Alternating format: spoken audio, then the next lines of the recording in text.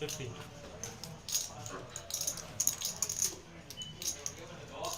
How'd you do last time?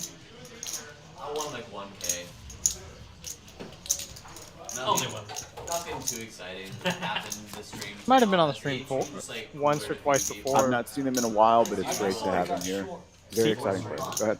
Seat 5, we have Hater. I did get shorthanded. Seat 6, MF, not in his usual seat. That's kind of unusual. Seat 7, we have Brian. Seat 8, Catman in his usual seat.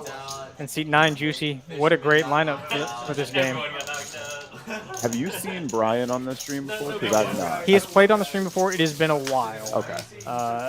Seen him on the floor a lot. Very exciting player. Very, just always has a good time. So it's going to be fun to see how he acclimates to this very aggressive table. Yeah, we have a good mix of aggressive and passive players, but no one really afraid to put money in the middle, which is. I'm not seeing a whole lot of passive players except for seat 6. I mean, this. I think some of these players, when I say passive, I don't mean they sit around and wait for the nuts. I just meant since some of these players are so aggressive, they tend to let them take the aggression the whole time because it just sets up such good traps. The board was really ridiculous. It was Jack 3-3, turn 3 or something. Like 7. We can get the first hang on. How's everybody out there doing tonight? Thank you for joining us on this Thursday. I have Jacks, by the way. So literally, Jax is the one hand that Fisherman loses to. If I'm not mistaken, we've not seen Hyder in a while either. Is that right? Like, it feels like he's been gone for a couple of weeks as well. He played live stream, I think. Did he? At the end. Okay. I think he joined us at the end for a little bit, but it's always good to have people back, friendly faces. And then it's always good to have some new people in the stream too. Mix it up. But I mean, these players play way too much with each other, right? With the games we have during the week, so albeit some unorthodox things y'all may see going on the stream, they know stuff that we're probably unaware of. I mean, there may be some sort of shifting dynamic between two players that we're just completely unaware of. You know, someone could have easily bluffed someone out of some huge pot the last time they played, and someone wants revenge, which I think is great. Absolutely, and it may have happened pre-stream. We don't know that either. That's true. These players did start the game an hour before the stream start. We get to see, so there could have already been blood. You never know. Again, as they're getting chip counts. For those of y'all that don't know, all December long, if you're going to play here, we have a buy 200, get 250 time sale. It's one of our more standard promotions, but I mean, one of the things that hurts me is when players just buy $12 at a time. $12 at a time. There's always some variant of this special going on, whether it's this one or the 100 for 130. There's always some version of this, so definitely take advantage of it when you have the opportunity. I really would love to see more people just buy the 200 and for 250, save the $50. I mean, we see 80% the same faces throughout the entire week. Just y'all are gonna play anyways. We know it. Treat yourself. Yeah, save the $50 because it adds up. I mean, $250 in time was it? $12 an hour. Yeah, you get basically 3 or 4 hours and then a little bit. Yeah. So, I mean, that's like half of a long session. That's an entire short session. So definitely take advantage because there's no. It's just the initial trouble of doing it, and then instead of the bleeding 12 at a time, just get it over with. Yeah, you're gonna do it. I know. I make sure I'm stocked up. You probably do too. 100%. I buy in chunks all the time. I just want to be approached as seldom as possible. Not even as a, anything to say about the folks that get the time, but I just want to focus on poker whenever I'm at the table. Well, these are some interesting stack sizes. It looks like Juicy may have taken some blood from someone, or matched the stack. He does everything. I'd say most people buy into this game for between $1,000 and $2,000. That's fair. Now, is the initial, so there is no cap, I guess? There is no cap. Okay. We do have a cap to the 2-5 game on the floor. The floor cap is $5,000. However, the stream cap is uncapped. So as I've told you before, if I ever win the lottery, I'm just gonna come in here with 100K and sit down and have fun with y'all. Do what Catman does, except on a much different magnitude. And here we go with the first hand. Cobb, the check. only real hand, and he's gonna check. That's kind of crazy. I don't like that. You're just gonna let a lot of people realize your hand, and it's gonna be hard to get value when you make a hand. I mean, I do like it if you're heads up or even heads up. sometimes even three-handed. Multi-way, you can get the equities a little smaller, but Nader picking it up with 4 high, flopping an open-ended. Really, the only person that connected with that. Yeah.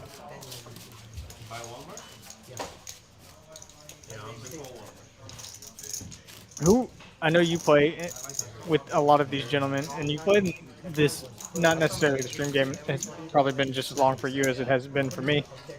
But who do you think is going to make the most moves? Is it always Juicy? I feel like it's always Juicy. It depends. I think that Catman has his weeks where he likes to move around, but it's not consistent. I think consistently Juicy is the one making the most moves. This week, let's see what we got. Tish also makes a lot of moves too, to be honest. So I think it's going to be between Tish and Juicy tonight. You have a collision, Ace King, over the $20 restraddle. The Nader limped. He's going to see a flop. Jackson suited. Always a hand you really just kind of want to see a flop with. Flops the best of it. Flops the best of it. Everybody out flopping the Ace King. Brian does have the King of Spades. Probably not going to play into it. Catman's going to bet. Nader might just rip this. Yeah. I don't mind this at all. You're not going to fold. Oh, there's so much in there already. Yeah, this is. And now Catman's getting a pretty good price. He beats all the flush draws. He loses to a 10. He's got 5 outs to a 10 basically. Obviously you're dead to a set. But I don't think he can fold, for that price. Is that a new tattoo we see on Catman? I'm not sure. I'm not sure either. All right, so we're going to a run out here. That's a good turn for Nader. That's not a bad river for Nader, but he's clean. That's a good turn for Catman. That's they're going to be chopped. Yep, it's a chop pot.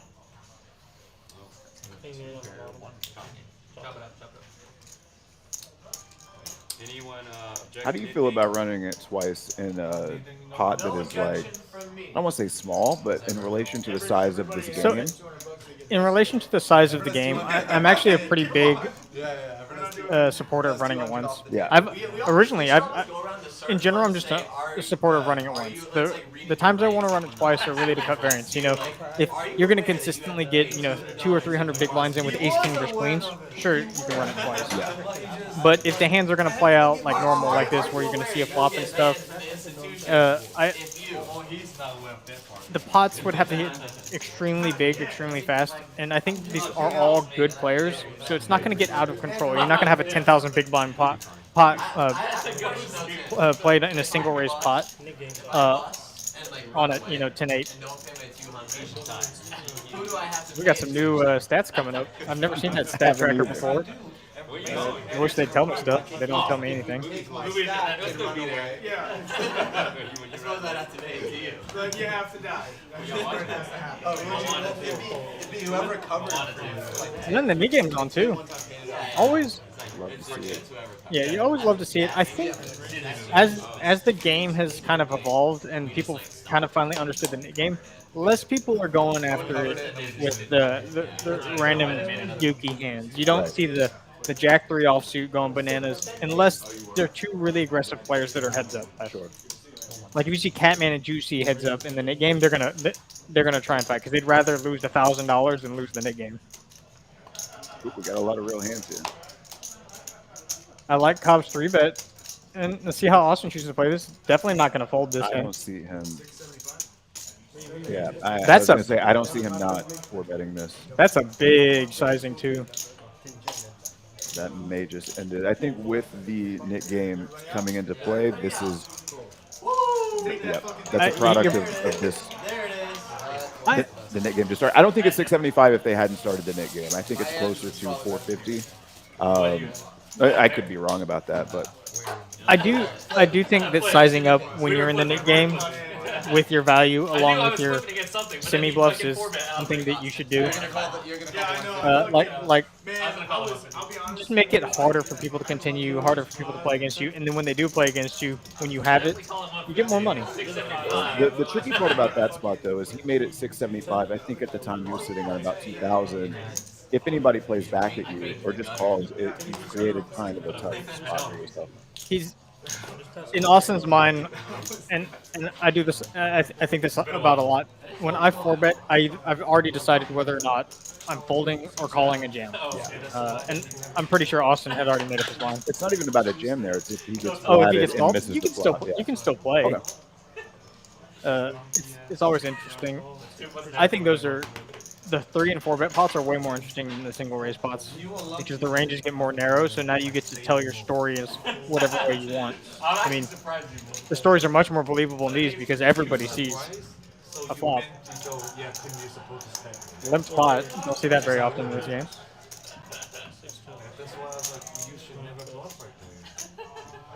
And that flop's the best hand, but he's going to take the passive route. Cobb with the Doyle thinks no one has any. Oh, I like this check raise from Meta. He knows that Cobb's just going to stab. Because if you call, then I know. Gets it through. Played MF. I like that. I thought when he checked originally that he had gone into check call mode, but I really like him taking the lead there and ending the pot early, getting rid of his mid button. Yeah, Cobb doesn't really have a strong hand there very often when he limps. He's going to raise all of those pairs, deuces, sevens, or deuces, eights, and aces. He's going to raise ace-8 suited. He's probably going to raise ace-deuce suited. So he's going to wind up, like his aces are just really bad aces, like ace-6 offsuit type, ace-5 offsuit type things. Those hands play pretty poorly against MF's limp raising range there. Then check raising the I mean, we don't know if that's flop. We don't know if that's the reason. Yeah, She might have been like, this Maybe guy's she just thought I was fucking annoying, dude. I don't know. Well, it's like, who knows if she watched it? Yeah, probably not. MF now limping a really strong hand Because like, that you really want to see a flop with, but if you start, you have 5K to lose. I know why he likes to limp because he just wants to see the flop, but I still love raising these suited connector hands. You really want to kind of make sure that you have those in range. Sure. But under the gun, okay, so I actually do the same thing that he does with hands like this. Is if I open the 40, I know that any raise behind me is going to now be 150 or more. So if I want to see a flop, let's say I'm willing to pay $60 to see the flop. Limping and then letting someone make it 60 kind of accomplishes the same thing. But I don't know. It's tricky because I know that you want to establish. I want board coverage. I want to make sure that when I'm raising, even though in some spots it's less likely than others, if I'm raising under the gun, I don't want it to be only aces, kings, ace king suited, ace queen suited, even just Broadway suited. I want to have some of those suited connectors. I'm obviously not going to do that with all of them, especially full ring when these guys are going to be 3 and 4 betting so much. Right. You're just not going to realize your equity very often there. It's just you're not limping very strong hands when you limp. MF does it with his strong hands too, so he's That is balanced true, that. and that's why it's So it good. works a little bit better, but in general, you're not going to be limping your strong hands all that much. So it kind of caps your range, and it makes the storytelling much harder. Big hand for a hater. See how he wants to play this? 3-bet and call, both fine out of the big blind. Sorry. I was like, Brian limped under the gun. MF's gone. Brian's going to come along. Yeah, everybody has a hand they can continue with at this point. So I think Jack 9 is kind of a little unrated. And there we go. this is an action flop. Top 2 pair, king high flush draw, and a gut shot for Austin. Gut shot to the nuts. Yeah. So yeah, this is And a Fiji. Checks wow, through. I'm surprised to see that. Actually. I'm not. Austin just doesn't want to get raised. I think a check behind is pretty mandatory. Oh, a check from Austin is Yeah. perfectly fine. I'm surprised to see a turn card come. It's going to probably go bet call. Brian doesn't want to get blown off his hand in position. Austin getting a pretty reasonable price to call it to the nuts. I would call here. You're- If I think my king, my queen, or the 10 is good, I'm definitely. I mean, obviously calling there, but Well, I mean, live ooh, 50 in general. that's that's pretty dirty. unfortunate for Hyder. Hyder still, I'd be still pretty. I'd be going for value here. Those cans of Starbucks and Nitro Cold Brew. Question is how much? I don't think very large. You want to get called by a 9. You want to get called by an 8. So what, like one? Oh, 100, like 100, 125.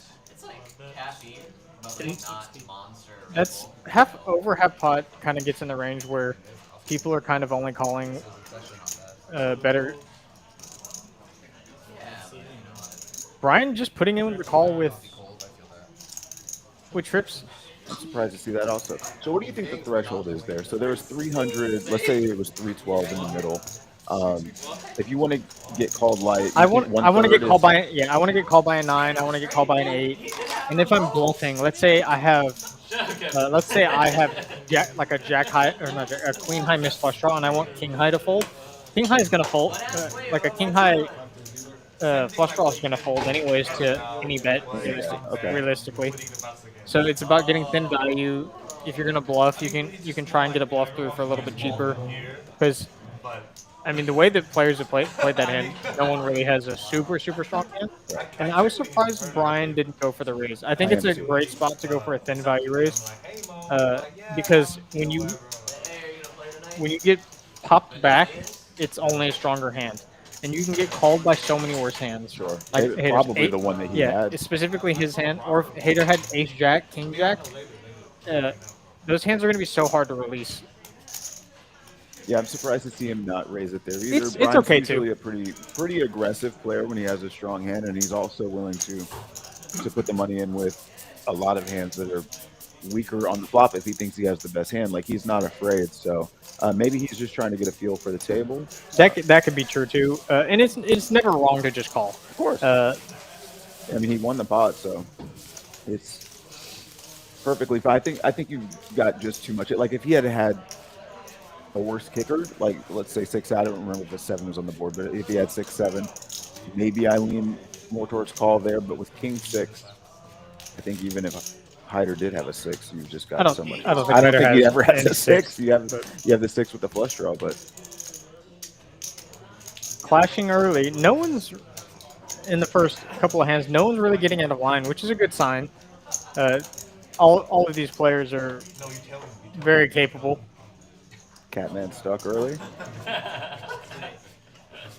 Catman start could be a sign for someone getting a little out of line. You never know what the Catman can do when he's in that mood. I've been on the receiving end of it many of times. Both good and bad receiving end of it. Yeah, it's the last time I played with him. It was unfortunate for me. I did not find any spots where I had the best hand. Brian with a big hand. Catman with a defendable hand in the straddle. Austin in position might peel one here.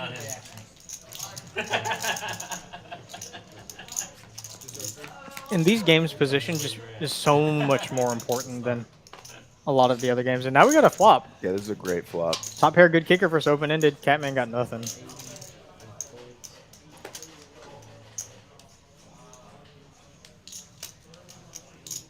See how Austin wants to play this.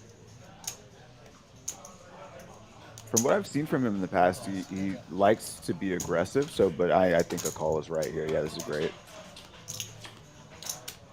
Does make a pair. Gives Brian the ace-high flush draw, though. Brian's still going to go for a little bit of value. What is that? Pretty big bet. 250? 250, two-thirds pot.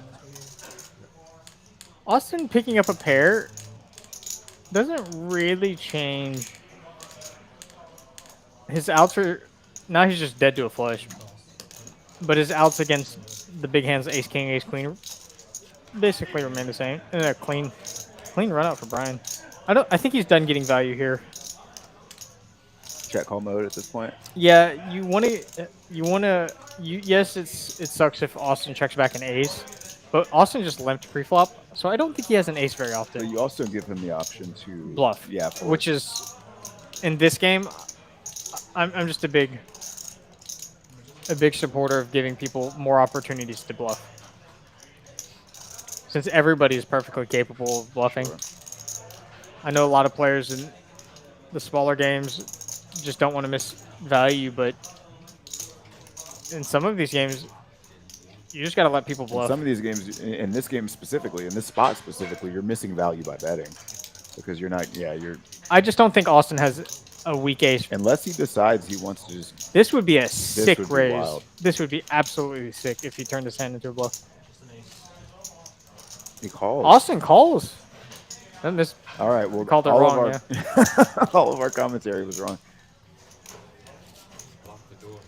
Very impressive to see him get paid on that river. I'm kind of surprised. Austin, I'm very surprised because I would have much rather you, instead of calling, we turn our hand into a raise bluff, because Brian could still have some of these aces for thin value. so what bluffs do we have on this board, or what do we think that Brian has? You know, I'm just trying to figure out.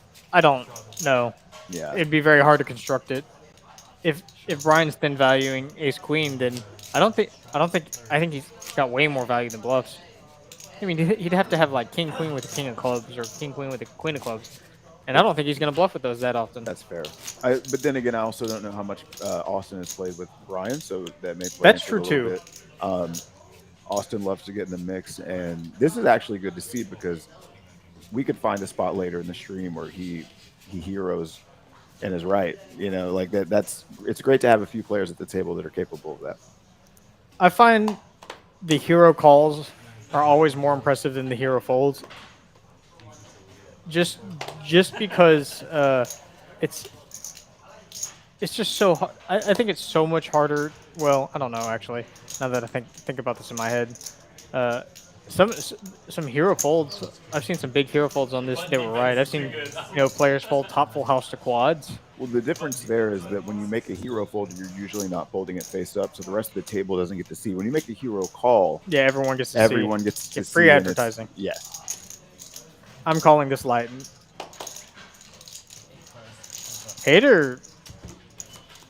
Not sure what's going on There's here. a $50 straddle from the Catman. Okay.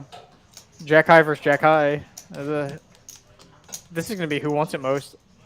I think this is a pretty mandatory bet. I don't like... And now no player is really going anywhere. Still probably going to be who wants it most. Don't think either player is going to want it that much more than the other one. Yeah, this is going to likely be a chop, unless Catman decides to go crazy here. His hand's too I agree. strong to go crazy with.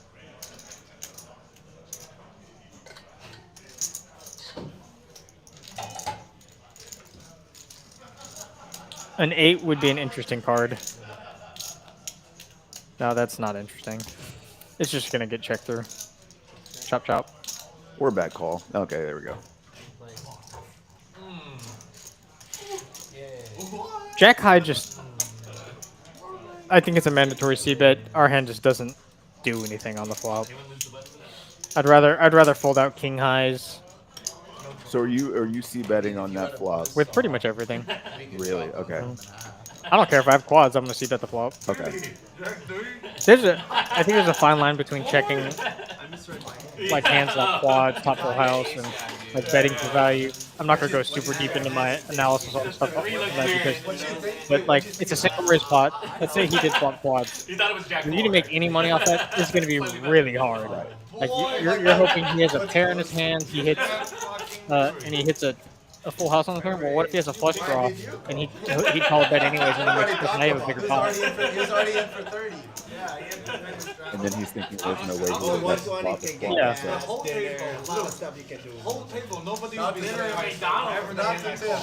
Specifically with flopped quads and single raise pots, I'm just hoping someone has a strong hand that I can cooler him with.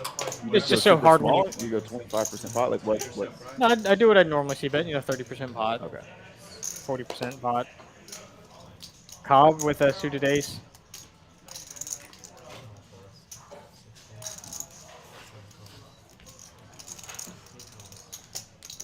Brian, King Jack, small blind, just calls, doesn't 3-bet it. Juicy, after all these calls, might bump it up. Nope, good price though. King 8 Catman with a great hand, he could have squeezed with as well. I mean, all of these players could have squeezed with their hands. Cobb, best hand pre-flop, flops way the best of it. Either, I wouldn't mind seeing a check, yeah. Way ahead, way behind. Yeah, no flush draws, Yeah. no straight draws.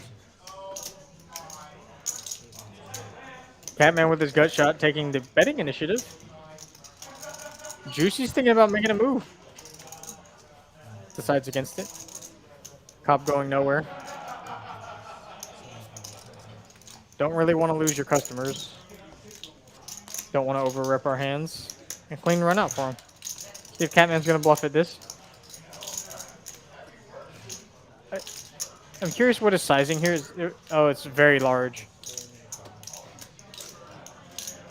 Our hands. 5 high has been declared. Yeah, our hand's too strong to fold, obviously.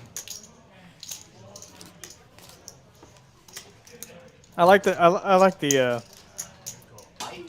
gung ho from Catman.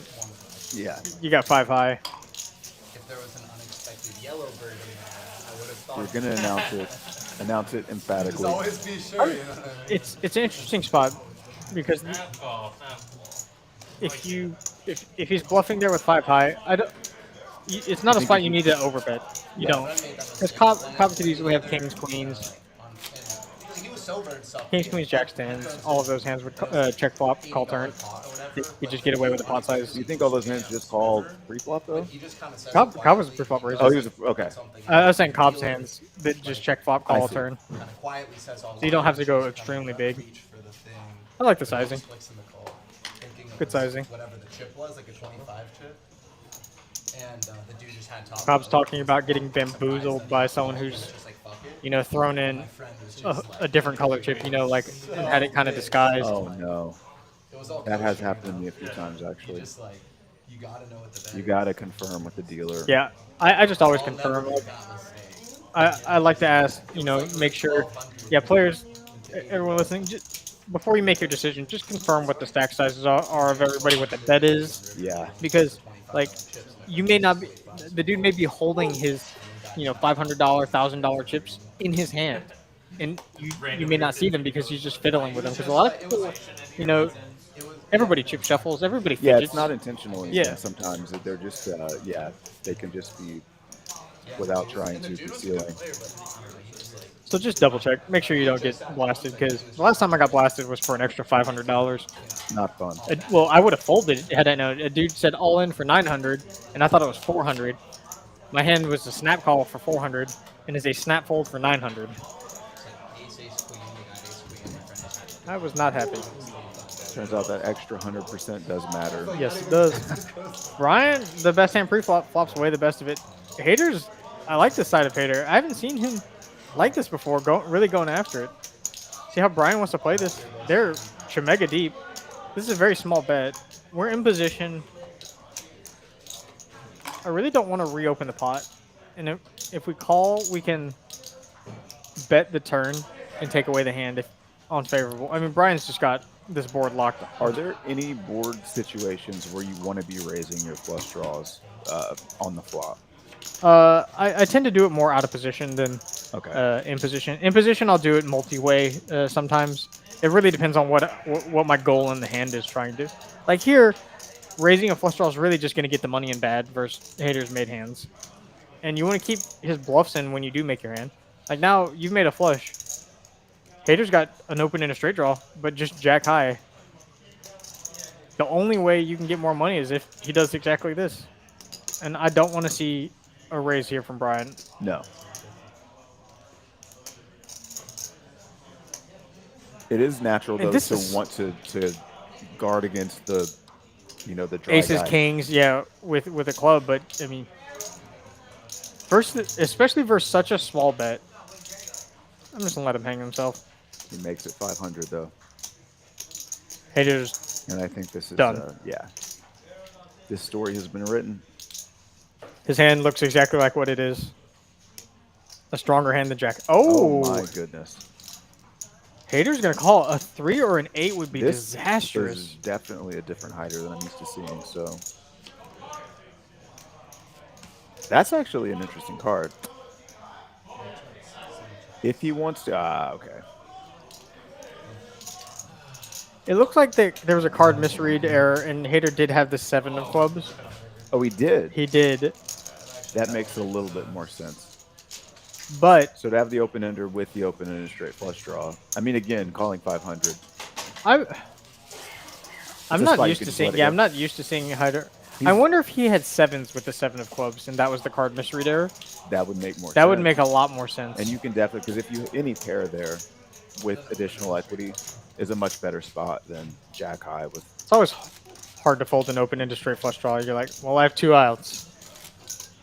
You just want to see it hit once. Yeah, we've not seen many card read errors in the past couple weeks, so.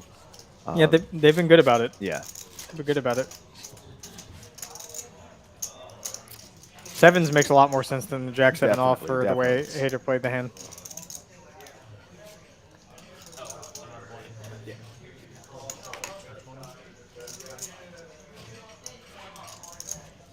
So I think it was the 7 of clubs and 7 of diamonds. Okay.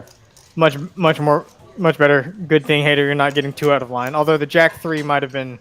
That was definitely. That was definitely not a card read error. We did see that hand. That was a real hand. I And now, just decided see, to get in there. this is, I think, one of the mentalities I've been trying to work on, especially by playing, is not overvaluing or not trying to force things to happen. Because I think Hyder wants to lose this knit button, wants to win a hand. And now you've limped $20. MF's made it 150 with a big hand. Especially from early position like that, it's just like you can just let these go. Enough people have their buttons still to where you're not in any rush to try and get rid of the button. Just save your 20. Juicy folded A7 suited. I am shocked. Although, not a shocked. Not to talk about this aloud MF, because though. it is MF. MF's got a pretty strong range here. The Catman with the 10-5 suited getting in there is live. And a great flop for MF. I have noticed his tendency to, when he misses, even with these strong hands like this, okay, what in the world? I like checking the turn when he makes his hand. You're trying to make more money, but I think he should have bet the flop. I have noticed that he just doesn't continue if he doesn't connect on the flop. Like if it comes 6-2-6 and he has ace-king, unless he has the ace of clubs in this spot, he'll just check. MF's storytelling does need working on. Playing with him a lot. But he is improving. He is. It's really cool to see players just in general improve.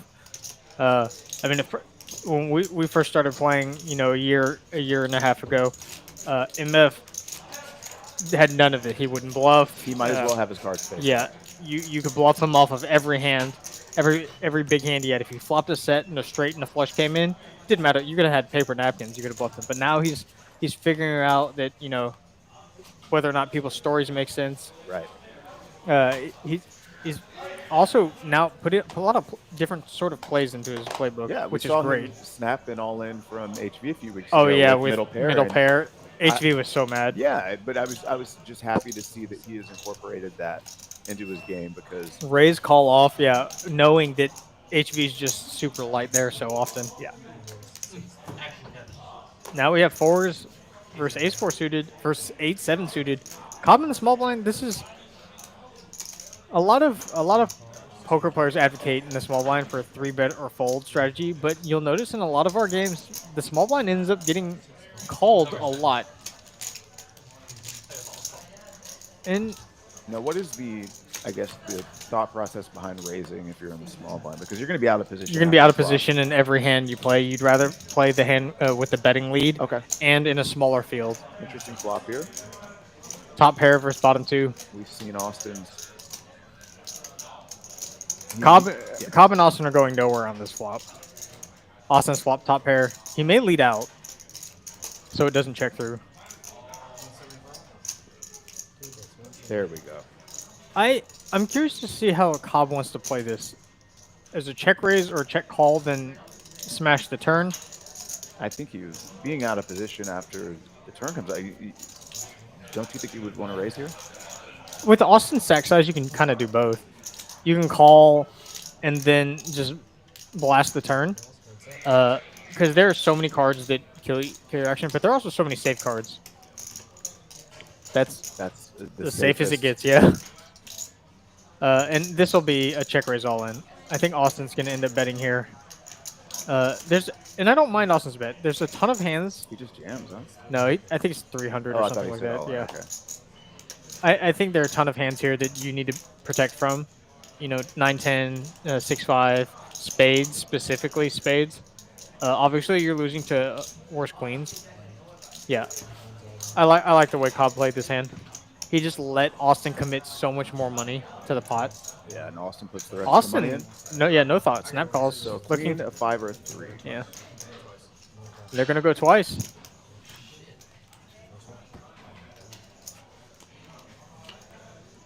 That's Cobb. Cobb will win the first board.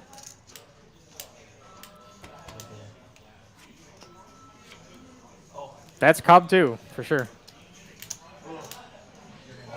8-7 to scoop. And this is kind of the only argument to calling the small blind is that when you do flop a big hand, you can kind of get more money instead of just trying to isolate, play out of position with the betting lead. There's arguments to both sides. I think it really depends on the game dynamic. Right. I don't know. I think in that spot, given what Austin had, and given that it's Austin, right? Austin's more likely to continue with top pair than maybe some other players against a raise on the flop. So I don't know. I mean, obviously it worked out for Cobb. Cobb knows better than I do what the right move is there. So nice hand for him. Nice pickup. Austin reloading. We'll see for how much. Thank you, y'all, to everybody joining us tonight for this 2-5 No Limit Hold'em stream here at TCH Houston. Hope y'all are having a good evening. DT and A-Town in the booth. Just chilling.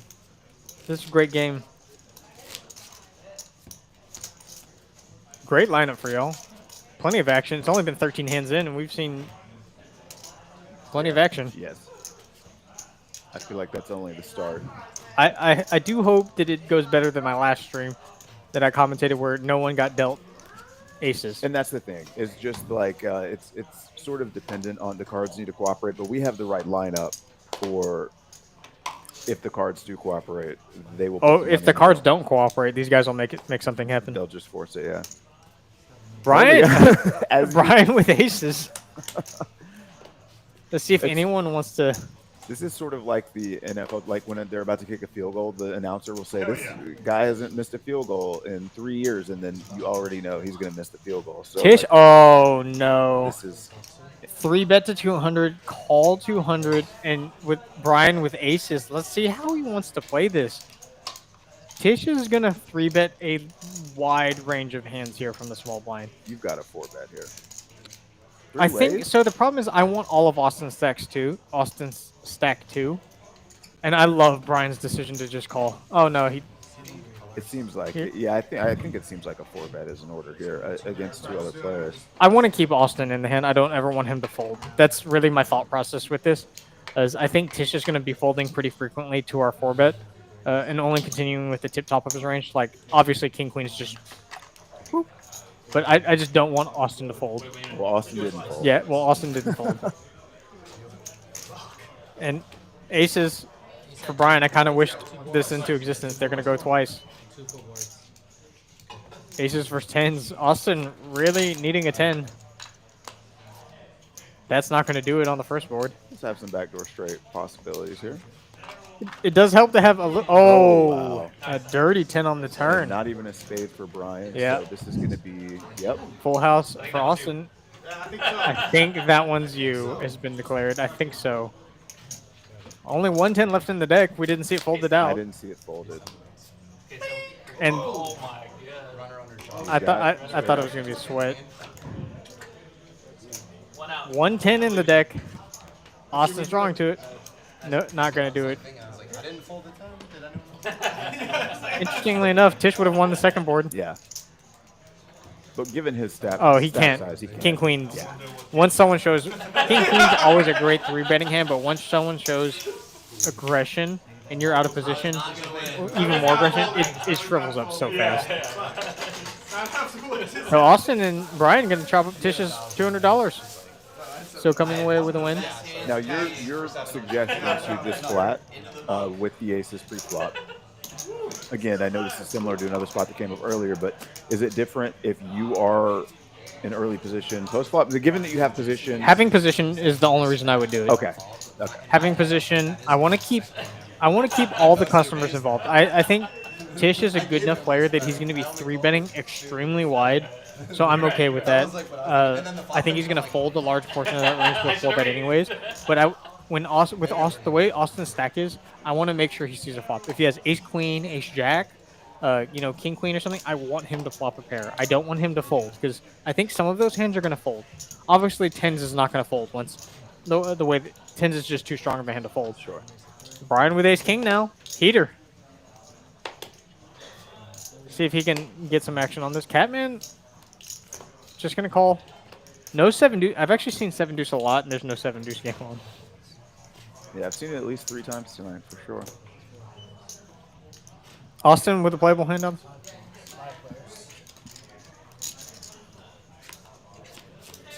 Nader just calling. King, queen in the big blind. And Austin flopping the best of it. Pair of sixes. I think this is just going to check through.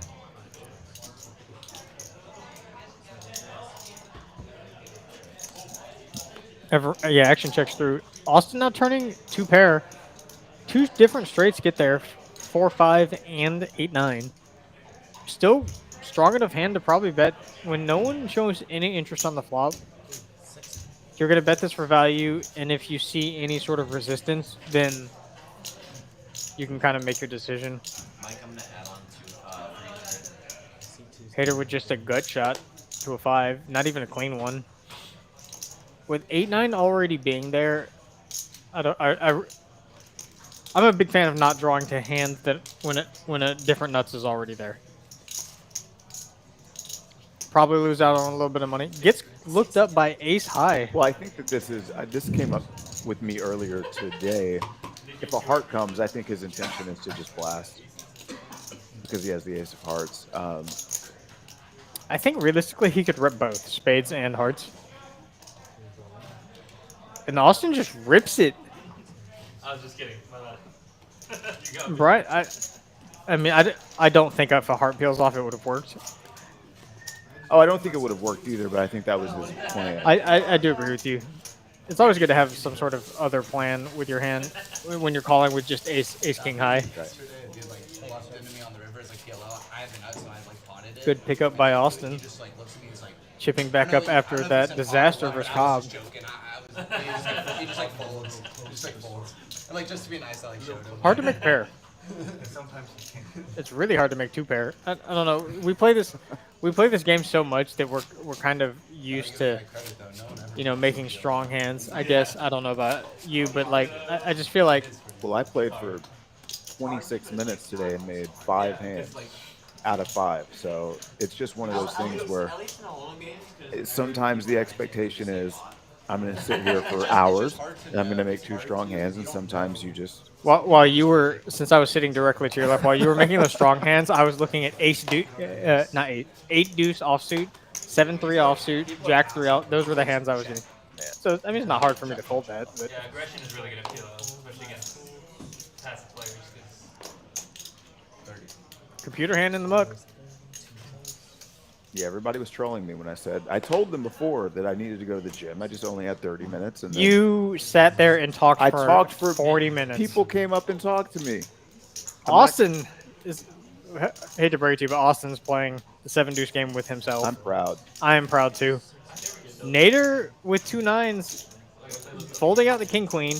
Cobb is probably not going to fold. Oh. This does look really strong. Oh, yeah, Austin's just playing the 7 deuce game with himself. I love this. I love this. This guy is so good for the stream, man. I'm not going to play it.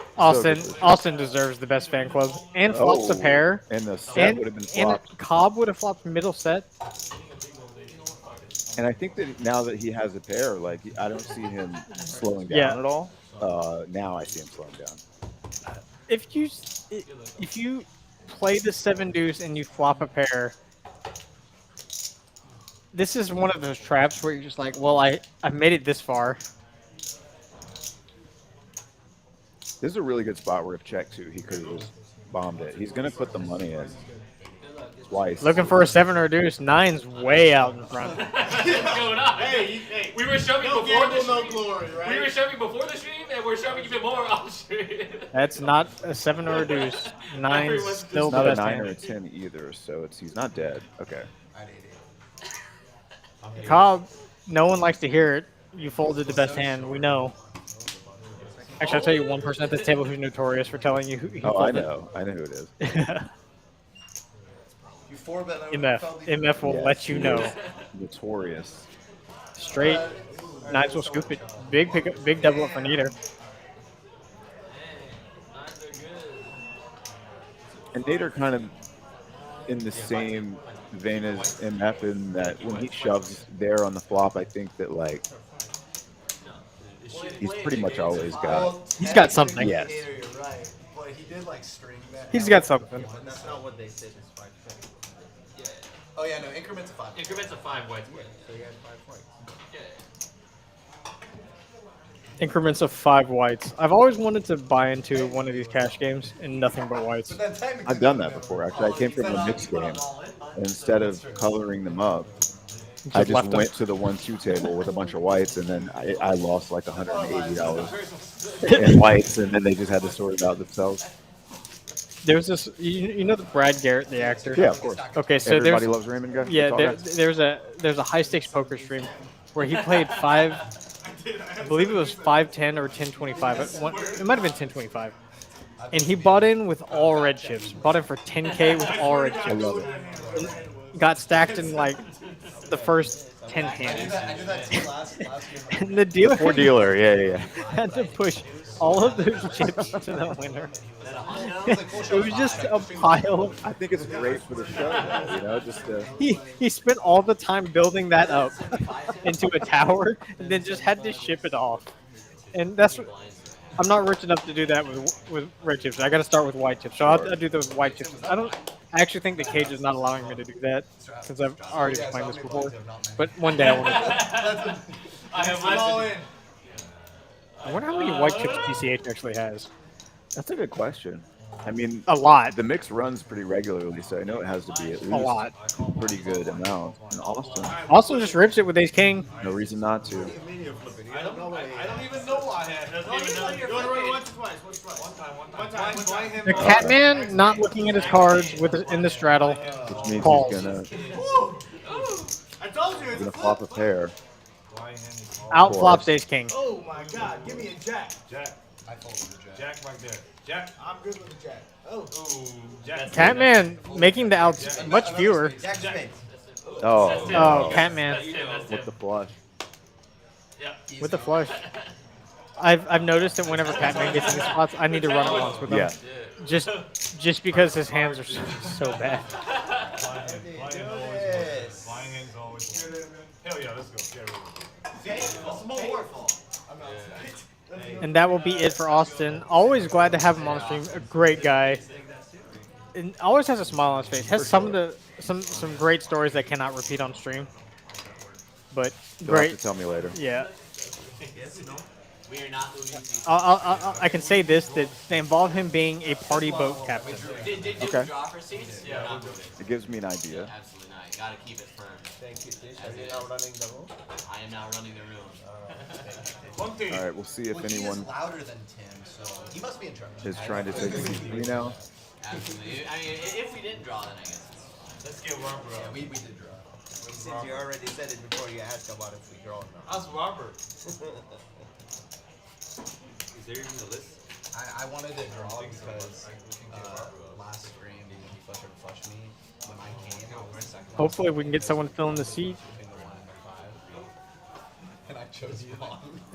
So I was like, Juicy, see if he wants to make the 7 deuce happen. Rebel, I want him back also.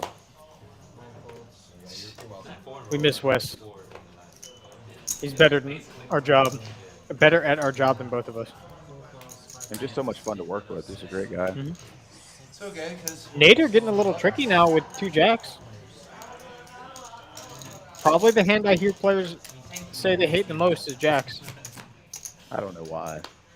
I love any. Oh, and flops middle set on a pretty wet board. Two players with gut shots.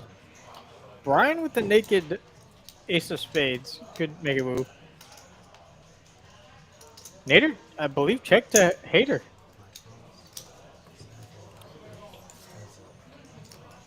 No, bet 35. Call. I think I already did. Do we again? No straight for Hater. Nader, I gotta go just to my checking. movies. I'm surprised. There's tons of value. Fills up. No more value. You said movies? Yeah. What are you seeing? Moana 2, I think. You're just hoping Hater has a king instead of Another Flush Disney draw. classic. Surely. This is a spot where I don't mind I don't know why betting. I made a second one. Movie day? Yeah. I pick? Huh? I pick? IPSC? No. That's where you They're talking about the iPick. Have you been to an iPick yet? No, what is that? The whole full couch, Really? blanket, Where is it? It's an elaborate theater. It's like River Oaks, like, where whole area. they have like pods for couples and stuff, Right. and it's like Yeah, well, an hey, whatever else experience. you do, They have like bed. It's like a bed, Out. or a couch, or a love seat, or whatever. I'm there for the Then you can food, order but you guys food, do- drinks. You can go to sleep I'm if you there for want. the movie. It's Where, like- where are these located? The iPick is downtown. Oh, they have one here. Yeah, Oh, might have to like check it near, like, out. Steak 48. I have not Oh, been okay, I yet, know it. and it sounds like Yeah, not mall behind Steak 48. an interesting time. I haven't been to a movie period in a very long time. What was the last movie you saw? In theaters? Yeah. It was the Batman movie that had Bane in it. Jesus Christ, that It's was a long time time. ago. Yeah. Holy shit. Which one was that? That was Dark Knight Rises or something like that? yeah. Yeah, that was the last one. I remember the opening scene. They're in a plane or something like that. And yeah, That it's was been a long time. Like that was like a probably 10 decade years ago. Yeah. Either. Juicy with kings in the What are straddle. you here for, the bar? Cobb, king queen under the gun. Might just does make the call. Juicy's image getting You guys like him a that? little action here. They're like the bank chairs. As it stood, because he, I mean, we haven't seen it much tonight, but he definitely mixes it up with a lot of. Enjoy. Ace magnets. We're dropping the bank, coming to TCH. Cobb probably gonna probably gonna look check. at a straight here. We should get interest on the money in our box. No dice. Juicy gonna bet the turn. It is basically like a 24/7. What's what Re- called? Rebel, what's what called? The theater? I'm assuming is. I what he pick, means by I that? pick. I pick. Okay.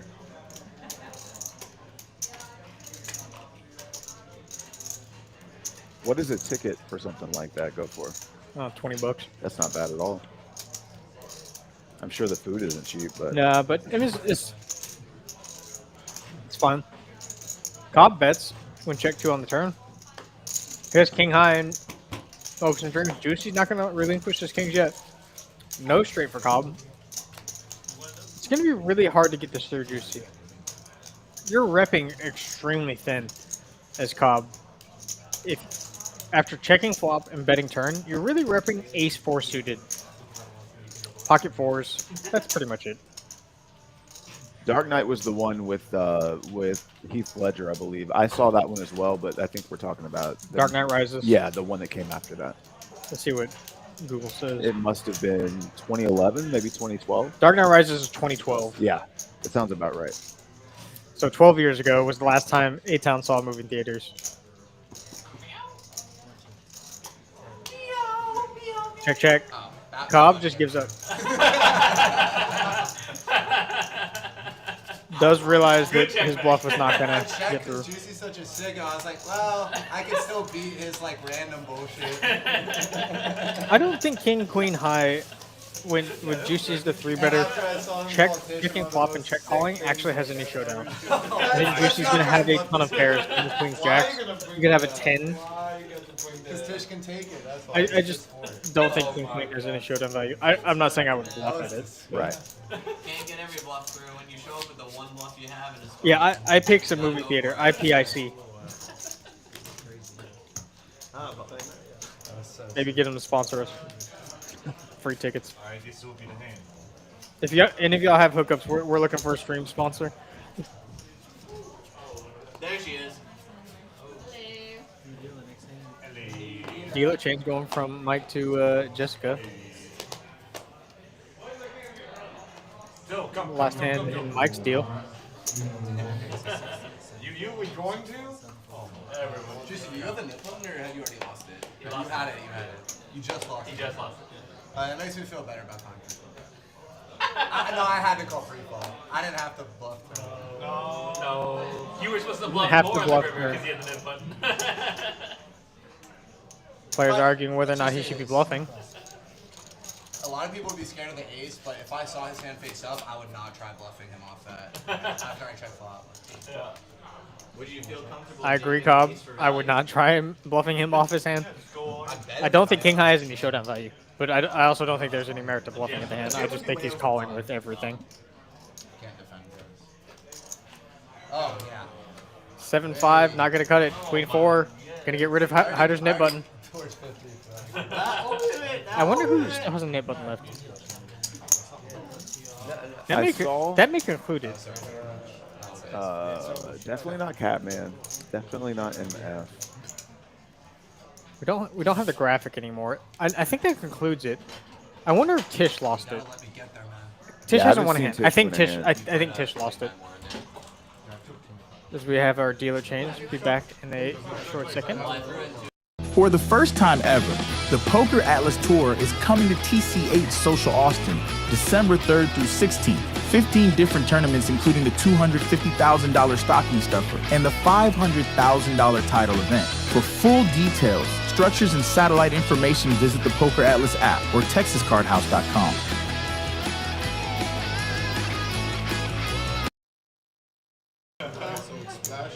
Welcome back. Now there's 200 to Hope win. everybody out there is enjoying this 2-5 no limit hold'em stream here from Texas Card House Houston, DT in the booth with A-Town. Good stream so far. Tons of action.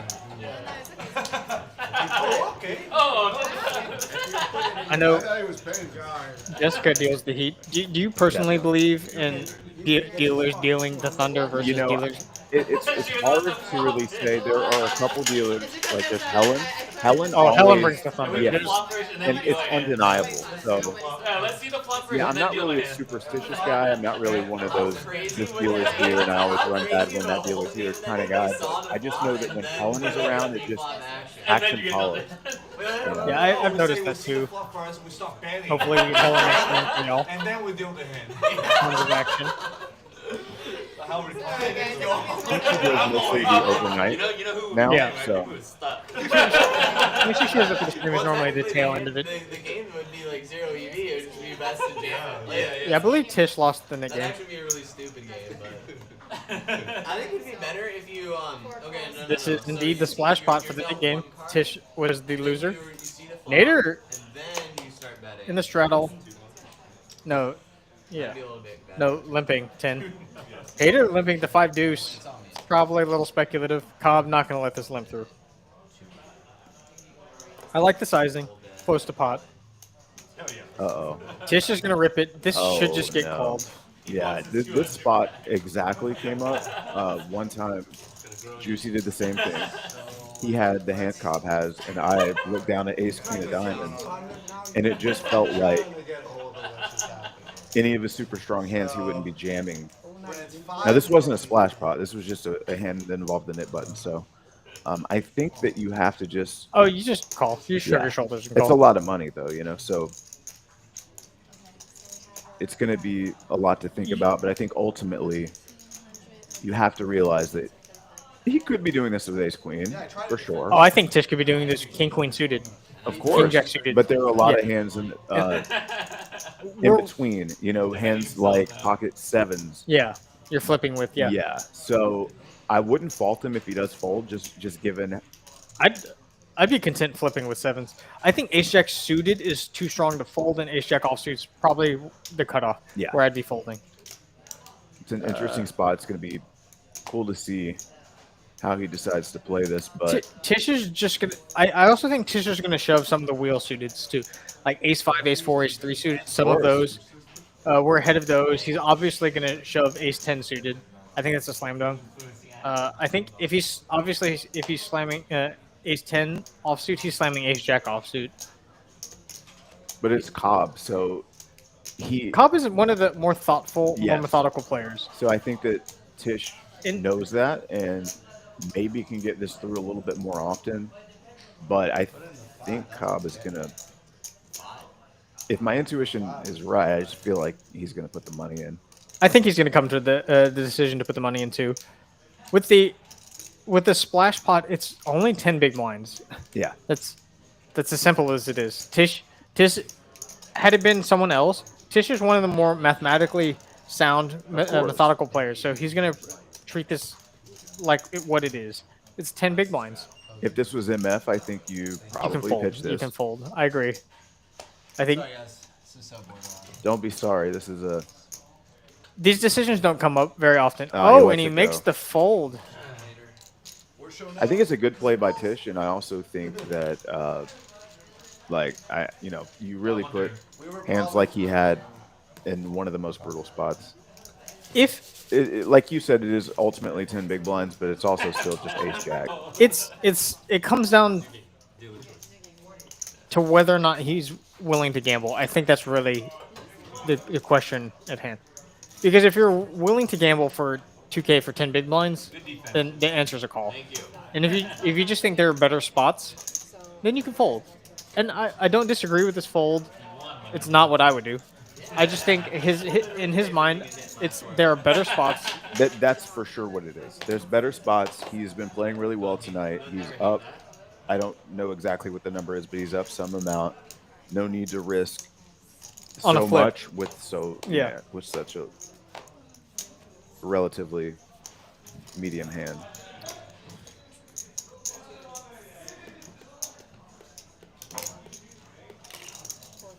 MF keeping on par with his limping strategy. Nader with the 10-3 offsuit.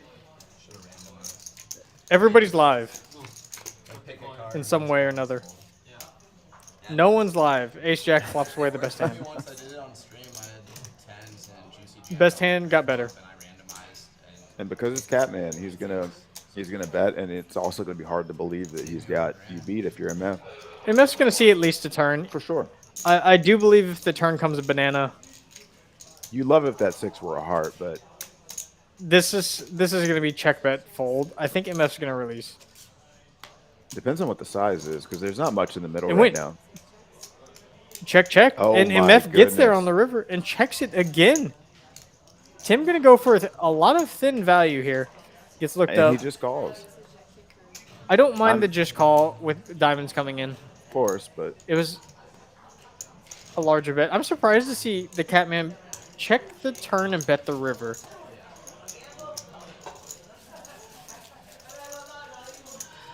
Hyder and Catman throwing the party right now. Tish only down $7. I actually think he has $200 more than that. I don't think it's reflected. No, it might be even now because it's probably not reflected in the graphic.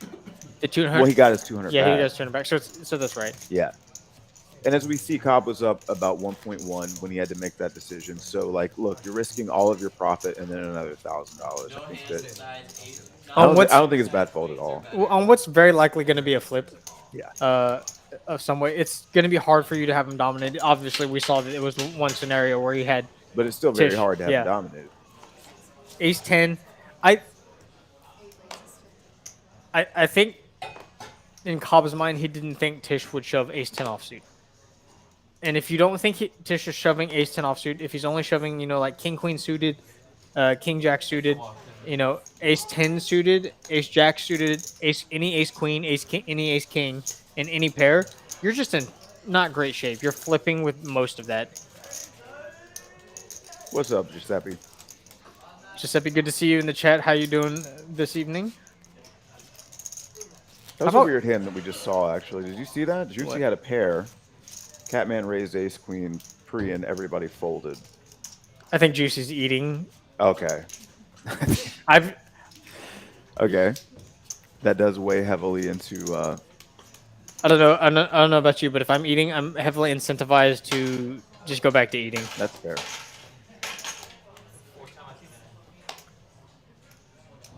The eating tell is real, guys.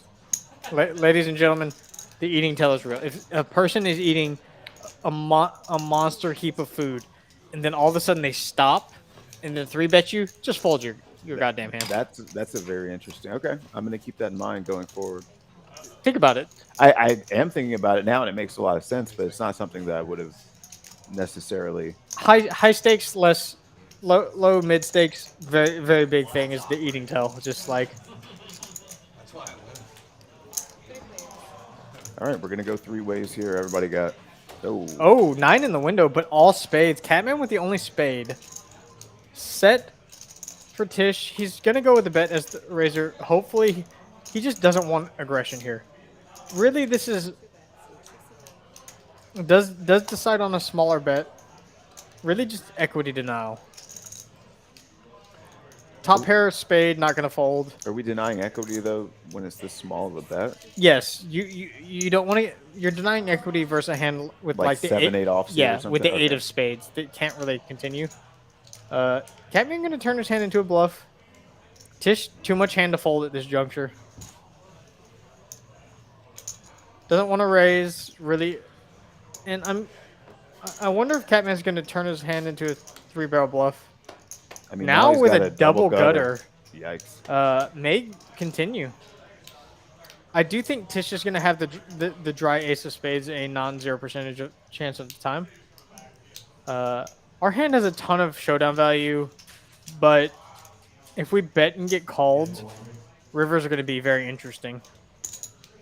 And this is where we're just turning our hand into a bluff. Tish is in such a tough spot here. That's a big size. Yeah, that's almost pot. It's 80%, 90% pot. Tish cannot raise for value. He's only getting called by better. Now, if Tish ultimately decides on a jam here, Catman may be priced in. yeah,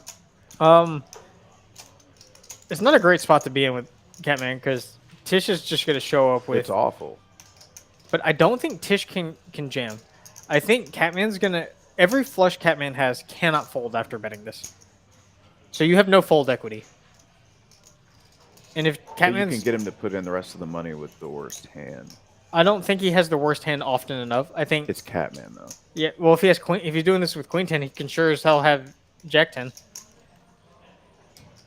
We're definitely behind a Jack 10 with one spade.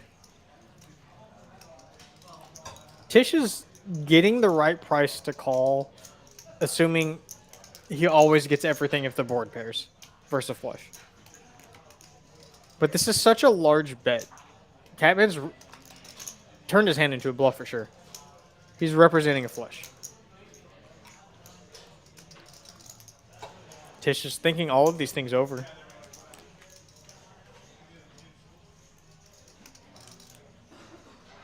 Not a great spot. I mean, it's never a great spot to flop a set on a monotone board. Is going to make the call. Rivers are going to be very interesting. I'm curious to see how Catman plays. If Tish had the nut spades, he would play this hand the exact same way. Oh, what a weird this river. This may be a value shove from Catman. I could see him shoving this, thinking he's shoving it for value. There's a 4-liner though. I don't think Tish has jacks here ever. I think the only jack he has is gonna go check. Yeah. And Tish picks up a big one off Catman. It's an interesting spot because if you think Tish is gonna call with kings or aces or ace queen with one spade, you can now shove the river for value. But the problem is Tish plays the hand the exact same way if he has any spades. And he just had the one hand, you might be able to get the fold. Well, the problem with, and I don't disagree with you, is just that what Tish had behind. I think that he's just forced into a side call. I would not be side calling that. You beat stone none of his value. I don't think Queen 10 is shoving for value. I think Queen 10 is shoving. But Catman and Juicy are two of the different players beasts. at the Yeah, table they're different beasts that are capable of doing that with the hands that you beat. So that was one it's of an the more interesting. It's an hands. interesting river. I think it would have been very interesting to see the Catman shove. Tish, of course, extremely happy when he sees the check. I can get you off the I think And Catman just alluded to that. I think so. I think if you shove, he folds. I'm pretty sure Tish folds. Yeah. Well, yeah, well, now we see his hand, sure. Yeah. I mean, Hater, We see his hand. Queen Jack suited versus Ace 10 suited from MF. Yeah.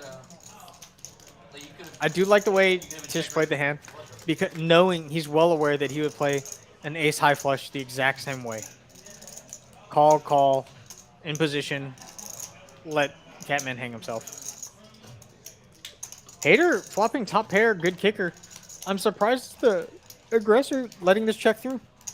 Nader now betting the button, and that can't be that right. it can't be right. I think that's a card misread error. We don't flop top pair in this game to fold the flop. And no one does. No. You at least see a turn. In general, you probably shouldn't be folding top pair if you see the flop. Not General. for one bet. Not for one bet, yeah. Not for one bet. Eighton's right. Don't take my words to heart. Don't just go bananas with.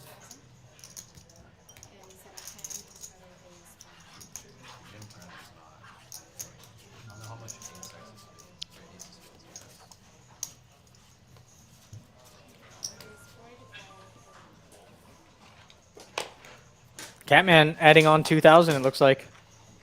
Those yellow chips coming into play. For those of y'all that don't know, I mean, I'm sure most of y'all have seen the yellows come into play. I hope Catman doesn't pull out the ugly 5K. Oh, God, the 5Ks You don't like those? No, they're poop brown. Who chooses poop brown as the color of the $5,000 chip? I don't care what color they are. If I have them, Yeah, I'm happy about it. if I have a 5K and it's poop brown, I'm angry about it. It's poop brown. All the other places choose nice Yeah, like aesthetic chocolate, colors. Yeah, sort of. not doo-doo brown. Catman with the Juggernaut flopping the best of it. Bottom pair and a gutter, way out in front now. Backdoor Not a- flush draw also Yeah, not a hand any of these other players can really. Oh, and just. gets there immediately. He already was there, but I'm not really afraid of an 8 at this point. It's the 4, okay. the board show. I'm not afraid of an 8 at this point. I do want to bet for denial. I don't want an 8 to come out to kill. I don't really think there's a ton of hands that are going to call, but I do think we have the best hand. Pretty frequently. So with all two. Catman pickup.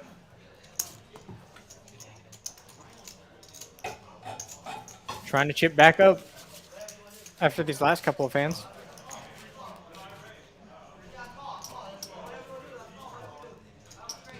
Six players in the green, only 2 in the red. That's Well, Austin was in the red too.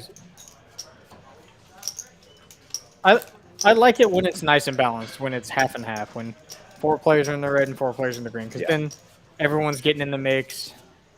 Now, I really don't like it when one player's throwing the party for everybody. right. And everyone else is winning. But these numbers can change very quickly, very easily. Oh yeah, we're barely an hour into it, so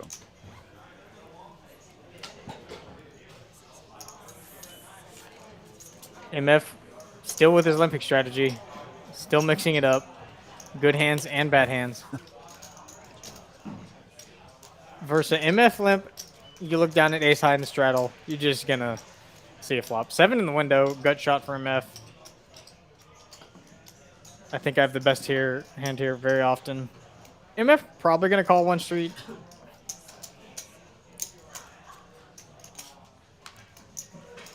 Doesn't change anything. Probably gonna go check. Juicy. Ooh. Oh, just nutter butter. nutter butters. Juicy probably still thinking he has the best hand. MF going for some small value. I like the sizing. Just trying to get called by 7 like Juicy has. That looks like the nuts.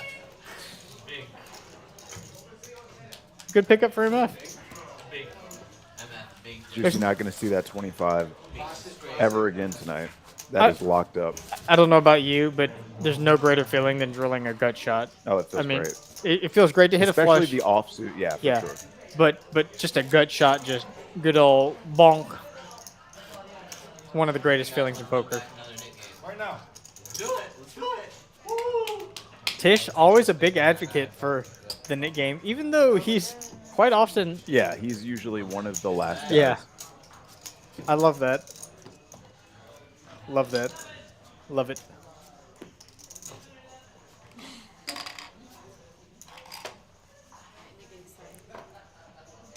Spoiler alert, Cobb has ace queen in straddle. No one with anything. MF with the best hand. Brian with the isolating hand. Catman with my favorite hand. Juicy gonna bump it up. Doing juicy things. Making the pot juicy. That's a big... Cobb just releases the ace queen. Oh, he made it 250 though. And Brian is gonna get in there with juicy. Not what I thought was going to happen. Did it 10 go from- high? Oh no, 2 diamonds and a pair and a gut shot and a backdoor hearts. Interesting. Oh, this could get disastrous. Did it go from 30 to 250? Oh yeah, it absolutely did. Okay. Brian flopping a pair, gonna go, and a gut shot and a backdoor heart's gonna go nowhere on this flop. Gonna at least see the turn. They're both super deep too. Yeah. Fair fight too. Flush draw versus middle pair. Juicy, no waiting. Diamond on the turn. Now gonna start betting for value as instead of a semi bluff. Chooses a very small sizing. I like the sizing from him. 300. Brian with a real decision now, because it's not just this bet you're worried about. You have to call another bet. Yeah. There's not going to be one more bet. A queen, a This black sizing's- queen. Yeah, I love the sizing. Perfect though, Yeah, because it makes them continue, and then now you can decide whether you want to. I'm curious as Juicy sizing on the river. You can't check because it's going to get checked through so often. Sure. I I think if you want to go poker, you go pot, but I think something like 450 is probably just like. Oh, I like super small. Brian? Oh, I love this bet. Yeah, less than half pot. It's just 600. Juicy's. Yeah, Brian just releases immediately. Knows he's behind. Juicy shows the old 4 deuce. Nice pickup by Juicy. Nothing like 3-betting the 4 deuce and then just smashing it like that. Not yet, not yet. Got there.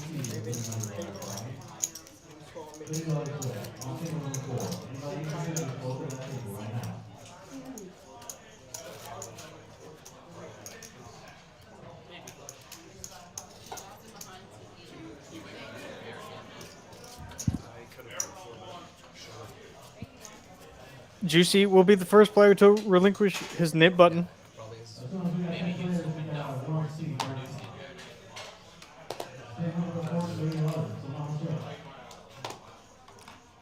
Tish limp.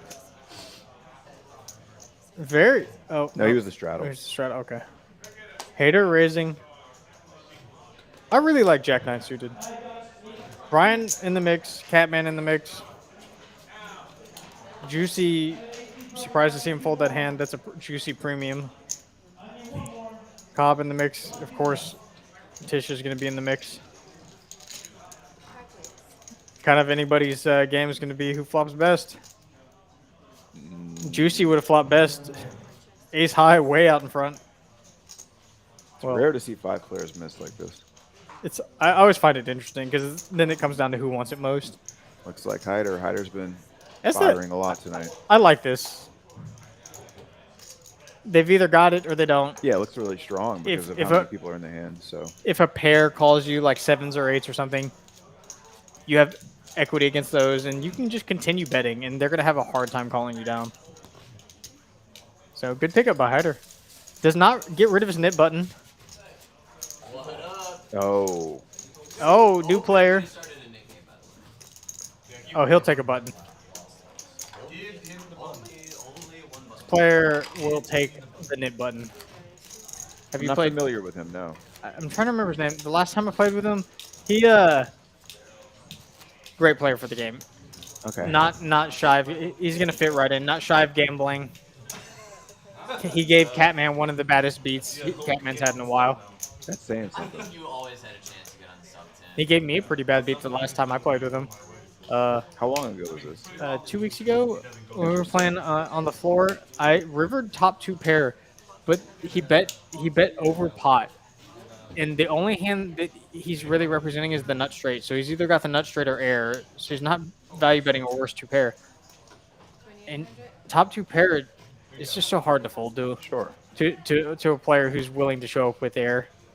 And I called and he had the nuts. Had you played with him before? No. That night? Okay. But Tim recounted the story, and as the evening went on, it was very clear.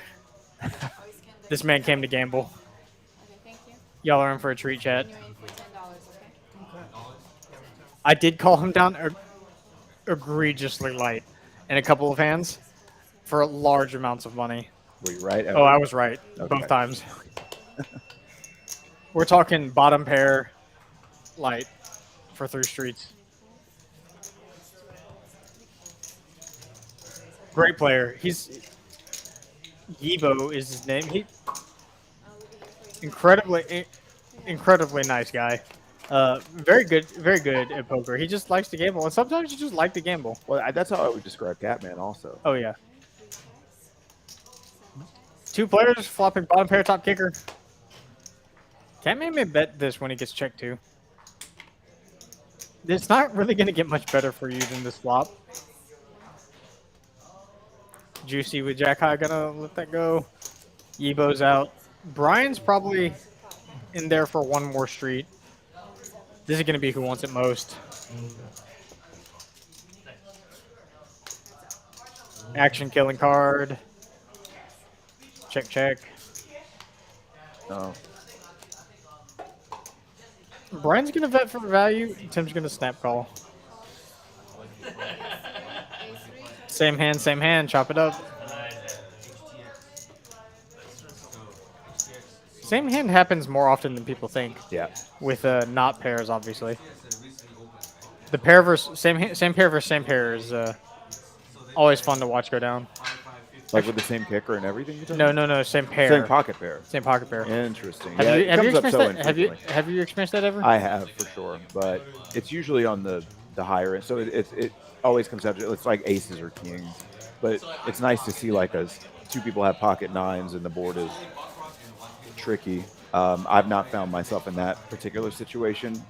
The only time 2 times that I can remember was aces and queens. I've had aces versus aces. Yeah. I think that was the last time it happened to me. It was here, aces versus aces, and somehow we chopped up a third person's money. I don't know how they got in there. Interesting. I have no clue how that person got in the middle, but they did, and we chopped up their Well, money. that at least feels nice.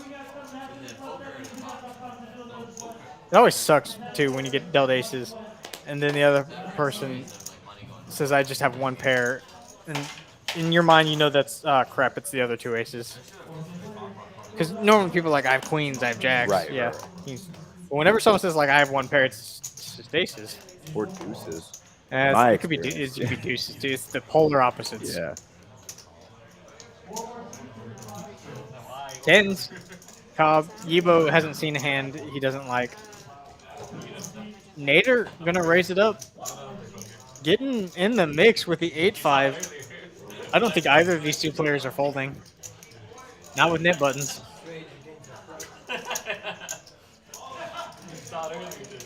10's way the best hand. It's gonna be hard to navigate versus two opponents without flopping a 10. Let's see. Oh, he flops the 10. Not going to be hard to navigate anymore. Well, I said without flopping the 10. I understand, but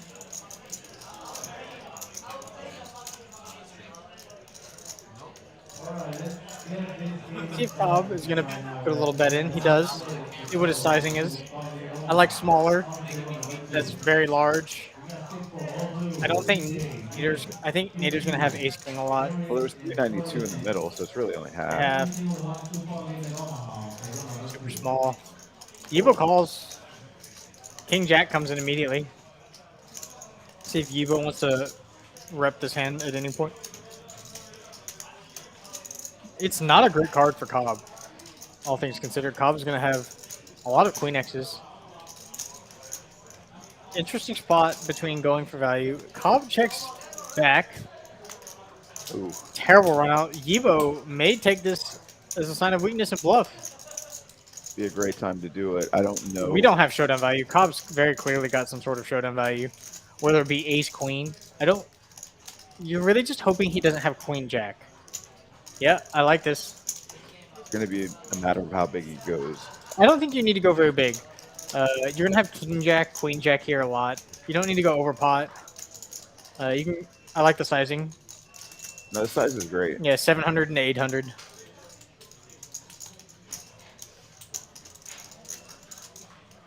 Cobb is. This is a weird spot where you've kind of disguised the strength of your hand. Although the relative strength of your hand doesn't matter. A set of 10s here is realistically just as strong as king queen. They beat the same hands. I don't think Cobb has any history with Yibo, and this is just kind of a disaster. I think there was merit to betting the turn. This is going to feel really bad if Cobb folds. He's going to see the hand because of the nit button. Yeah, he's just going to feel... It'll set the tone for sure for the rest of the game. 100%. I'm not sure that he's going to fold. Oh, He it does. looks like he does. He does wow. fold. Yeah, he got one through. Cobb shaking his head, knowing he just got his soul loans. That's one of the worst feelings. I didn't know you would like that. Nice hand, nice hand. Yibo has come to play. Really taking advantage of this. Yibo's really, and you'll notice this when you watch him, he's very much a field player. Very good at analyzing the situation. Does very much like gambling. But a good balance. Yeah, though, right? very good balance. Is one of the players that does very polar things. I rarely say that. Like him, yes. Let's go. Random guy just having a phone conversation. I think you never know. That camera placement's It is puzzled interesting. me. And that's folding the juggernaut. I'll have to have a conversation with him. Yeah, we got to let him know. Juggernaut has to attack. Poor Jack.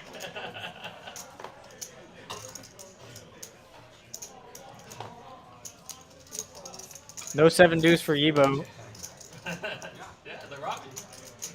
Good hand. Yeah, or maybe like king jack, queen jack, jack 10. Come on. Oh. There are a ton of jacks actually Yibo could have. Cobb is right. Not knowing anything about a player, Jack 10, Queen Jack, King Jack, all make sense. Even Jack 9 suited. So don't blame him for the fold. The Juggernaut would have flopped massive here. King 3 still the best hand. MF probably has told someone he folded 2 pair. Yeah, he has a tendency of doing that, like in hand. Yeah, I've never, and very, very audibly. Very loud. Yeah, I would have flopped 2 pair. Thanks, MF. Nader getting one through with the best hand, and that's always the sign of a great game is when someone's check raising the turn with the best hand. Great action. Love it. I do like it much better than calling. Like, you're just 3 or king. This is only good rivers. Yeah. You can take it down there. Blow out someone's equity. Turns out you had the best hand. Things have quieted down a little bit, so They have. let's see if we can. I don't know. This group is capable of anything. Oh, at any time we can see an explosion. It's just the cards do need to cooperate to some degree. Brian, again. Juggernaut, limps. No, that's a straddle. No, it's a limp. 50 from the Catman.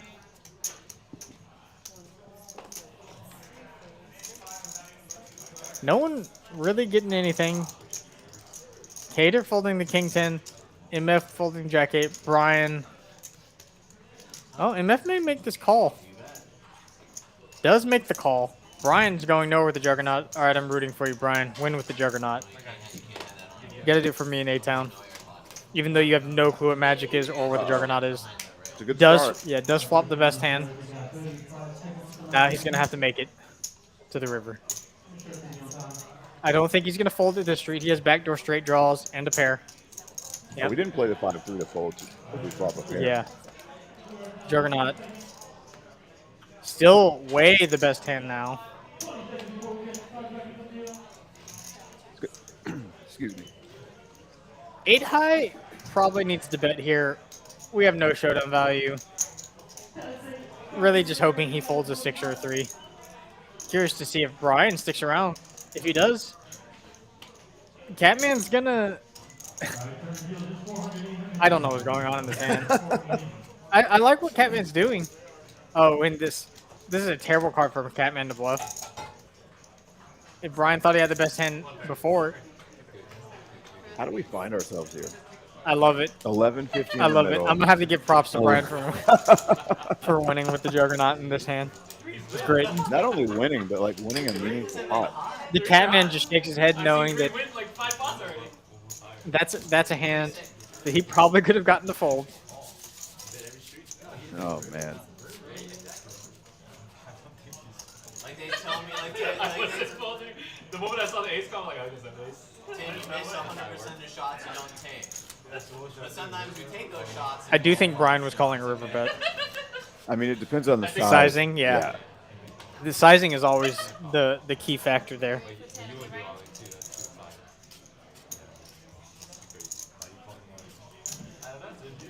Hope everybody out there is having a good evening. Thank y'all again for joining us tonight for this 2-5 no limit hold'em stream here at Texas Card House Houston.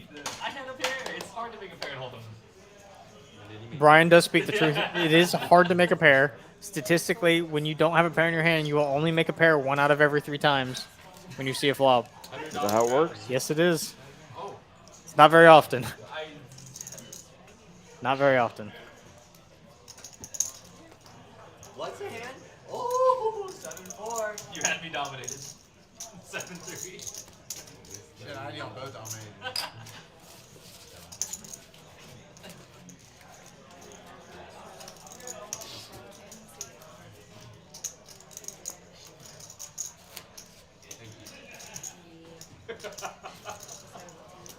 The rest of the table say thank you. I love you, dude. Oh, we on hand. You love me. Hold the fuck you I was trying to give you money. You didn't know you were trying to. Yeah. I know, I bet. I'm just kidding. Don't fold to me. People.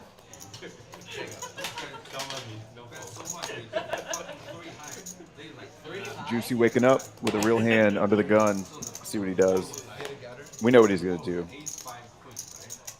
It's just a matter of how big he decides to go. That looks pretty big. 400. What am I missing? Oh, there must be a straddle from Catman. Somewhere around 100. Ooh. This is the spot we've been waiting for, guys. MF, also a real hand, but he knows he's got to get rid of it. Catman and presumably what was the $100 straddle wakes up with King 3 off. And he doesn't put that out there not to defend it.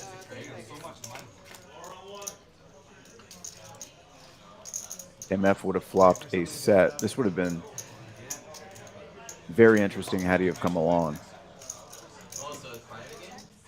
As it stands, Juicy has the best hand and the best draw. It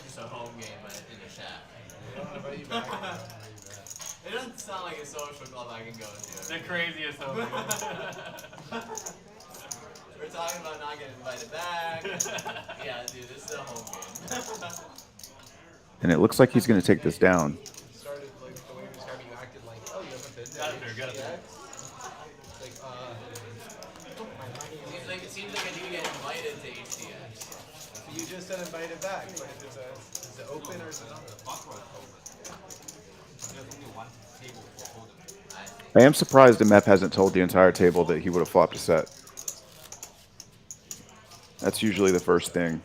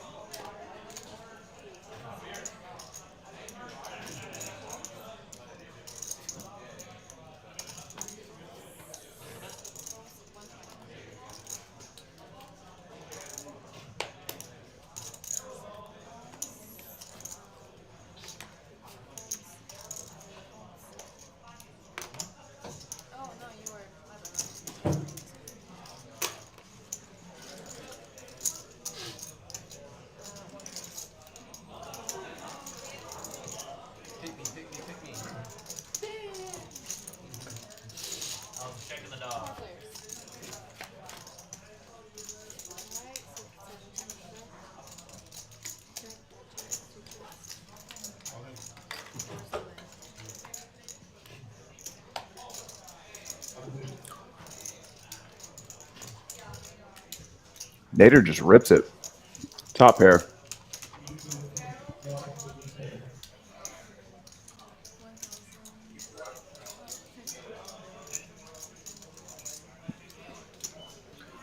Wonder what Brian's thinking about. Is this board accurate? I guess he does have a gut shot. That's going to end. Nice hand, Nader.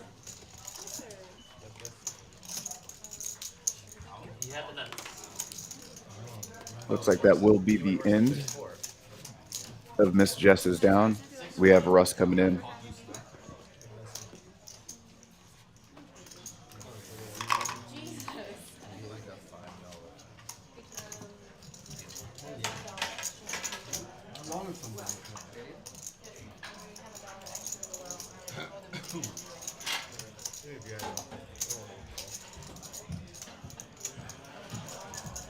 And now is a great time to remind you guys about the December time special. 200 will get you 250. I encourage everybody to take advantage of that. As DT and I were talking about earlier, much better than paying hourly. You're going to get about 4 free hours.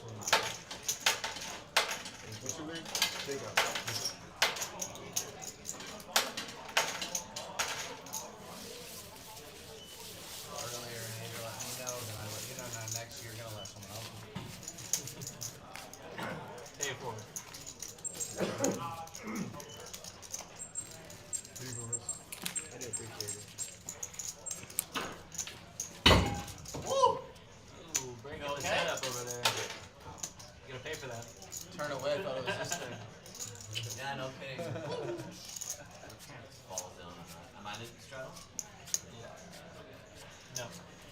Yeah, you're the double.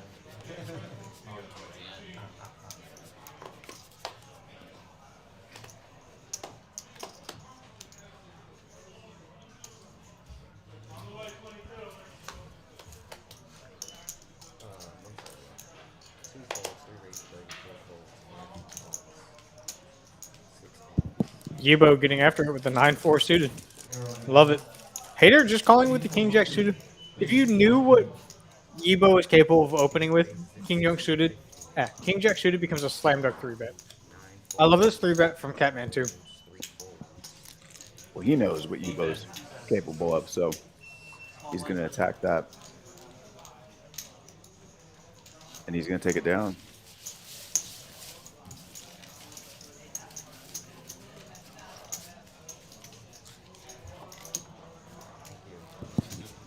Maddie with a great question. How much is it hourly to play here? It is $12 an hour. But for those of y'all that play a lot, there are always time specials going on here.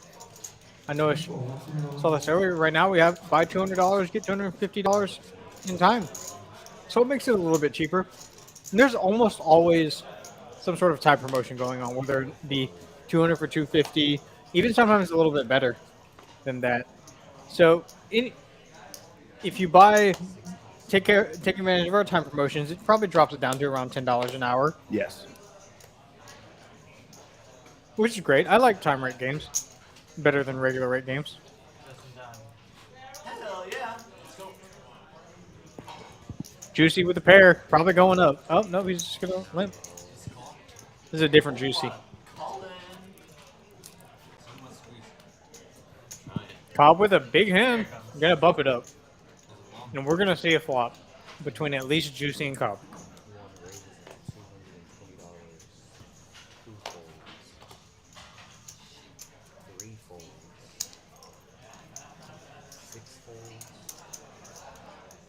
Brian might have some gamble in him too. Yeah, he's going to come along, I think.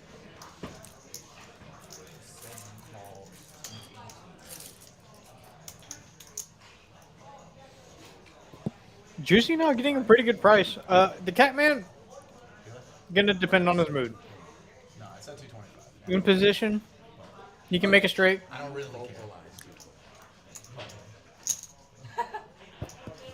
I just heard what the dealer. If we were mic'd up. I don't care enough. That changes it.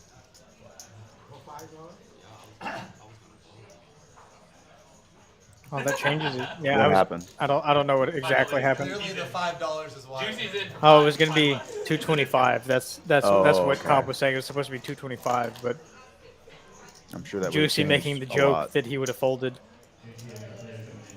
Sixes and still a pair. 8 flops the best hand. Brian with 2 overs and a gut shot to the 8. Cobb hates this flop with ace king. Yeah, for sure. But I think if you're, it does check around, which is Oh, interesting. Brian now turning the best hand. It's a interesting spot too because the only person you're really worried about having a better queen is Cobb. So if Cobb checks this, if this checks to me and I'm in Brian's shoes, I think I have the best hand. And I'm really just trying to deny from ace king. What size do you think you should be going? I mean, A 4 third, ways a here. third pot. Okay. Cobb could have some sort of. Cobb could have pocket jacks. That's the strong hand he has, and the other players could still have a set. Oh, I love the sizing from Brian. You got 3? Yeah, 3's good. Catman can't really continue anymore. Juicy's hand looks like nothing, and Cobb hand looks like exactly like what it is. So you're not going to get the max when you make your hand.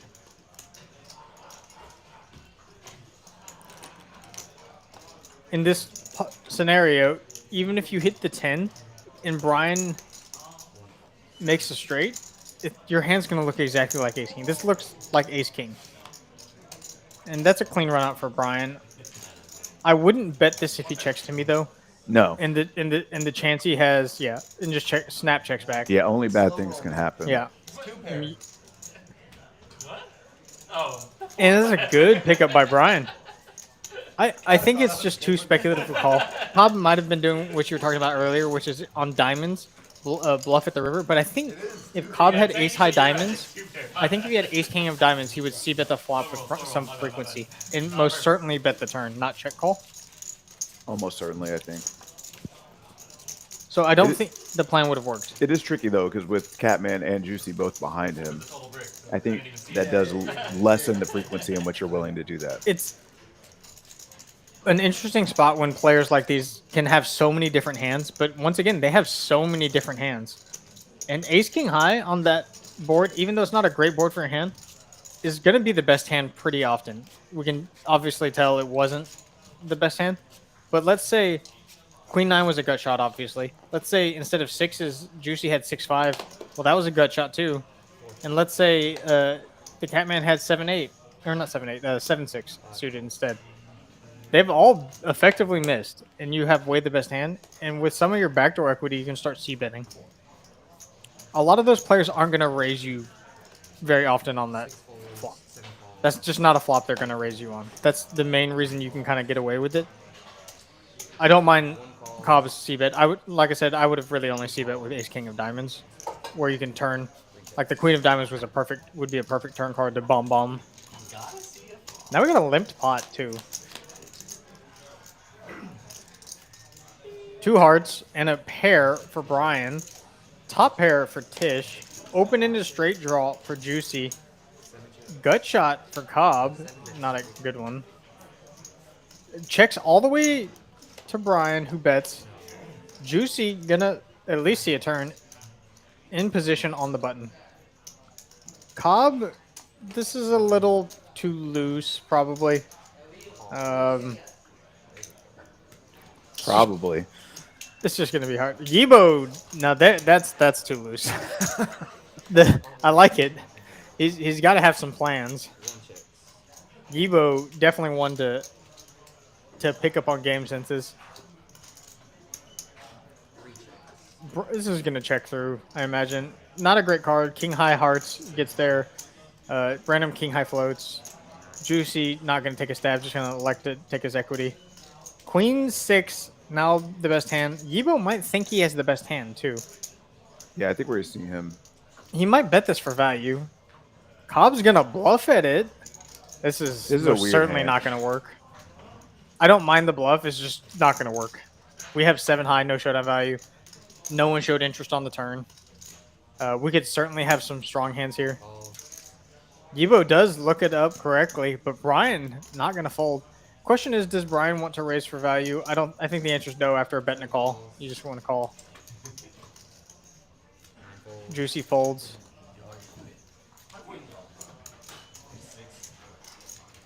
Brian picking up another pot too. On a bit of a heater right now. Yeah. Scooping it in. Good pickup. I like the initiative by Cobb. Obviously, it doesn't work out when both the people who call, make a hand. Yibo, don't blame him for calling once you get there. No, for sure. Don't know if he should have been there, but to each their own. He definitely had a plan. That was an ambitious float. He did have backdoor clubs, but Something you don't see a lot of players do very often, and until you start getting into the higher stakes, is floating. And you'll see it a lot in these. Well, that's how you can make some of the really, really big money, is by floating. Especially when you're as deep as some of these players are, like $5,000-$6,000 deep in a 2-5 maybe 10 game. That's plenty of room to play. Floating becomes a lot more attractive.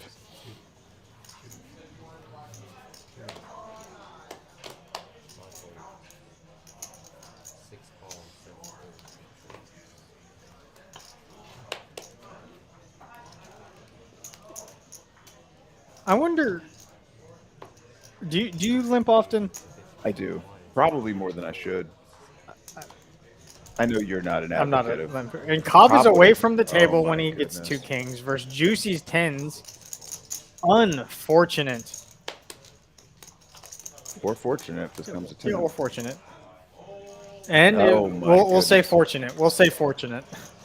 Cobb did not have the king of clubs either. He had the king of spades. Right. So, fortunate. Sometimes it just works out for you. When you're Top. able to avoid spots like this. MF with a gut shot and a flush draw. Wonder if he's going to give it up. Probably just a...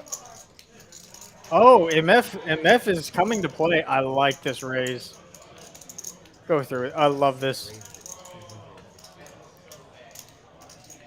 The problem is that if Juicy just calls here and it bricks on the turn, I don't know how much follow through. MF has. Yeah. I like the raise also. I agree with you. I like the raise a lot. But if we see like the 4 of diamonds, okay, well, I love it now. Now MF's way ahead. And I'm curious to see if he gets to showdown.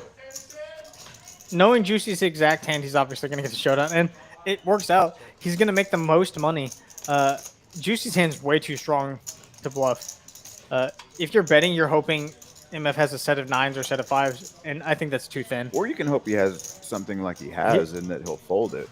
The question is, how often do you think? And, oh, Juicy's turning his hand into a bluff. I think this is... I don't mind this. I'm used to seeing him do things like this. After we've made it this far, I wonder what MF's going to do. I would be shocked to see him call, but like, why are you raising flop if you're not planning on... Yeah. He just lets it go. Fold. Juicy gets one through. Good senses by Juicy. The Kings would have been in 3rd place, so Cobb doesn't know it, but he dodged one there. He would have lost to 7 high and then pocket 10s. Both way out. Good pickup by Juicy. I like MF's gung-ho. Honestly, I would have liked to see him block bet the river. Yes. I just don't know that he has that in the repertoire because I think he's afraid of... Not afraid.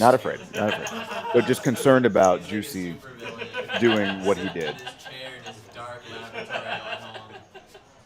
I admire the raise on the flop, though. I think Juicy as a player is going to have tons of hands that can call a block bet that are worse, and then he's only raising with better. And I don't think MF should be doing that with, like, I think with his really strong hands, he should be doing the same thing, kind of block betting. Because what are you getting called by? Bet sizing is so important in these games. Yibo definitely not folding the 9-7 suited.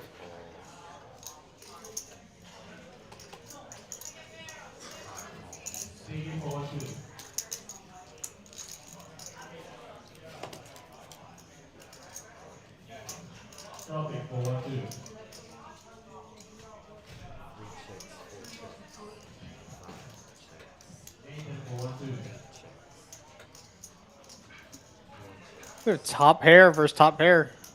3 doesn't change anything. Middle pair and a gut shot versus top pair and a gut shot, and top pair good kicker.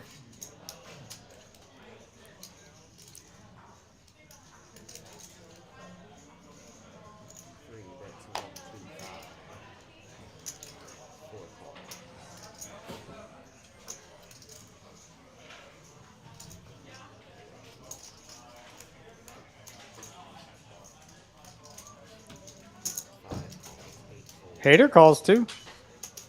This pot's kind of ballooning up. Catman folding a gut shot. Ace changes nothing. Queen Jack still the best hand for Nader.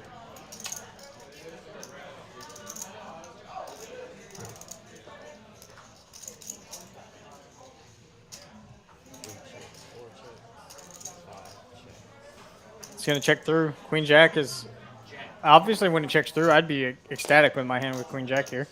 Good little pickup for Nader as he chips up.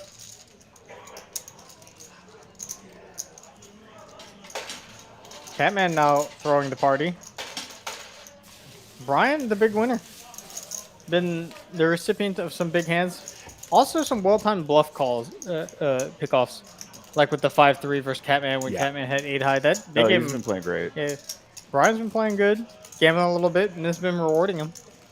Not a lot of movement in the Nick game, though. It seems like the same few players are winning lately, so. Yeah. Like I said, before when the Nick game was first introduced, the players were a lot more active. And as the game has kind of evolved, it's slowed down. Active is a very conservative word. I would say reckless. Yeah, But reckless. Yeah, definitely reckless.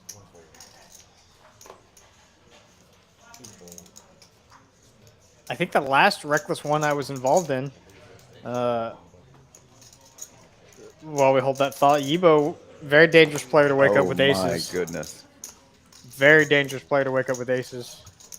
And if Catman wakes up with anything, being given the history that he has with him, I mean, if he wakes up with Jack 10 or better, this could get... No, he's already out of the hand. Okay. Hater, suited queen coming along. The potential to collide, and... Uh-oh. Now, especially. What not a a great, flop. yeah, not a great flop for aces, especially versus someone who just calls out of the blinds. They're going to have queen jack, they're going to have nines, they're going to have king 10. So it's bet and proceed with caution. Hater flopping top pair, open-ended, can't go anywhere yet.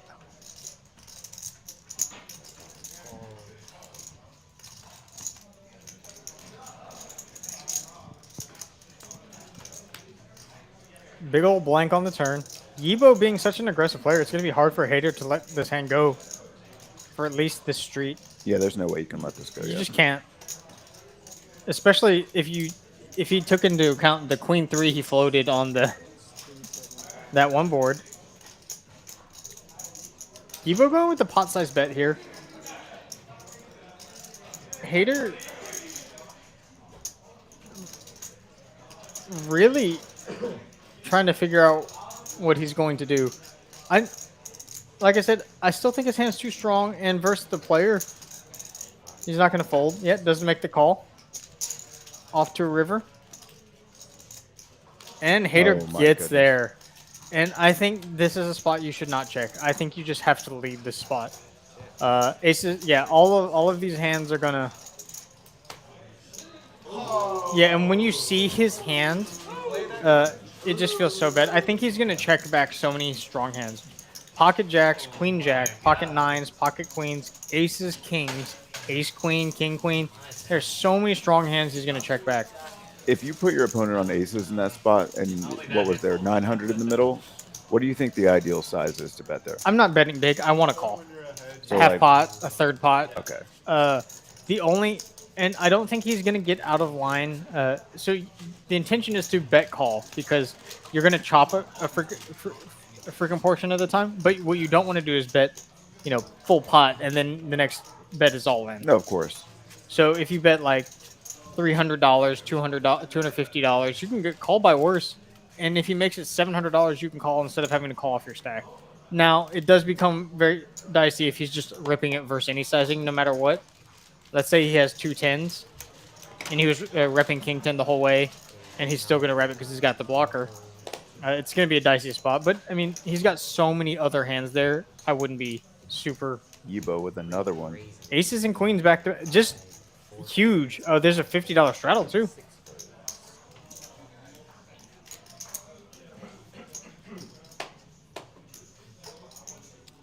Brian came here to gamble. Gonna gamble it up with the 7-4 suited. 3 bets? Yep. Oh, he calls. Okay. Catman gonna defend this straddle. It can make a straight. Catman can defend it. That's pretty much the requirements. I mean, he defended for 400 with the king 3 off. I think 10-8 is Much better. yeah. Much better. We got ourselves a pot. Let's see if Yibo can get his queens to hold up. 10-8 flopping open-ended. Yibo does not want to see a queen.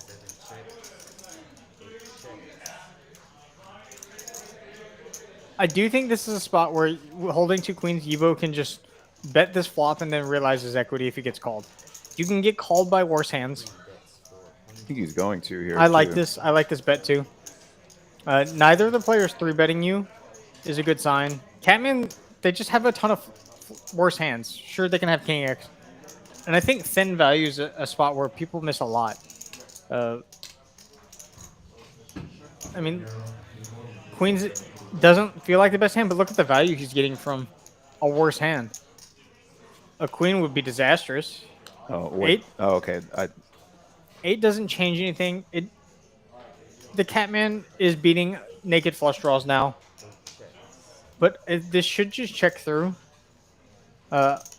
If I'm in Yibo's, he could turn his hand into a bluff. I don't mind shoving and trying to get a king to fold.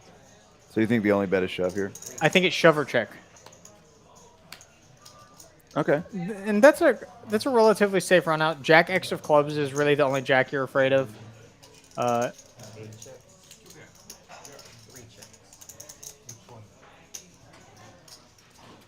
always love this dance when you say 2 pair and they're like, well, Yeah. which one?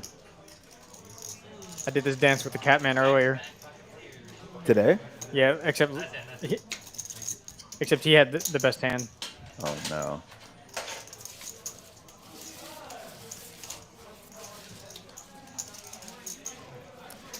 I think I could have gotten a bluff through on him too. Hard to do. I've done it. Actually, the last time I did it, it only got through because he had ace high. He was thinking about calling me with ace That's high. what I'm saying. It's always a sweat. Yeah.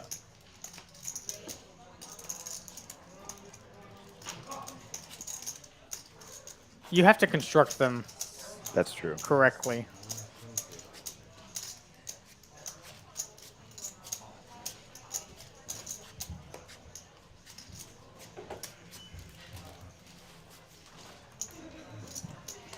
Catman throwing the party even more now.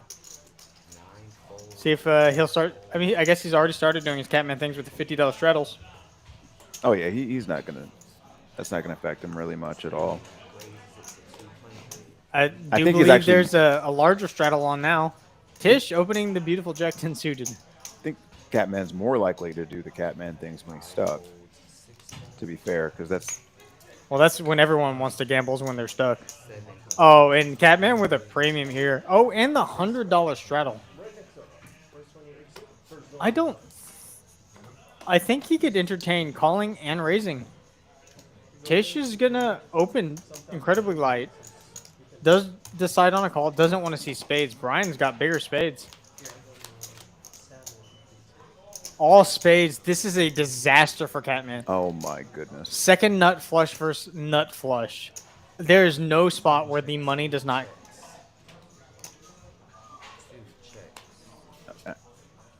That's not going to change anything. I think the money's still going to get in. I think Brian's going to bet. I think Catman's going to raise for value and equity denial. Because Brian could have an 8, and they played a hand like this, very similar in 1-3, where Catman folded the best hand, and I don't know if that's going to factor into this.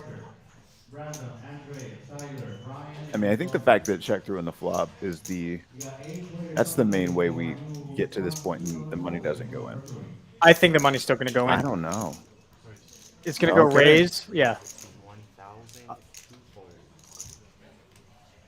And I think the way the hand plays out, I think Brian can only do one thing.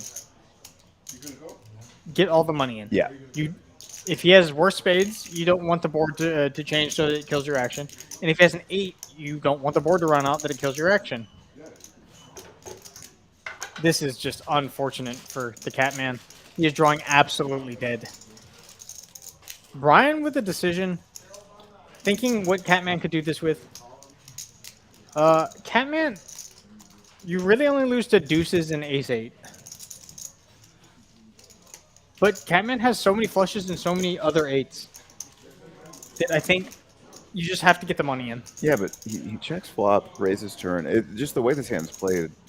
I think he could raise plenty of worse flushes. The queen high, jack high, and 10 high flush are all available. It's kind of the only advantage to playing the king 6 of spades is that you don't really interact with the worst flushes. Like king 10 of spades does interact with the worst flushes. Queen jack, king queen of spades, they all interact with the worst flushes. Brian, I think he's just gonna call. Makes the call, setting the trap. See, this is one of the routes where all the money doesn't go in. Though I think all the money's still going to go in. It's just shocking to me. This is one of the routes where all the money doesn't go in. If I'm Brian, the hands. See, I had a feeling when it went check on the flop, it just didn't feel. Given how deep they were, it didn't feel like there was any route where. Now, if it comes 4 of diamonds, 7 of clubs, sure, but like once the board pairs the way that it did, I don't know. It's one of the hands where the way the hand played, I just don't want the run out to kill my action. Yeah. An ace, an 8 and a deuce versus the worst flushes will 100% kill your action. Yeah. If the board doesn't pair, or if the Catman has a naked 8, like let's say has 8-7, and he doesn't boat up, he's going to check behind, but he can call the rest of his stack with plenty of worse hands. The thing was, I just didn't think there was ever a situation where Brian was going to jam after that. Oh no, that's what I'm saying. So yeah. when I said I didn't think the money was going to go in, it wasn't that I didn't think they had hands where it was possible, just given who the other player in the hand was. The run out just made it such that it just didn't seemed happen. Unlikely. But as it stands, Catman basically saved $2,000. I think he lost the minimum. So he should consider that a win. Yibo with another premium. Picking up a lot of big hands here.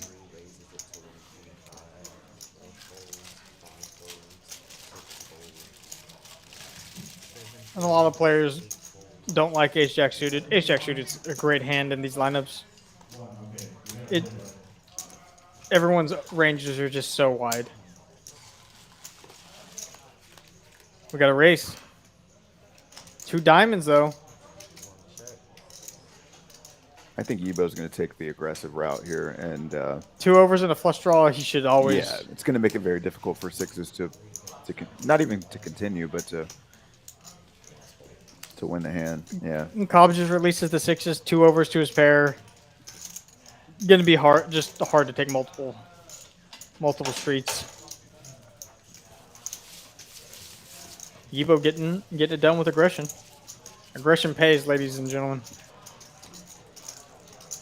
Aggression pays. Brian now the big winner so far this evening. Catman still throwing the party just a little bit more. Did avoid a massive cooler. That was if Tish had decided to c-bet the flop, there's no. Oh, that would have been disastrous. There's no scenario where the money doesn't go. That would have been disastrous.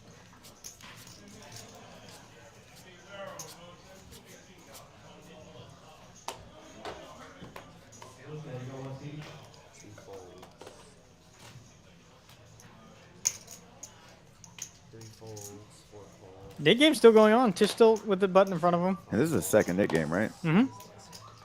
Tish lost the first one. It's been going on for a while. MF still with his nip button.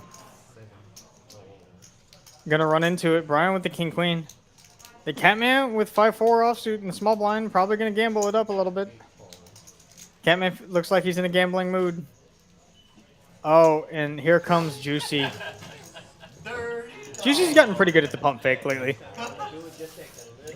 He's gotten really good at pulling the pump fake off where he's made it very convincing to where it looks like he's going to raise and then just mucks. He's gotten me a couple times the last couple where either I've gotten really excited or really unexcited. Top 2 and an open ender. Top 2, open ender, and top pair. MF does not want to make 2 pair. It's a pretty big bet. 175? 350. Wait, what? Yeah, that looks like Wow. 350. Close to pot. Brian's going to call. And Cobb is going to move all in. He has no other choice. That's the only move left. Stack size to pot. Yeah, MF may just feel like he has to call. And if MF goes all in, Brian's now getting gonna a be priced great in. price to draw to the nuts. 2 to the 9s are dead. But we didn't really see any aces. I don't know how MF can call here, though. You're just hoping he has hearts, and having the 9 of hearts feels... There's no yeah. way. Yeah. Yeah, and Brian just may be willing to gamble here. I mean, the way he's been running and the way, you know, things have fallen for him tonight, I don't see why you wouldn't. Cobb says not the luck box. Doesn't want the action from the luck box. As we can see, Brian's drawing to exactly 4 outs. 5 outs. 5 outs. Sorry, there. You do get to see. Might be 4. It's 4. It's 4 outs, yeah. The 3 aces and 1 9. Does he want to gamble? Does have the backdoor hearts covered. Now, if you think your king or your queen are good here, I never think it's live. I understand, but if you do, that's got to factor in Yes, way you're more right. towards a call. You're right. If you think he has like ace deuce of hearts and your king or queen could be live, obviously this becomes a bit bigger, closer to a call. And Cobb gets it through. The best hand wins. Brian not willing to gamble for it all. Knows Cobb is probably heavily leaning towards value. Well, I wanted to call from MF the most because that's the most obvious overpair I've ever seen. And it has to factor in a little bit that Cobb did that with MF still behind, and MF was the one who led initially. Yeah. So, And especially with MF stack size, you Right. would think he would be raising knowing MF is not Of going to course. fold a lot. of course. So I do like Brian's fold. I think he realized his king or queen probably wasn't live. It's probably not an ace high flush draw. Most of those versus MF would just peel because you don't have any fold equity realistically versus MF's betting range. And if Brian has worse hearts and you have hearts, you want a heart to hit the turn because then you just cooler someone. That's how you get the most. Right. So it makes the most sense to just call. Price to me. Gonna stack this guy. I can't always hit. I wasn't coming as that. That's why I pulled it. Brian saying he can't always hit, but the graphics say different for this session, as he has been the recipient of plenty of big pots. I'm kind of surprised he didn't go. Because then, like, you kind of have to go with the stacks. MF bet folding top pair just shows good discipline. It does, but what do you think of the size he took on the flop? I don't mind the sizing. You're only getting resistance by the check raising is always going to be by better hands. You're just setting a worse price for the drawing hands, but I think the drawing hands are going to call regardless of your sizing. So I would always opt for a little bit smaller. Whether or not, No, I was actually. as made evident, Brian called $400 I was or gonna $350. 350. Super easy, and he would have called 250 too. Same thing. So the That's sizing, what I'm thinking. It seemed big to me. it's just I think it's very large. I don't think it's the worst. Okay. Face aggression, you give up. Don't face aggression. See a turn. I think you can get the same information for 250, 200. 275. Like it just seems like, I don't know. There's a little more than there needed to be in there, but either way. Ace high, the best hand on this very wet board. Brian gonna bet and take it down with 3 high. The sun run continues. Getting 6 high and ace high to fold. You have to see, like, to not always rain. If I were deeper, I Not would a flush have. draw. If I were not deeper, a I would have open-ended. flatted. Yeah, you were deeper, you for sure flat there. But with 3 waves, I don't think Cobb was saying if he was deeper, he would have flatted. I don't think there's any merit to just flatting there There's no after reason to do that. after the initial razor bets and Brian Somebody calls behind, Yeah, yeah. calls behind. You You have to be. almost certainly have the best hand there. You would have to be like 10K deep Yeah. to want to start just calling. Yeah, not anymore. Because by the time he gets there, it's too late. Yes, every ace, king, queen, and 9, and 8, and 7 are really bad cards for you, but you just have the best hand there so often. 5 raise to 35, 6, 7. I think we're still going on the Nick game, I mean, who's left at this point? Tish, and I someone mean, else. he said Tish immediately. Well, I knew it was Tish. Oh, and as we say that, he Tish wakes ain't up gonna with a real be hand. losing this Nick game probably. Well, I shouldn't say probably. Take it Haters, back. Take it haters back got now. the hand. Yeah, haters got the hand. Oh, and Yibo's got a hand to crack kings too. We're gonna go 3 ways to a flop. Hater, you better not fold this. I'm gonna kick you off the stream if you fold this. In position, suited connector, versus 3-better and cold caller. Our hand is very easy to play. Let me text her real quick and see if she's off work yet. Very straightforward. Suited He's been connector. putting the money in with worse hands. I don't know why he wouldn't hear in position. With I'd this be hand. I'd be very happy in position to get the money in here. Of And course, does yeah. fold. Interesting. I think it's 6-5 suited, very easy to play. We've seen him put it in with the Jack 7 off. We've seen him put it in with the King 3 I'm off. sorry. Effective nuts for Tish. Yibo never has aces. How does Tish get the most money out of Yibo? He is going to be c-betting this flop pretty notoriously for a very small amount. I expect 100 to 125. Yeah, $100. Yibo with the only diamond. Yeah, I was gonna say if he does continue, he does have a route out but of this. this is way too speculative. Not a call. He's the kind of guy that's capable of raising here, and then Tish can just flat. I don't think there's any raise scenario on this board with Tish as the raiser. And we do see a And then we diamond. do see a diamond, and I'm curious to see if Yibo I mean, the only argument for jamming is like takes this as an avenue to bluff. Tish obviously has a hand that's not going to fold. Tish is always going to. I think Tish is always going to check this turn, even if he has ace queen of diamonds. That's the only one you can have. probably but not like, gonna have 8. yeah, but ace 8 could still play the flop because it was checked. Yibo thinking his options through. And then I lead and he raised. Threes obviously have no showdown value once Tish checks, so I like betting. Okay, I don't know how to play poker. You take control of the pot. No one does. Yibo clearly had a plan. Tish, too strong of a hand to fold. Doesn't really want to raise here because all that's going to end up doing is getting in the money in bad. You know, you get humble. Tish not in love, but not in love with the situation Yeah, at the same diamond time. would be disastrous here. Oh, Oh, just quads. best case scenario. Tish is going to check, and let's see if Yibo wants to try and pretend like he's going to bet a flush. He has no showdown value. Tish played the hand well. And Tish is going to have ace-queen with the queen of diamonds, ace-queen with the ace of diamonds pretty frequently. So you could get those hands to fold on this run out. You're repping incredibly thin. You're really just repping a flush. I don't think Yibo ever cold calls ace-king. And Yibo feels the same way. Bets obviously not going to work when you bet into the stone cold nuts. Into the abyss. Yeah. Now you're hoping Yibo has the ace-high flush. Or pocket fours. Yeah, pocket fours would be ideal. It's ace-high flush or pocket fours. And I don't think you can get everything. I think raising looks a lot like aces and kings. I don't like this sizing. I know you feel like this is the only sizing you can pick, but I feel like it is. Now explain to me why you think, because I think a smaller raise looks way stronger. All in is Tish the is only never- bet that could be a bluff. you're never bluffing. Literally never? There's stone zero bluffs in Tish's range. Okay. Tish can call a lot of the hands that Tish would bluff with are better calls, like ace queen with the ace of diamonds. That's a better calling candidate than a bluffing candidate. Clearly, since Yibo is doing that, if you're gonna bluff with it, the ace queen with the ace of diamonds, you can bluff the turn. It's a much better spot.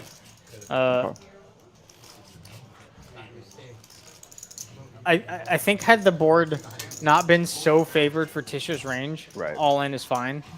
I mean, all in's always going to be fine. All in's fine. All in's always fine. That's not what I'm saying. I don't think it's a bad. It's not bet. ideal. It's not a bad bet. I think it's versus what Yibo is representing. It's going to be incredibly hard to get paid. Incredibly hard to get paid. So I think the best avenue is either to go for all of it or there's two avenues. Go for all of it like Tish did, or try and get a crying call. So you don't think? So there are a few scenarios that I can think of. If Tish had a worse flush, Life isn't fair. and Yibo bets the ace high flush on the river, you can turn your worst flush into a bluff on the river, and you would jam all in. I don't think the hand would have played that way. I think Okay. all of Tish's flushes. Tish with kings again. It looks like Back-to-back kings. Let's see if he can make quads again. And this is the splash pot too. this is a great spot for him. Yibo calls with 7-6 suited. MF with a pair. Last time MF folded a pair and a splash pot, he flopped a set. So and he told everybody about it. Drew's lens. The call that ended the Triton tournament. And back-to-back sets with kings. That's Running pure. That's running pure. And I'm just curious to see how Tish plays this one. Bet small, most likely. A little bit larger. This is a little bit wetter. Yibo's going to have a lot more hands that can continue. It's not a 3-bet pot, so he's going to have, lots of 10Xs, Jack Xs. And now he's just. And now he floats with 7 high. Hands locked up against the same player. Let's see how Tish gets. Tish is trying to figure out how he can get all of the money.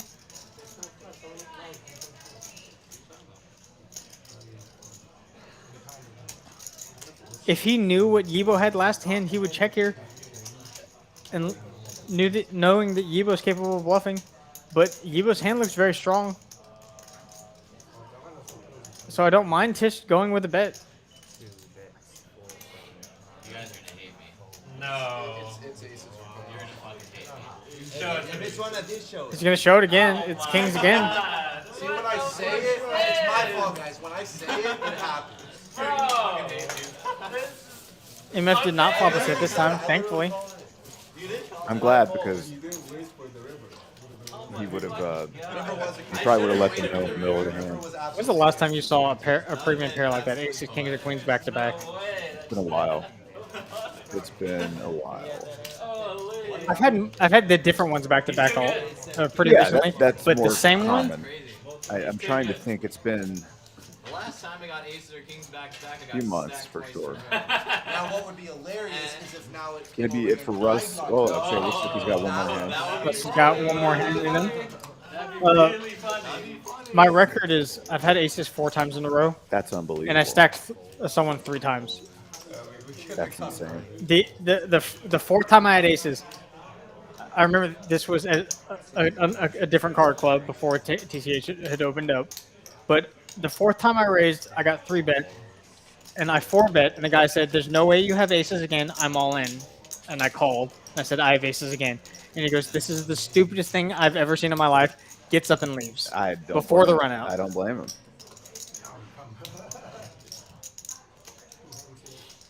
And it was one of, I didn't even. That's got to feel great, though. I mean, yeah.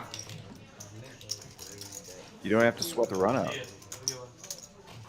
Oh, he was dead. He had,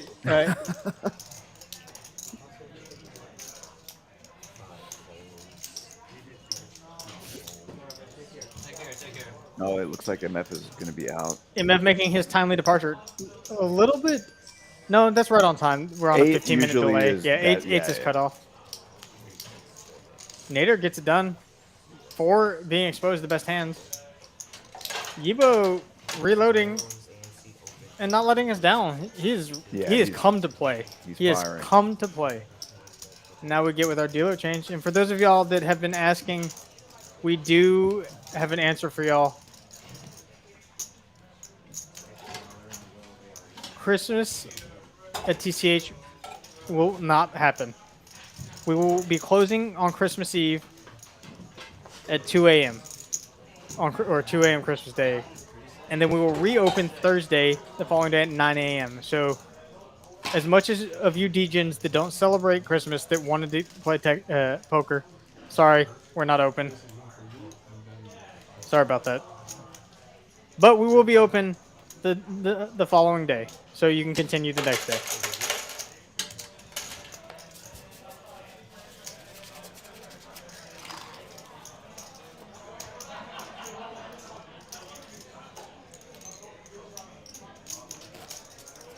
I feel like some of the most degenerate stuff happens in the holidays at either poker clubs or your poker rooms, or you just see all the people that really, really, really wanted to gamble, as opposed to the people that are, you know, just trying to have a good, calm Friday night, Thursday night, Saturday night, whatever night it is.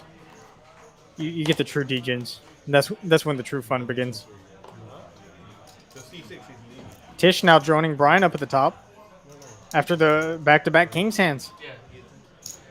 Picking up no tracks and getting a nice one through on Cobb earlier for the Nick game tax. Juicy folding a pair of threes. Yibo with tens. Hater just mucks the queen 10 suited out of the big blind. I'm gonna have to have a talk with him. You can't be doing that on stream. Catman and Brian obliging with much worse hands. Pair. Over middle pair. No pair. Checks through. 4 changes, nothing. 10's way out in front now. Brian thinks he has the best hand. Gonna bet for a little equity denial. Not a whole lot of value. Really just equity denial. And I believe once Evo calls this, he's gonna shut down. 6 on the river is really the only card that Brian gets there with. Ace is a great card for Yibo. Brian's going to bet for a little bit of value. Going to go for large. Going to try and fold out the 8s, 9s, 10s. Yibo just mucks the 10s. Just mucks it. Brian gets away with murder. Brian could have had a 4 as well. That's the other thing. 4 ace, which you lose to. But that's... If you call the turn with 10s, outside of a 10 turn, that's the best river you can hope for. They were both right. Both sides. They held? Yeah. That's pretty good. One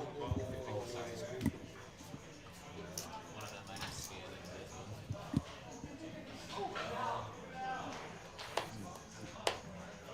it. Juicy been awfully quiet.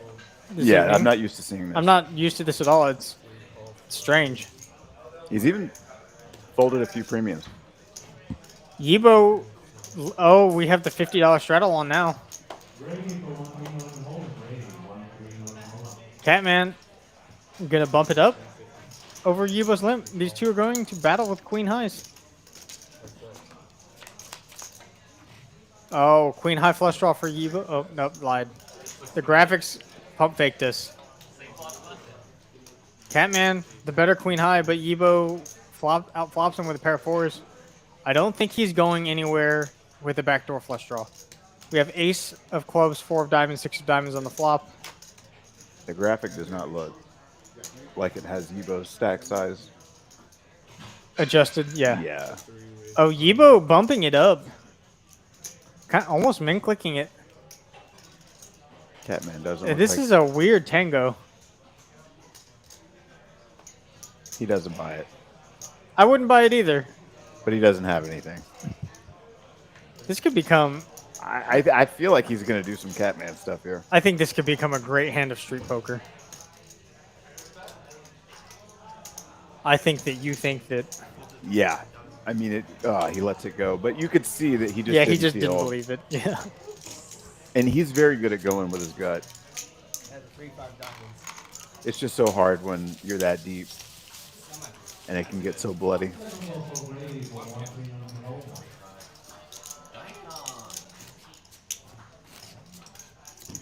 Looks like Yibo added on for at least 2K 1,000. more. Well, he had Yeah. a bunch of blacks in front of him, so I think Yibo had it on for another 1,000, so he's got about 2.7 in front of him now. okay. That's what it looks like. Yibo not one to sit short, doesn't want to cover everyone at the table, but just doesn't want to be short because I can respect when that. you're super short, $500 to $1,000 in this game, your decisions aren't. You can't play poker. You can't play poker. Yeah. You can play bingo. Bingo's fun too. Sometimes it's the game we play. Have you ever actually played bingo? No, I hate bingo. Well, I mean, I have. I have. Like It's so fun, man. It's so fun if you go with old people. Well, it's fun. Yes, but like every time I've gone, I've never won. I don't even think I've I crossed don't more go than to like one, yeah. 3 things off my card. Ooh. Brian Oh, I flopping. thought Brian flopped a straight. Okay, so it looks like he flopped a pair and an open ender. Is that what it Yeah, is? pair and open ender. As our graphics have been suffering today. Sorry about that, chat. Nader with what I believe is a gut shot to a 4. This should get it done. Would have liked to see Nader have a better gut shot, 7-8. Brian's been playing out of position really well. Yeah. Brian's a very solid player. Yeah. Really loves to get in the mix, plays the loose aggressive player role very well. He got me real good the other day. He had a hand that he never should have had. We were playing the 2-5 game. It was actually I think we changed it to 5-10 so that we could because we were on the floor so we could have the other straddle. So we were playing 5-10-20. Then there was a blind raise to 50 and a blind raise to 150, 6-handed. Brian's on the button and just calls with ace-jack suited, which I never think he does, the 150. I have 1.5K. I look at ace-10 suited. That's a slam dunk. All in for all of this nonsense. And Brian tank calls with ace-jack, and that's a hand I never thought he would have had. Ooh, Catman. Catman with a real hand. This is King's going around tonight. So Brian plays well. Yeah, I definitely have seen him play very well. He is on the looser side, but he seems to know how to navigate post. Yeah, very well. Yeah. Catman gonna pick one up, sadly. You get kings, you're like, man, I can finally get unstuck. And then everyone folds. Brutal. Very little odds. Depends on what the flop looks like. Not even suited. Nip button's getting passed around again. We have the double straddle on.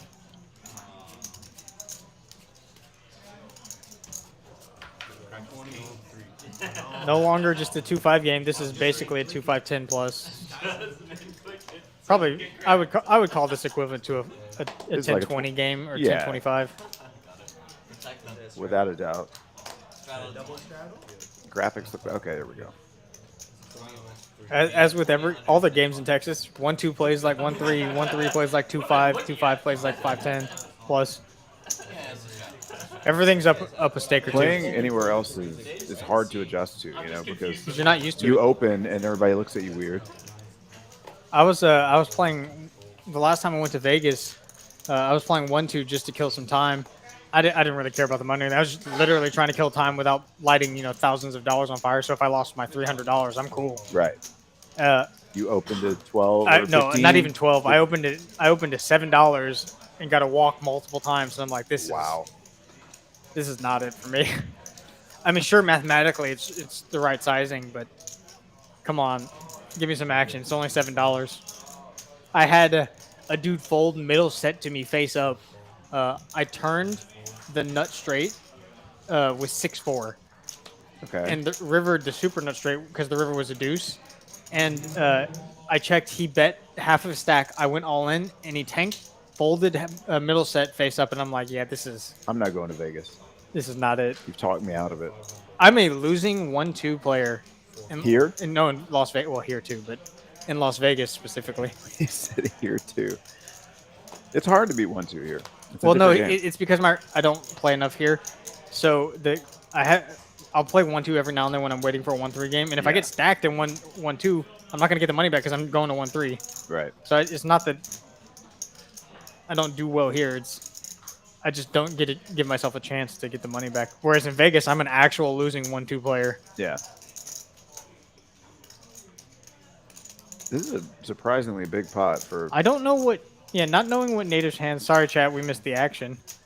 But this is very interesting. There's just a pile of chips in there, though. And Yibo can't call with King High, and we get shown 6-8. That's a straight. Nader turned the nuts. How did you see it was 6-8? He tabled his hand. You could couldn't see that? Yeah. I can't see that. Uh-uh. I saw him table it, but I cannot tell what Yeah, his it's cards 6-8. were. Wow.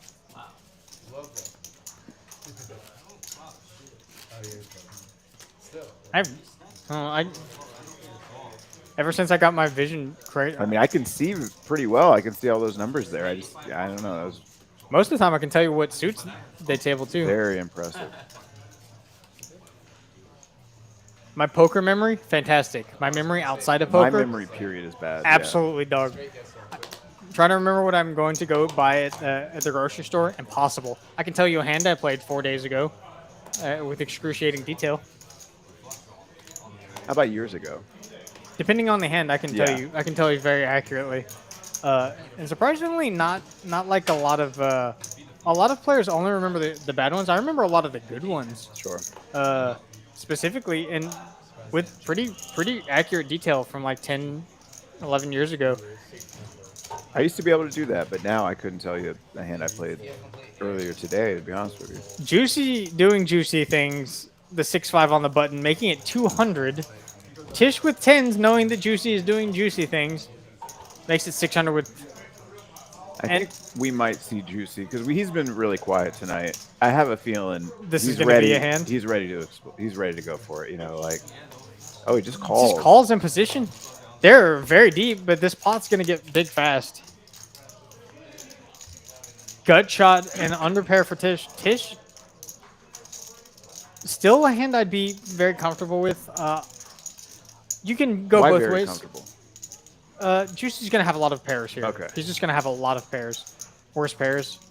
4s all the way through 9s. So I like Tish's C-bet. You can get called by worse. As we can see, Juicy has a gut shot. So if a 4 drills on the turn, that's an Now you interesting feel card even too. Tish was. It makes Tish feel a little bit better about a queen. A little bit better, not a lot better, just a little bit. Now you're going to the spot where you're not going to get 3 streets versus the worst pairs. You're only going to get 2 streets. So I like the check. Tish's this, but I would have to see a check here from Tish with a queen sometime, and I think he should. Ace queen, king queen, because you're not going to get 3 streets versus 8s, 9s. And when Tish checks you, you have 6 high. You have to bet. You can get there. You don't have to bet big. I like the bet by Juicy. 1,000. Tish, hand is a little too strong to fold here. Yeah, you can't fold. Versus Juicy. Can reevaluate the river. These two played a nasty hand off stream last week after the stream ended. It was disgusting. So that may be factoring into this. Who emerged? Tish tried to pull a huge bluff off on Juicy, and Juicy picked it off with 1 pair. This is an interesting run out. I mean, I feel like you have to be pretty confident with the 10 still. Juicy only has 1 bet left. It's all of it. You don't have showdown. And it's interesting because I think Juicy could be shoving a 3 for value. Sure, if he had it, yeah. If he had it, yeah. So I'm curious as to see if Juicy's going to go with it. 6 high obviously has no showdown, and he does go with it. It's going to be all of it. And we hit Tish with just a pure bluff catcher now. 8s, 9s, 7s, 6s, 5s, 4s. All check back. They have incredible amount of showdown value. Juicy's repping obviously very thin, but very credible to what he could have. Does call. Tish makes a great call. Wow. Good call by Tish. Gets rid of his nip button and doubles up. Fantastic. It's a 10K pot. Yeah. Fantastic call by Tish. Love the way he played it. I admire Juicy for going for it. It's the only way he could win that hand. Yeah. Now Tish way up top. 7.5K profit. Still an hour and a half left in the stream. Good night for Tish. Fantastic call by Tish. Really knew where he was at. Yeah.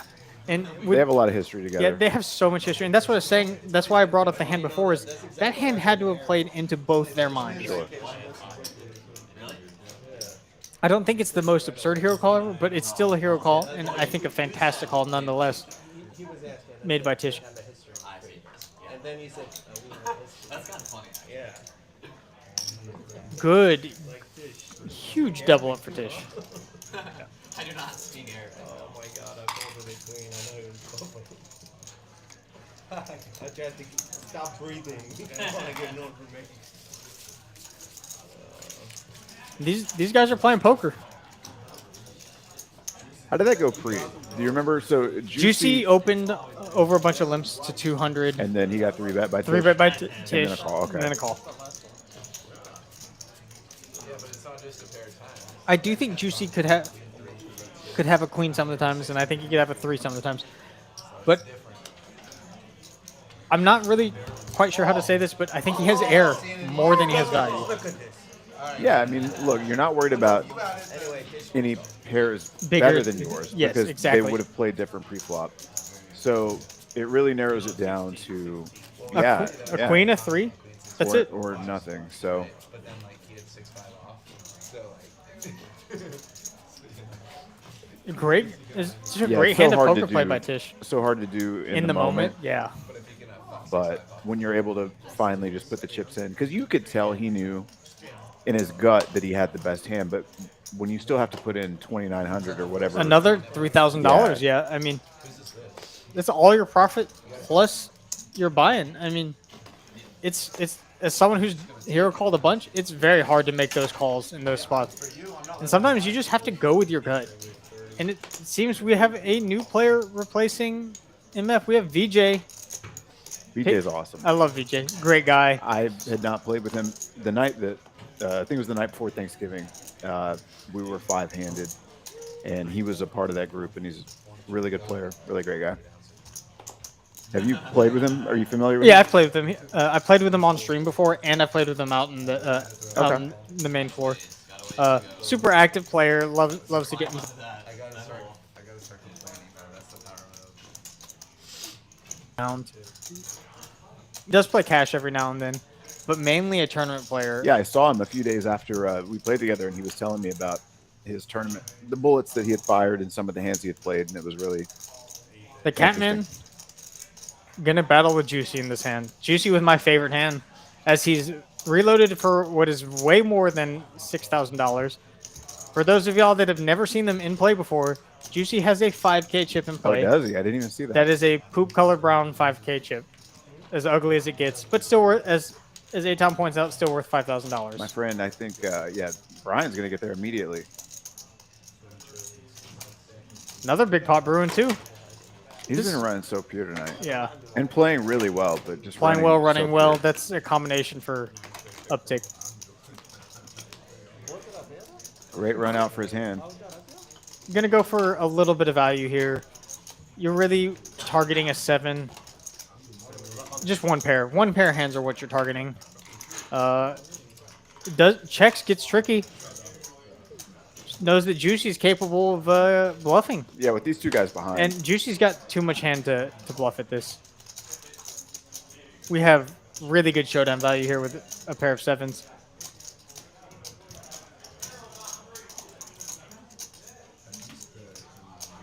Juicy didn't put... No, the graphics are right. Juicy didn't put the 5 in play. That Okay. kind of makes me sad. I don't think we've had a 5 in play on stream yet, have we? Not on stream. I've seen. Oh, he got it colored down. He did put it in play. Still would have liked to seen it on the table. Yeah. I've Juicy's taking the bait. Now, what is the reason for doing this? You think? I don't think there's any reason to do this. Our Okay. hand has an incredible amount Right. of showdown. You're really only gonna bluff out a couple of better hands. A hand like Ace 7, King 7, like that's it. Brian's got a slam dunk raise here, as as Yeah. we've played. Now he's trying to choose on sizing. I think that's just a call. Just a call. I'm curious as to if he was trying to call to induce Tim to calling, knowing that Juicy's. That's definitely possible. Sometimes it comes down to what do you think you get more value from? The If player behind you calling or the extra money you get raising, if the original bettor will call that. Yeah, and if you think Juicy's bluffing, then calling's gonna make you more money because Tim might overcall. Yeah, He lost. It's you. I like how Brian played that. I don't mind it. I love it. And you see a lot of people just kind of miss a little bit of value like that in a spot like that where it's very clear that someone doesn't have a nutted hand, and you're not going to get more value from it. And the only value you can get is by trying to get someone else to overcall. And very good on Brian to acknowledge that situation. VJ with the suited king and a nip button. Just going to release it. That surprises me. Brian going to bump it up with the 5-4. Aces for Juicy. This is where it gets dangerous for people. Oh when my Juicy goodness. wakes up with this hand, it gets dangerous. No one with much of anything. Brian, just give Juicy action. Nope, just folds. Just folds, and Juicy has to show That's the so aces to cool. get rid of the nip button. It feels so bad. So bad. You run 2 big bluffs, 2 absolutely massive bluffs. You get aces, and everyone folds.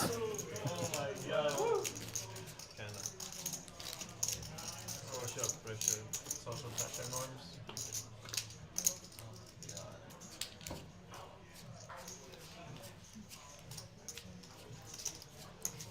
Here, Catman and Juicy now throwing the party. Tish and Brian way away the big winners. Nader's secretly up in profit land. Yeah, he's been Couple quiet. grand. Yeah, he's tonight, been but quiet, but he's been making big very hands. solid. Catman's turn with the 5-4. I guess everyone's supposed to raise with 5-4. I don't know. This is the second time in a row it's been. Yibo with the Yibo nuts. He's got really strong holding. Definitely gonna bump it out. Doesn't look like anybody behind has anything. Catman may oblige. This time the 5-4 will see a flop. Ace 3 deuce. That's all you can ever. Oh, out flops him though. Bottom pair. Yibo checks behind. Ace from space.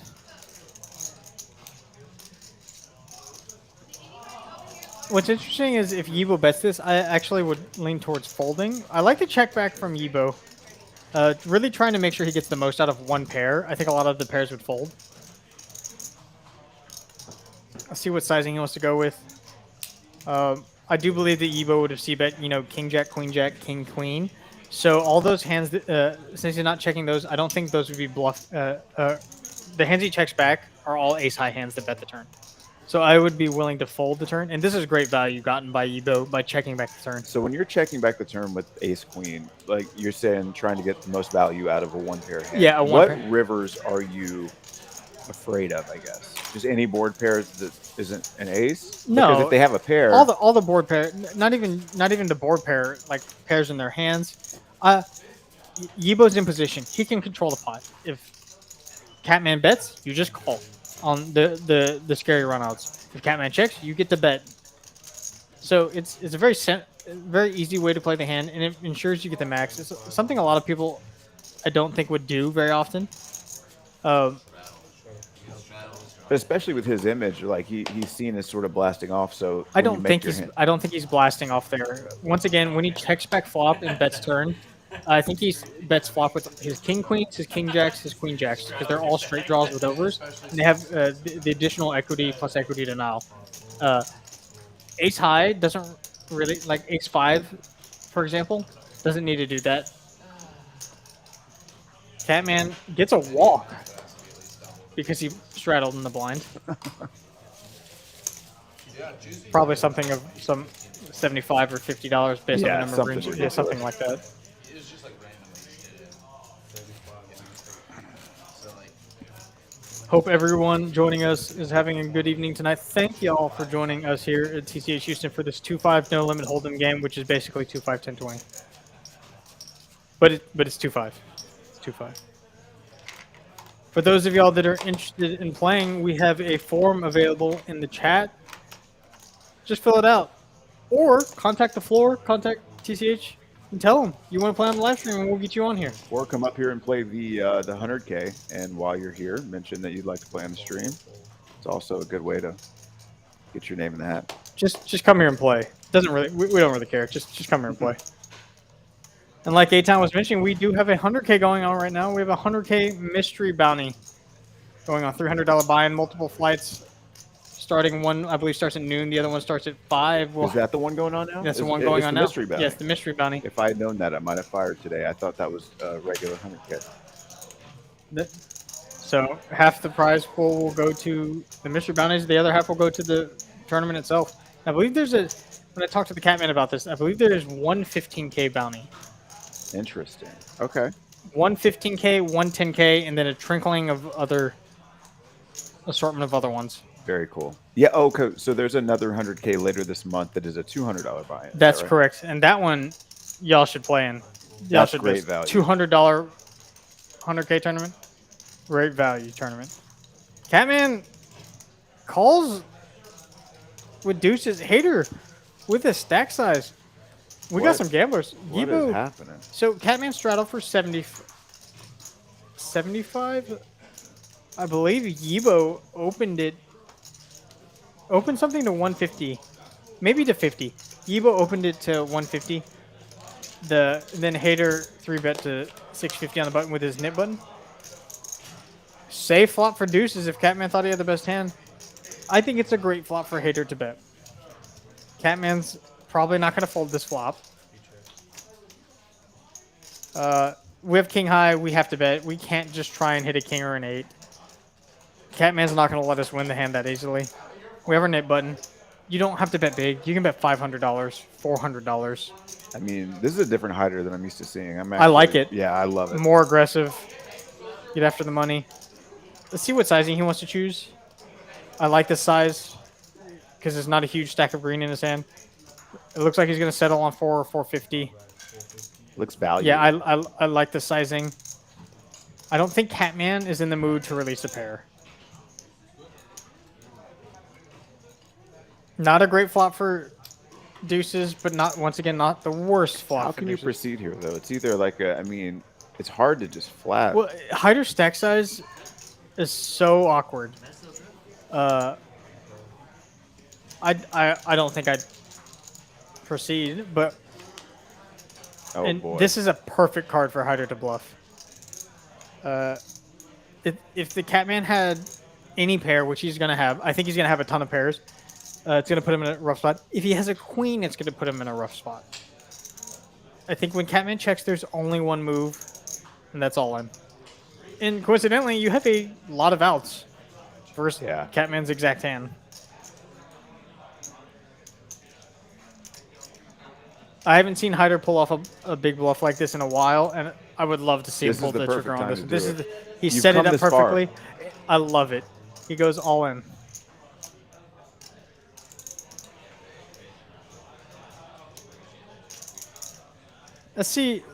Let's see what Catman hasn't released his cards immediately yet.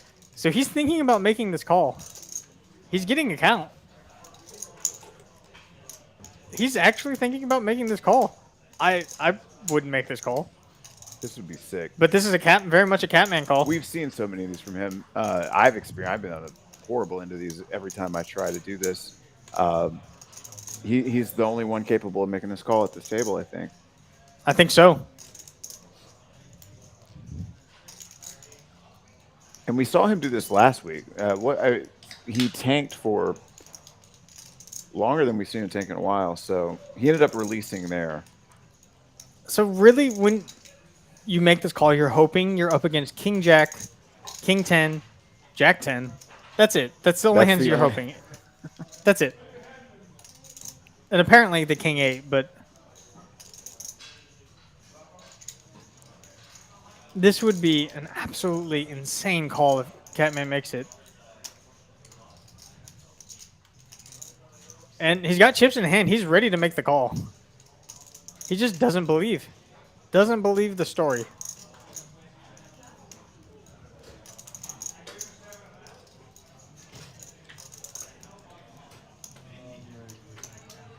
Makes the call. My goodness. They're going once. Any discussion of twice. Oh my God. I have a small. Catman made the correct call. What an And Hyder unbelievable hits run-out. the river. That's disgusting. Oh my goodness. That just takes all the win. I mean, just. My read was right. Oh my goodness. Catman, yeah. He just said, Yeah. my read was right. Catman going with his gut makes the right call, and then it doesn't work out for him. That is the most unbelievable hand I've ever seen. That was insane. And Hyder's still Hyder played in it, yeah. disbelief. Yeah, Hyder played it well. I thought Hyder played it well. And the Catman just made an absolutely insane read. Made the correct call and got unlucky. The Catman now really throwing the party. And this is where we see Catman come out of a shell. My heart hurts for the Catman. That hero call was such a... Who said once? I think Hyder did. Okay. I guess you've got to know you're either dead or, yeah, you're not going to win. Oh, I'm not gonna. If I'm in Hyder's shoes, I'm running it once. Yeah. If I have any chance of winning the hand, it's gonna be one time. Yibo with the Yibo nuts folding queens and suited. Hyder now with 9-6 of diamonds in the cutoff when it folds to him. Just Muck's gonna stack his chips. VJ gonna limp. Brian with 9-6 of clubs. Gonna bump it up. Oh no, just calls. No, it does raise. Bungie players definitely don't three-barrel bluff. They don't three-barrel jam. I like the never bluff seen a by one-two Hyder. I mean, it was a It was great, insane. it was a great line. For whatever reason, Catman didn't believe so. Yeah. They're making it 650 per. But from our perspective, we haven't seen him. Get out of line At like the that. beginning of the stream, he was Getting taking a li- lot of flops. Yeah. But we haven't seen him go 3 streets like that. Top pair versus the nuts. Oh, the graphics are a little wrong. The I believe it is 654. That's what we saw. Oh no, it is it's Jack 10-7. Okay, we have 9 high versus 8 high. 9 high is way out in front. We can't stop betting now. We have to just hope he doesn't have King 10. Bluffing with the best hand. VJ now drawing to the dirty end of a... well, he was already drawing to the dirty end of a straight. Probably just going to let go. Is he going to make a play? He makes a play? Just kidding. My bad. This game has been blown wide Yeah. open. I don't know if it's the new players. I don't know. What you have, Brian? It's playing way different than it was playing in the first It's the- couple hours. It's the perfect mix right now. This is great. You got everyone out of their comfort zone, people bluffing. I mean, I wouldn't have called Don with my. this is a great game. Yeah.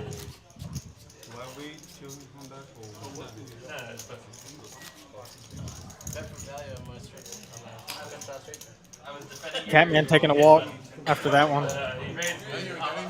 One of the good things I like about the Catman is when he makes a call like that, he does take it in stride. He made the right call. Right. It just didn't work out. And that's one of those things when you make the right decision, regardless of what happens, you have to be happy with how you play. Still unfortunate when, 6,000 Yeah, it's a real dollars gets pushed the other way, but yeah, that's all you can do, man, is make the right decisions, and the cards are going to do what they're going to do. Hyder wakes up with a real hand here. This is not King 8 offsuit. I don't think so. One of those things that I wonder, I've always wondered if people are going to do is right after you've just pulled off a big bluff, how willing are you to pull the trigger on another big bluff? I think some people get gun shy. Gun shy is one thing, but it's just now he's sitting on profit, so you're playing a different game now. Yeah, I mean, but I've also seen some people be more likely to do it. just run it back because it becomes that whole leveling thing, that psychological thing. It really depends on just the kind of person the kind of player that you're dealing with. Gut shot for Catman. Hider with the pair. I think 3 ways. I would honestly just check this back. Yes, no reason to bet. It's going to become incredibly hard for us. And just the Catman doing Catman things now. Still has diamonds working for him, so. Well, Hider with the larger diamonds. It's going to check through. Clean run out for the Catman. Going to go for a little bit of value. Let's see what sizing he chooses. I imagine it's going to be on the larger sizing. And I also imagine it's going to be hard for Hider to fold.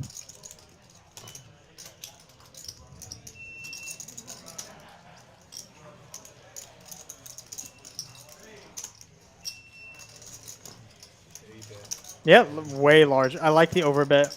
No one has a flush here.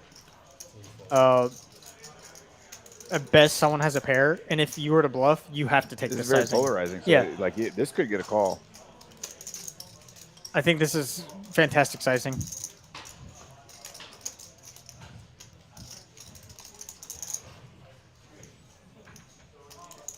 Our hand is kind of under-repped, but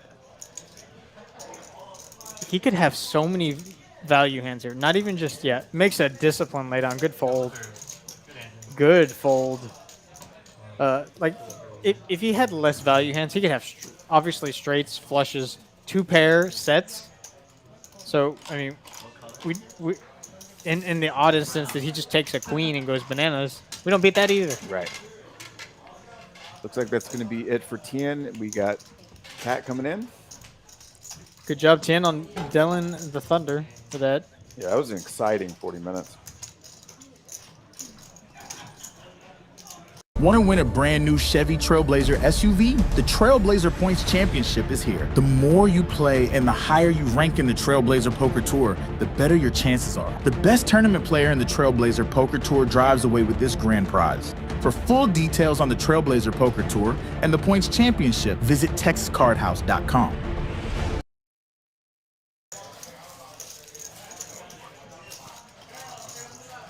And we're back. We have Nader eating looks like Mesa. Yeah, Mesa. For those of y'all that don't know, we have a fantastic restaurant next to, actually we have several fantastic restaurants next door to us. Mesa is a Mediterranean restaurant basically next door. I had it right before the stream started, and it hit the spot. And I usually eat there 4 or 5 times a week. It's super convenient. So yeah, it's convenient, but it's not just the convenience. It just delivers every time. Yeah. I'd Mesa for lunch too. I had a steak sandwich. I've not had a sandwich from there before. I have the wraps that they do, like the chicken and beef shawarma wraps. Is it an actual sandwich or is it a wrap? It's an actual sandwich. Okay. It was steak tenderloin with carrots, tomato, a little bit of onion, and then some sort of hot dressing on it, and then it had a dip, like a garlic dip. Was it good? It was good. Okay. Solid. The bread was a little lackluster, but it's bread. I'm not gonna knock it for it. But the steak was cooked well. The flavor was good. The sauces were good. So yeah, Mesa, one of the fine places. Actually, have you tried Fuad's next door? I've heard nothing but good things. There's a regular here who swears by Fuad's. I've not made it out there yet, but he's supposed to take me one night. Yeah, I haven't tried it either. My mom told me about it. He said there's no menu. Yeah, there's no menu. It's it's kind of a preset thing. They figure out what ingredients they have on hand, then they figure out stuff that they want to make. But then they ask you, what preference do you have, and then they kind of cater the menu towards what you want. So if you have allergies, or if you don't like fish, then they'll give you another option. So it's a pretty interesting experience. Yeah, he said it's very cool because there's no menu, but the one downside to having no menu is there's no prices. Yeah, there's absolutely no price. You have no clue what you're going to pay. And it's all based on what they feel like serving you. It's interesting concept. And cool. I've heard from the security guy and from other dealers that Dennis Rodman frequents there. Oh. Yeah. He's a regular.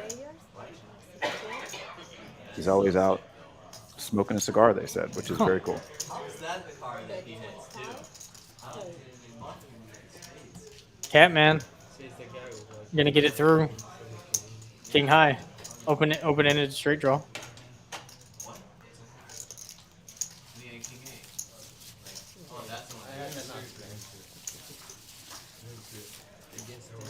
Cobb currently away. Let's see if he saves a little bit of money this time again. Last time it By worked being out away. Last time he brilliantly. missed kings and got absolutely saved. Because that money would not have got in pre-flop, and they would have seen a flop. What's up, Phony Turgeson? How you doing? Great Thanks to for, see you in chat. always good to see you in the chat. Thanks for doing our job. Yeah, if those of y'all that haven't done so and you like what you're hearing, please hit that like and subscribe button for us right now. Much appreciated. Not only for us here at TCH Houston, but for all of the TCH properties. You get tons of content all week long. And not only for what you're hearing, but for what you're seeing. I mean, we just saw a hand that was the most outrageous thing that I've seen in a long time. And, you know, Yeah, only on TCH Live For do you sure. see stuff like that.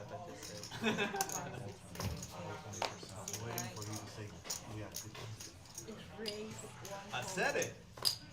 But then I said I'm waiting for her to say we have to go. looks like everybody's got food.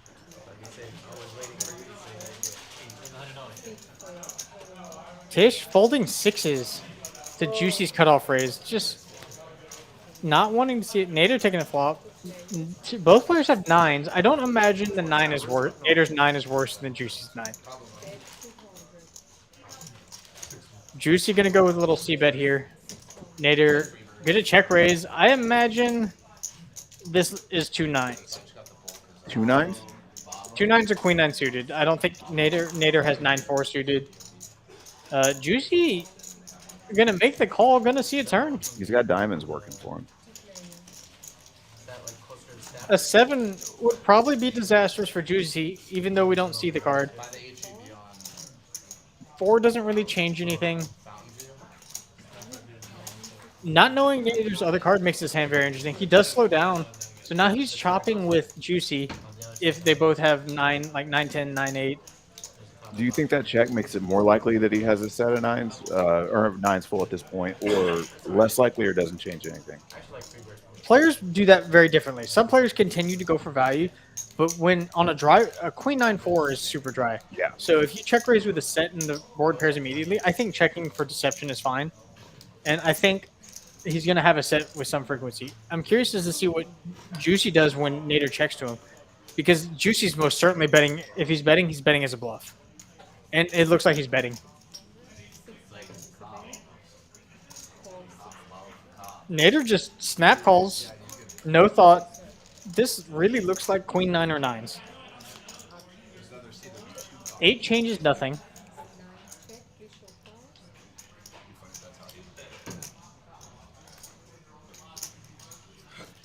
Juicy does muck. See if we can get a shot of what was. I'd love to know, because when you say that... It looked like a piece of paint, so I think it was king 9, queen 9. When he snaps on the turn like that, it seems was queen 9. less likely that he... queen 9, okay. Because 9s full, generally, in my experience, they will not tank, but they'll take pause longer. for a little bit. Yeah. Queen 9 makes sense, and that's what I could have thought. I agree, Rebel. I didn't think he had a bow. A bow, I think, would take a little bit more time on the turn there. Try and make it look like you have a decision. Kind of a live tell thing for. Yeah. Queen 9 made a lot of sense too, though. Check raise check. Yeah. I don't think he's ever folding. If Juicy had aces or kings, Not a chance. So be it. Juicy took a stab on the turn. Once the resistance is shown, it's very clear he's not interested in folding. So we're done. Brian, the premium Catman with a real premium. See how he wants to play this. I love this hand. I don't know why I love this hand, but I mean, it can make a royal flush. Who doesn't like it? Juicy with 9-7 suited. Really needing to make something work here. Gonna flat call.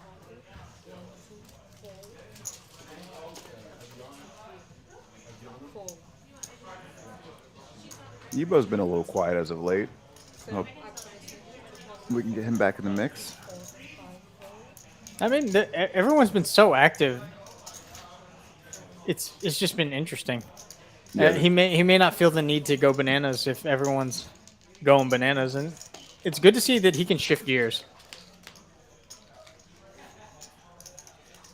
The only diamond in Brian's hand, ace high, getting outflopped by Juicy's pair of sevens. I don't know what any of these players are going to do. They can all do anything. Checks through. Brian takes the Brian lead. takes the lead, yeah, just way out in front. I believe this is just going to check through again. Catman could realistically stab at this. Juicy's just going to take a showdown. Oh. And best hand stays the best hand. Yeah. Brian's going to go for a little bit of value. I don't know what we're looking to get called by. There's really only two worse flush draws, the 8 and 9 of diamonds. I think it'd be a better spot to let someone bluff. But tit for tat, no one had anything. Brian gets... There was 4 diamonds out. So yes. Did indeed have a flush.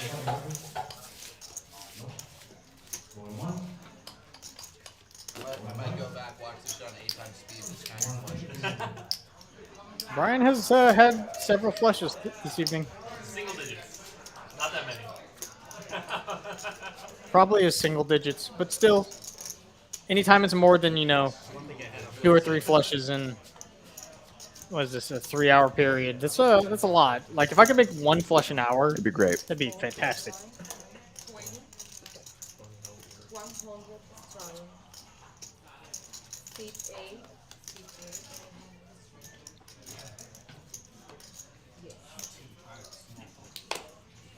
Juicy, Ebo, and Catman at the bottom. Everyone else in the green a little bit. Cobb and VJ just up a little bit. Hater now up a little bit, but we have Brian and Tish way at top.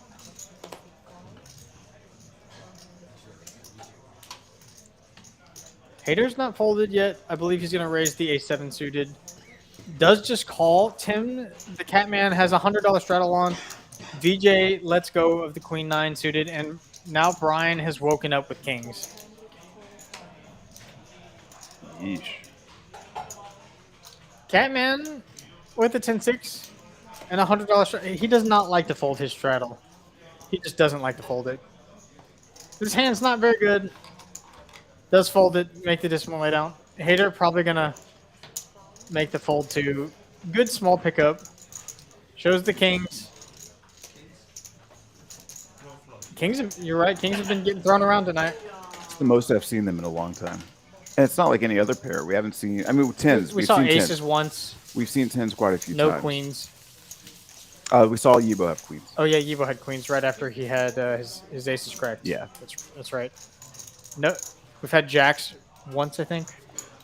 Yeah, all the MF had 9s. He folded, would have flopped a set, 8s. Yeah, we've seen all those.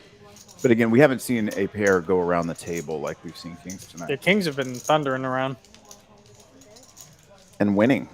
Oh yeah. And winning. Winning which is, too. And even when the ace hit, Juicy won yeah, with Juicy the kings. won with kings. You're right.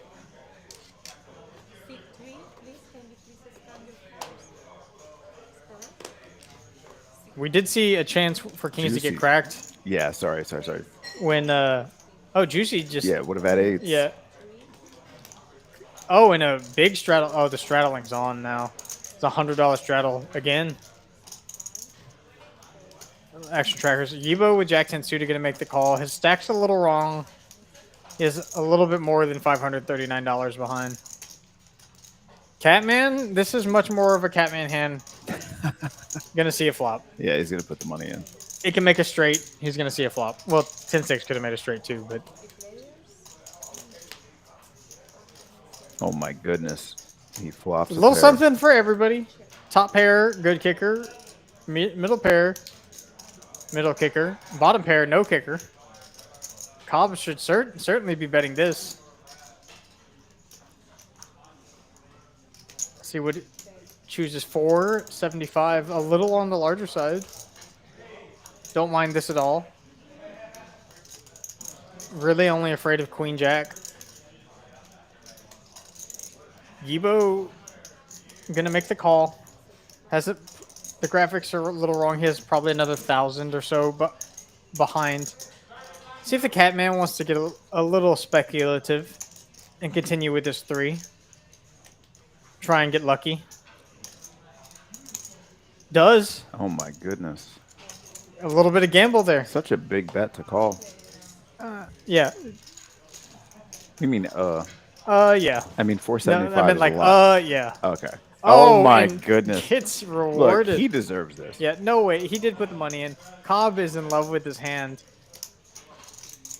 After the deuce's hand, I just think that he's due. Look at all those chips in the middle. It's so beautiful. It's a big pot. Cobb's gonna be on the receiving end of a bad beat. Trying to figure out what his bet sizing is gonna be. I think that's the only sizing. He's gonna get snapped off. Yibo's gonna fold, and the Catman's gonna deliver him the bad news. When you get snapped here, it's not a the great worst feeling. feeling. It's just not a great feeling. I wouldn't be so sure. Don't be so sure about that, man. I mean, I think he has a 3.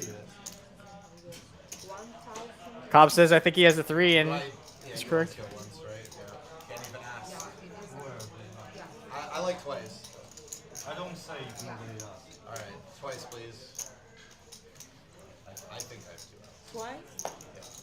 Kings. Cobb intuition paying off. He doesn't have indeed only 2 outs.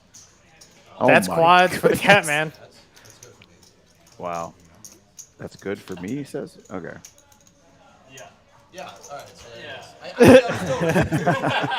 yeah, he's still. Yeah. Cool. He has a Catman green, though. picking up $3,000 in that The funny pot. thing Cobb is, gets the stacked. first 3, Catman doing so it's Catman we things. still get all Yes, in on the that's gonna rim. help Yeah. a little bit. Same thing would have happened.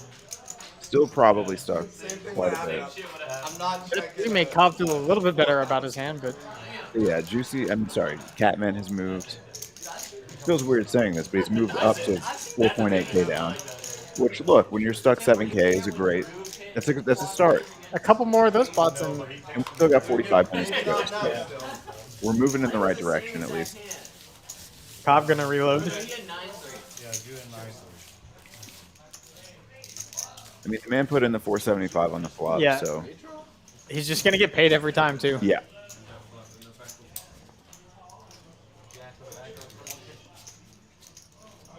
Yibo gonna add on too. What an exciting game tonight. This This has been one of the most exciting that we've commentated on in a long time. Just from start to finish. Now, there have been slow spots in between, but the game as a whole, they're going to be slow spots. It's a regular session of poker, right? Like, not every hand is super exciting, but this has been It's top to bottom the most action-packed stream we've had in a while. That didn't have HV, you know, that didn't have some of the young guys like Ethan, that tend to be a little splashy. I mean, This it's, lineup just has been awesome. it's really hard. I mean, it's just really hard when hands don't get dealt out. Yeah, That's yeah, one yeah, of the for sure. One of the things that has to happen is hands have to get dealt out, and it is possible for no one to get dealt anything and one person to get dealt something. But Catman doing Catman things wants to make things happen. I mean, you straddle the 100, you defend it $100 straddle with a 6-3. Yep. At some point in time, you're gonna hit. I wanted to clear you. Don't worry. Did you play? Have you played poker before they changed the rule where cash could play behind? Did you ever play? I've never played with cash in a home game. Yes. No, but not like an actual No, setting. no. I remember the first time I went to a casino and dudes just had hundreds sitting behind their chips. Just you couldn't even count. Now, how does that work? Whenever, like, I'm sure they have to run it through the machine because, like, it seems like that would be a liability at least a little bit. In the casinos, they didn't run it. Just people, just put it on the table. Well, that's Sus? Yeah. pretty sus. Well, that's probably why they changed it. Yeah, I would imagine so. Yibo with a Rohan and Hater with a Rohan. VJ 3-betting the King Jack. Brian getting out of the way. Now you're vibing more, Tim. going back to what you were saying, the old high stakes poker episodes where they would have the Oh, big the bricks. huge bricks. I always wondered, like, what if one of those 50K bricks is like 49.9? You know what I mean? Like, it's. I mean, they they probably squared up after the show, but probably like, so. It's just for show. Okay. it was definitely just for show. There's no reason to have people to be sitting there with 10 bricks at 50K. Other than the physical appearance of pushing $50,000 and Right. And here we go, Juicy doing juicy things. 4-betting to $1,400 with the Jack 9, getting a fold through Ace Queen and eights folding. Now VJ. I don't know if VJ is buying it. He's got a smirk on his face. Oh, he lets it go. He lets it go. And Juicy shows, gets rid of his nib button. Juicy also got a little bit more than 3.6K in the stack he added on.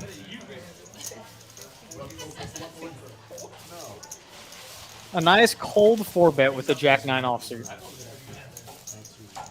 to get rid of your nib button. I don't have that in my repertoire. Neither do I. When's the last time I've cold 4-bet something that was not a premium? I think the last time I cold 4-bet something that wasn't a premium was King Queen offsuit. I don't really. I couldn't tell you the last time I 4-bet anything that wasn't aces or kings, and I think that's also a problem. Well, in some of these games, you shouldn't be 4-betting anything other Right. than aces or kings. I agree, but I think at some point it is the right thing to do, and I just never find 4-bets. I always want to see flop. I do too. I love seeing flops. Yeah, but in these games, you just have to adjust. That's fair. Tish opening it up, choosing the larger sizing, knowing people are just calling so light. You just want to punish the callers. It's good to see Tish adjust his sizing too. We have Nader calling with 9-8 suited. I limped the 10. Brian with ace-3 offsuit in the small blind. A little speculative. I always wonder how people play these hands. And Yeah, it's that's tricky. a disciplined Catman fold. Yeah, your best case scenario with ace-3 is like what? You flop an ace, and then you're in a brutal spot. Or you're really hoping to flop 2 pair or bottom trips, not trip aces. At that point, there's no moves left to make. Oh, the Catman would have flopped trips. Oh my goodness. Nader outflopping everyone. The Catman would have done Catman things. And it would have put Nader in a world of hurt. He's going to get through. No one's got much of anything. I don't think anyone's going to call.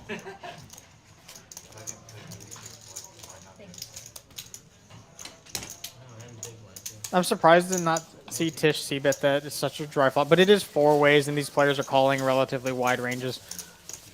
Your hand doesn't turn well. So maybe I'm not surprised. Makes a lot more sense. A little bit more evenly distributed in the green and red now, as we expected it to be. You're free to go whenever you want. It's free country.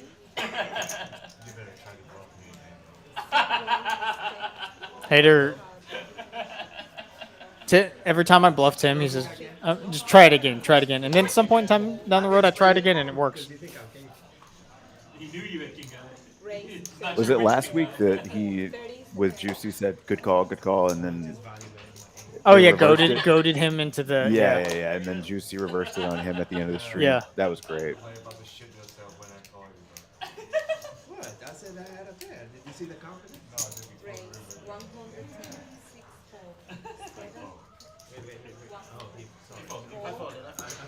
Brian's not folding 6-5 suited. Yeah, I was gonna say that's not a.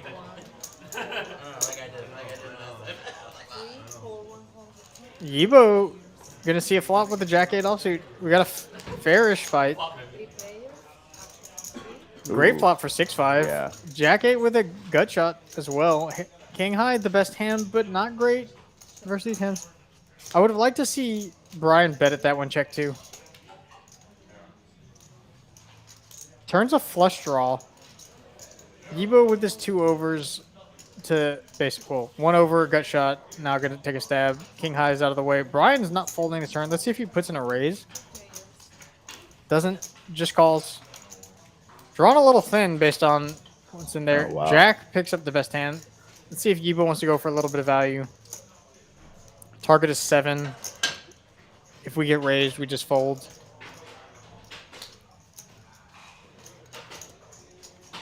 Gonna go for a lot of value.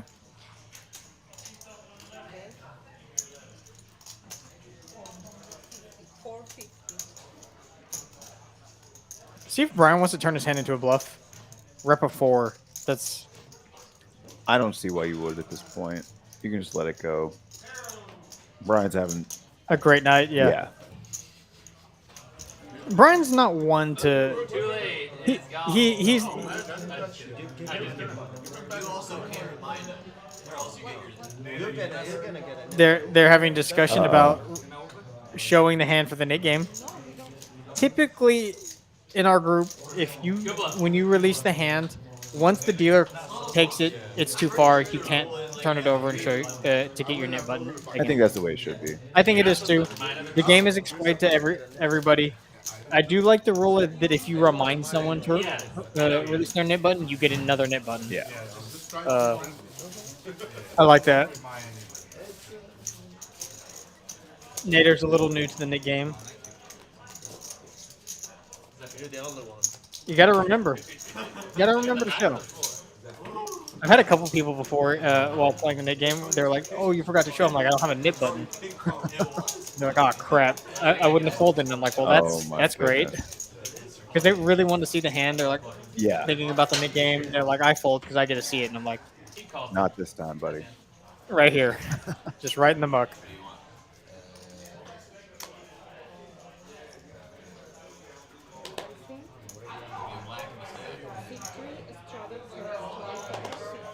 Nader chipping up. Yeah, quite a bit. That's quite a bit.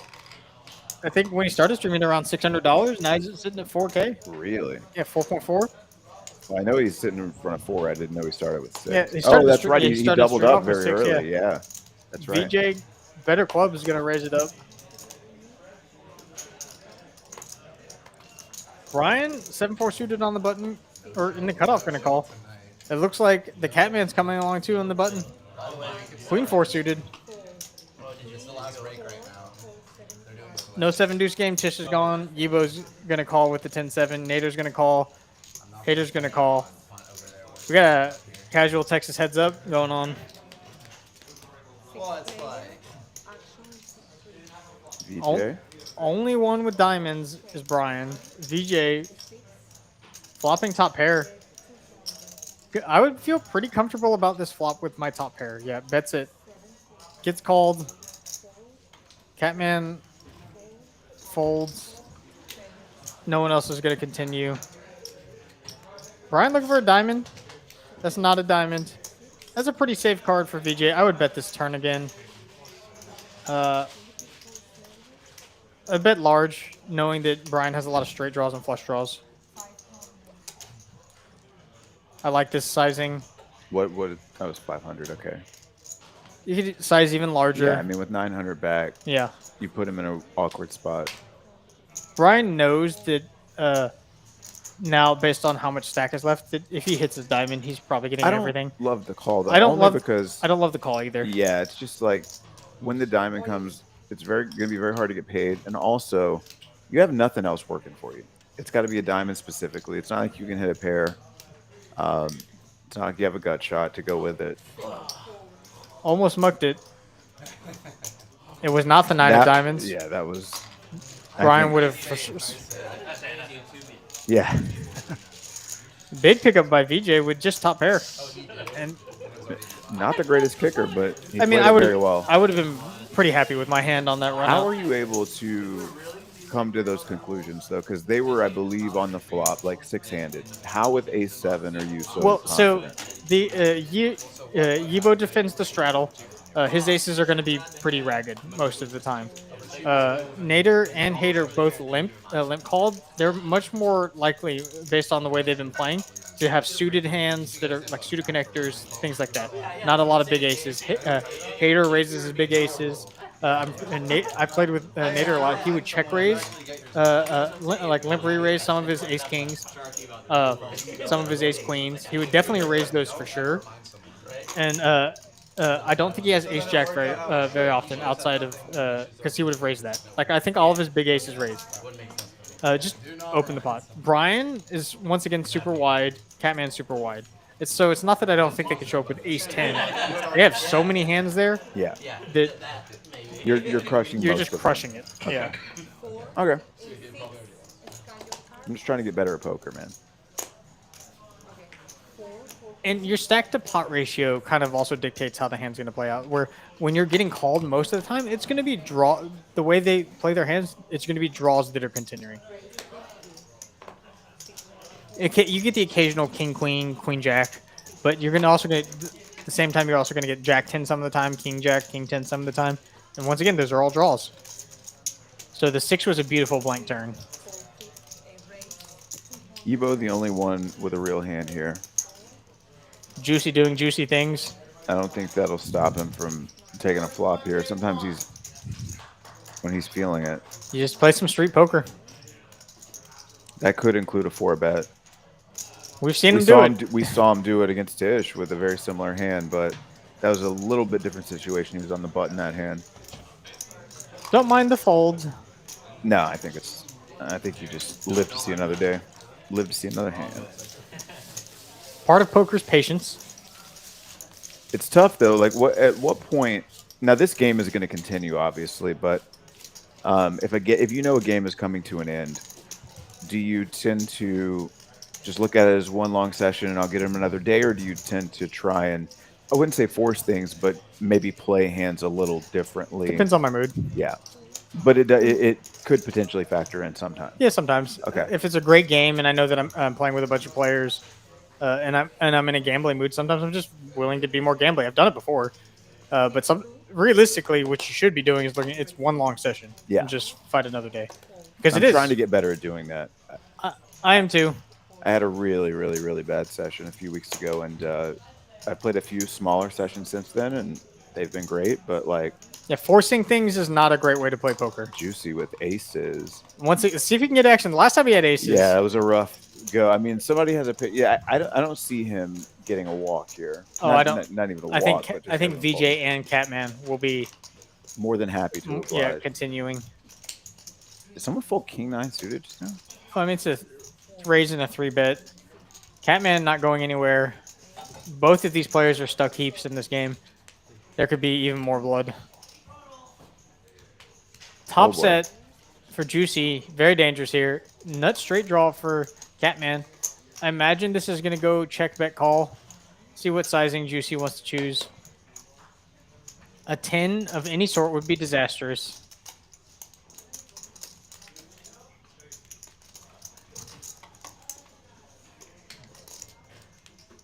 Goes the half pot.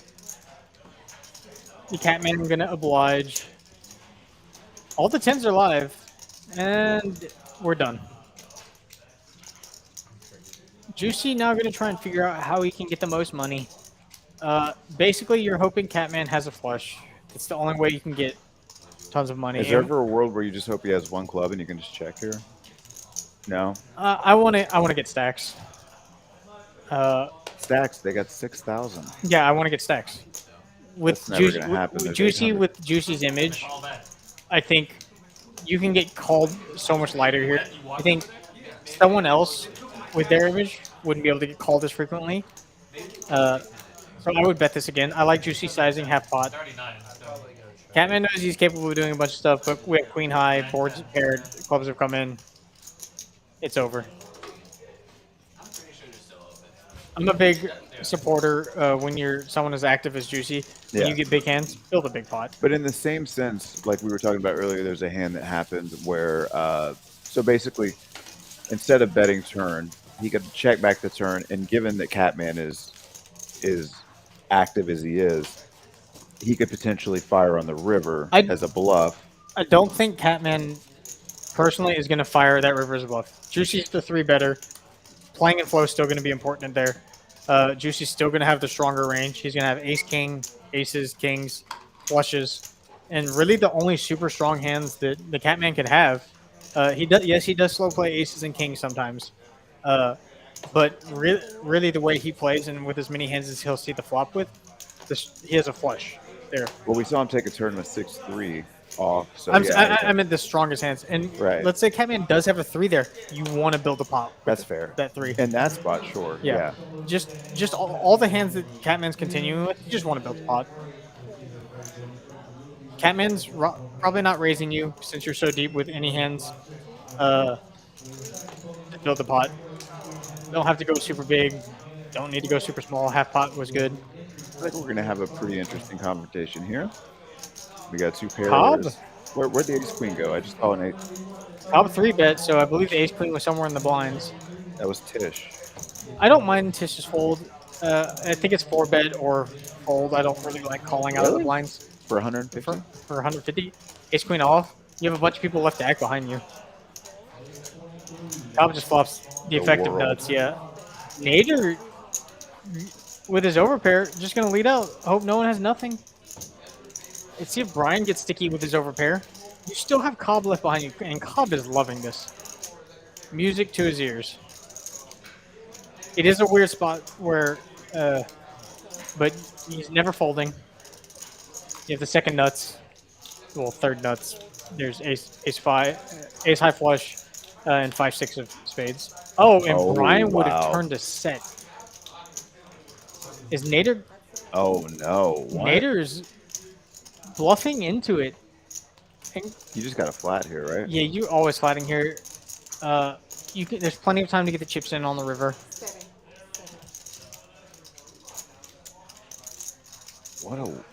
What an interesting turn of events. Cobb could do both realistically. His stack sizes, their stack sizes are in weird spots. Oh, he certainly could do both. I'm Yeah. just trying to figure out which one he is more likely to do. And I like think call. is I think just call. like- You just want to let Nader hang himself. If he has 3-4, he would fold to a raise. Hey, if he has 3-4, Oh, and Brian would have made a full house. that's so brutal. Cobb should go for a little bit of value here. I think you can go for a small value. You don't need to go very large. And he checks back a king high flush. I'm very surprised at that.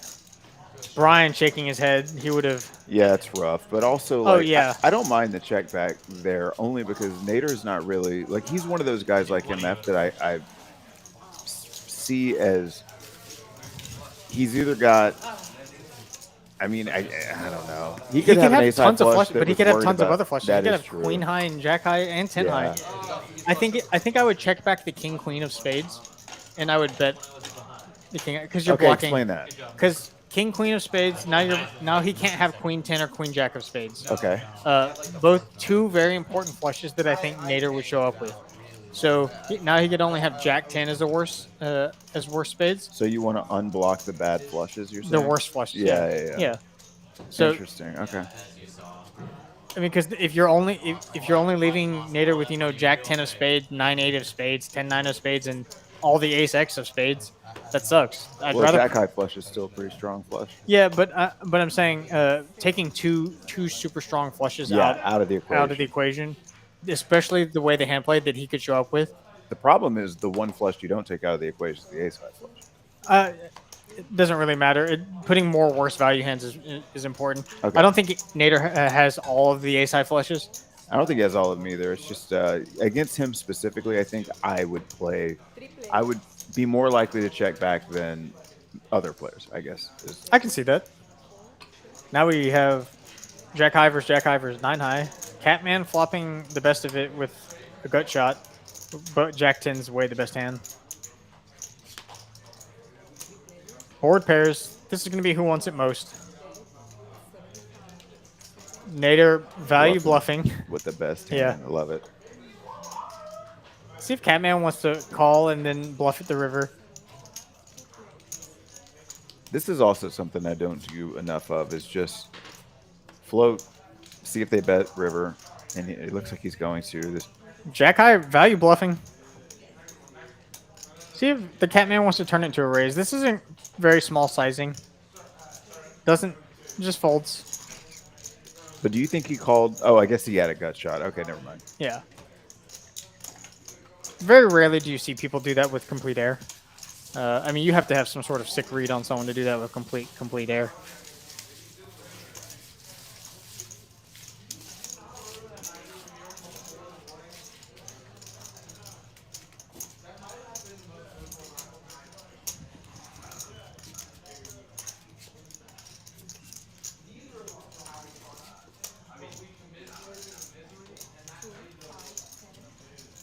tournament local Jason making an appearance. Jason S? Yeah. I didn't see him. Okay. Just casually walking in front of the camera. Nice.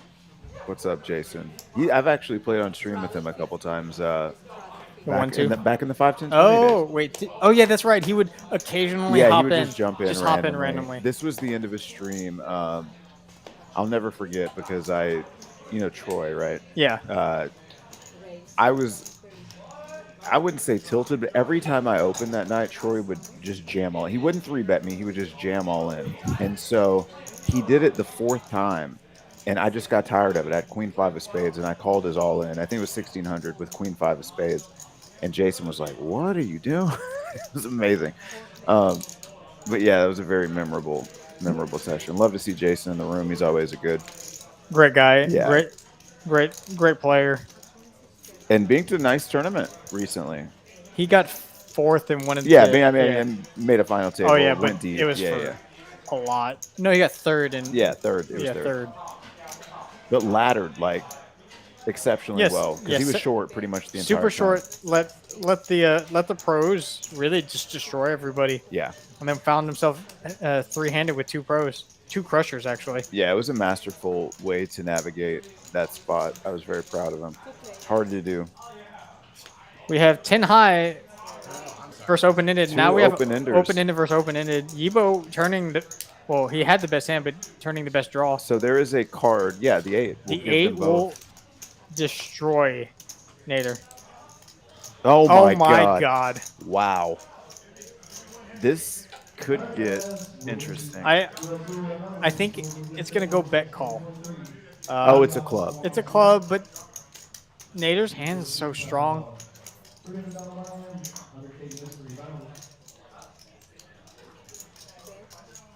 It's a small bet, and he's gonna get snap called. Nader showing a little frustration, not the river. Don't hate the snap call. It does suck. Yeah, I thought that was the 8 of spades. Oh, if that had been a clean 8, we would have seen fireworks.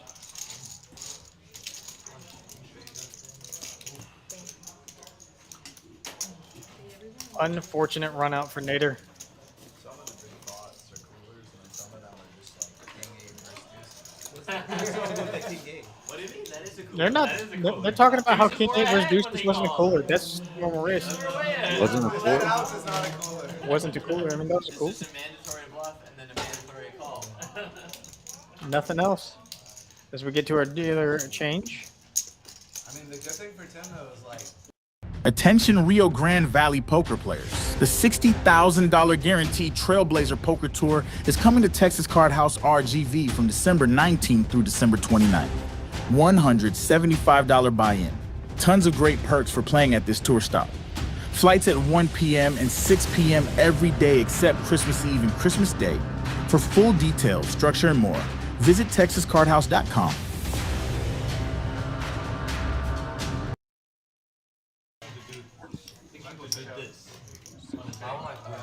Hope everyone out there is still having a great night, enjoying this fantastic stream with us here. It's been an action-packed Thursday evening for us here at Texas Card House, Houston. And they're like, oh, we didn't deliver it yet. Or they'll be like, oh, we forgot to make it. Here's your money back. Wait, is somebody missing food? Yeah. From Message Grill? Yep. They announced it like 3 times on the microphone. Who doesn't? Oh no. Who doesn't? So they have it though. Yeah. Who doesn't collect their food? That's super important. Oh, it's Yibo. Nobody here did. Gotta get it. Yeah, Gotta get it. to be fair, like, I didn't hear it either. Has that ever happened to you? They Hell no, I'm on track of my Yeah, food. yeah, Assume yeah. it's on stream from here. If I order my food, I'm on top of that. I'll take it.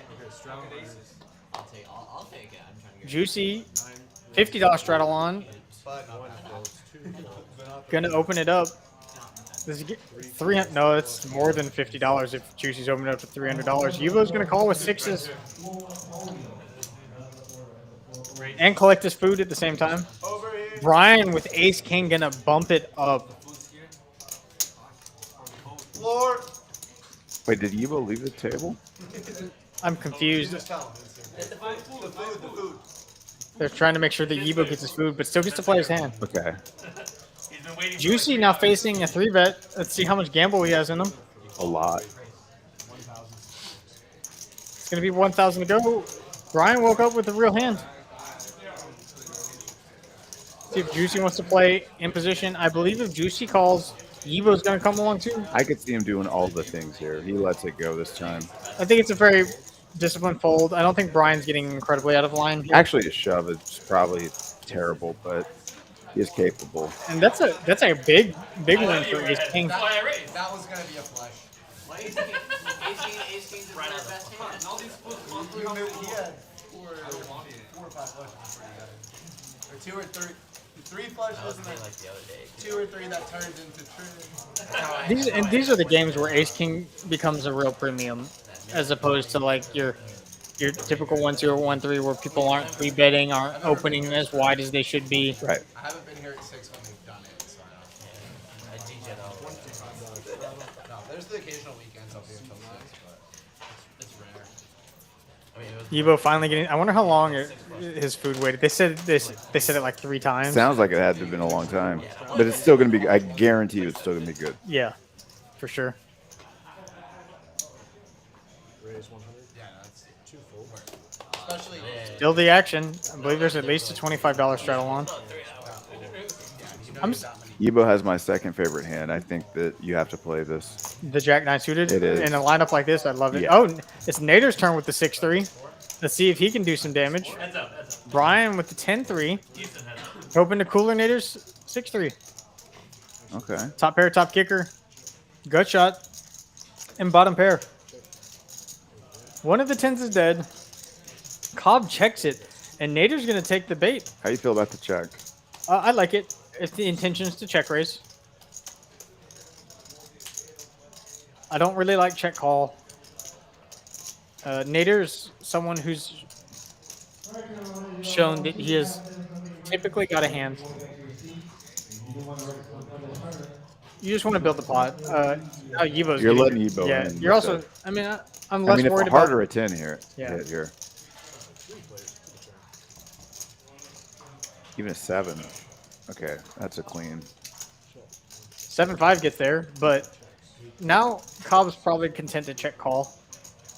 And I think this is just going to check through. Unless Nader goes and bets this turn. He is.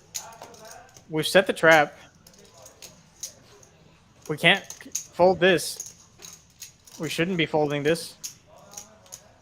If he has a set, he has a set. We've set it up perfectly to be bet by a worse queen. Queen 10, queen jack, king queen, queen 9. As played. What? And Nader gets one through. I'm befuddled. I'm pretty shocked to see that. Top pair, top kicker in this game is an incredibly strong hand. Now, does Cobb, not that it really matters, but do you know if he still has his button? Are they playing the net game right now? They are. I don't think we've seen a resolution. So if he does, that would be a lot more surprising to me than if he doesn't. Still very shocking. Very shocked.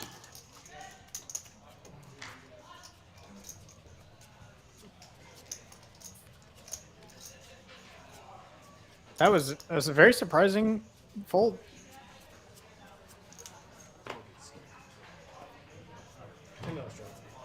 Maybe he just thinks Nader's not getting out of line after Yibo calls the flop too. But once again, we've set it up so that worse queens can very much so bet for and what they think for value. Good 3-bet from Brian. Catman. Uh-oh. Gonna just call? I don't mind this at all. I don't mind it. I'm just shocked to see. Catman likes to work in big hands. Ace 8 makes the call too. Catman with a nut blocker. 8's way the best hand. Gonna bet. See if Catman wants to turn his hand into a semi-bluff.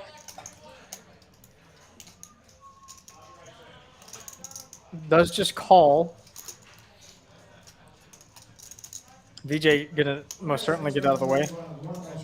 8 of spades would be kind of disastrous for Brian. I imagine this turn's just gonna go check check. Ace King does not get there. Let's see if the Catman wants to bluff at it. Would have to bet a very large amount. Does not. Brian wins at showdown with 2 8s. Good pickup by Brian. A little passive Ace King play there.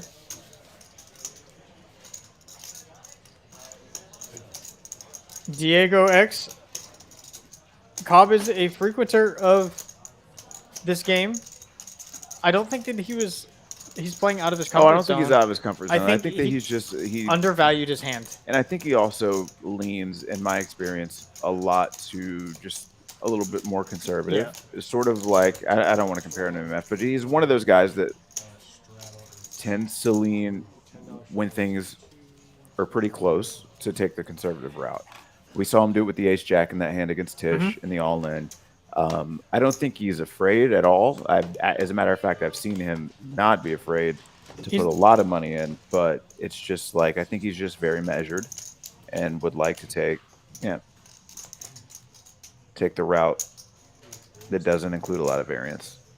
But the ace-queen hand does strike me as a little conservative. Juicy, probably going to bump it up. It's going up. The Catman and Juicy are, I believe, Nader's going to go to war, too. If he did that line, I'm getting away from it. I didn't have a single move. I had 2 red 8s. I could easily get away from it. Oh, I thought you said you were definitely calling. No. I think definitely get it. If he did that line, All right. Evo's got a hand, too. Nader just releases his 7s. Doesn't want to tango. Catman not folding now. On the button. Suited hand. I love it. Not a chance. I wouldn't fold either. We're going to play some poker. I mean, if you're putting 475 in on the flop with 6-3 off, I think, yeah, you got to take a You're flop calling here. in position with 10-8 suited every time.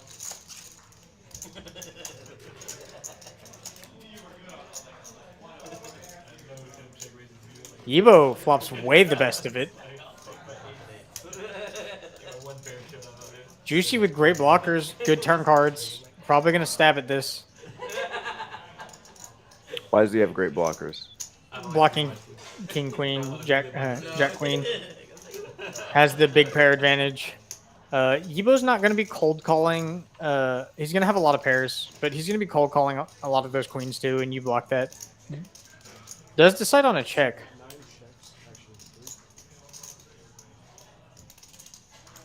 Yibo now could get tricky and check this back. Check behind. Hoping that Juicy has a hand like he has and can catch top pair. That's how you make the most money. Something I've been trying to work on is trying to let people catch up in spots. See, I'm not good at that either. 3 ways is a little bit different than heads up. A lot more turns need to be faded. Does bet small. I like the small bet. See if Catman wants to float. There's some great turn cards for him. 7 of hearts, 9 of hearts. Does float. Is Juicy going to make a move? Does he perceive this as weakness? This looks incredibly strong to me as a commentator. Just if we covered the cards up and didn't see their hands. Oh, and Juicy's going to take the bait. Oh, my. I mean, I guess the question is, I mean, this could... I don't know about against Yibo specifically. I don't know enough about him, but this looks very strong. We're really ripping ace, queen, kings, and aces. Yeah. I think Yibo's hand is too strong to fold, and if he has it, he has it. We block kings. We block ace, queen. Juicy's capable of showing bluffs. Yep, he does rip it. Oh, boy. Folds in. Now, and this is such an awful spot because you've already put in 2,000. Yeah, and he has to call. Yeah, it's so bad. Just once. As Juicy should say. 10. No, we don't need to count that. Make it interesting. All right, all in the call, guys. 98% favorite King Queen. Yibo not feeling good when Juicy says once. Yeah, it's over. Oh, that now he's feeling great.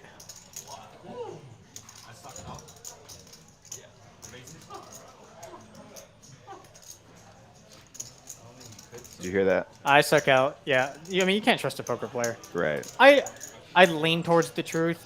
Sometimes I tell a little white lie. I mean, in a spot like that, you have to lie. You can't say, no, I had King Jack.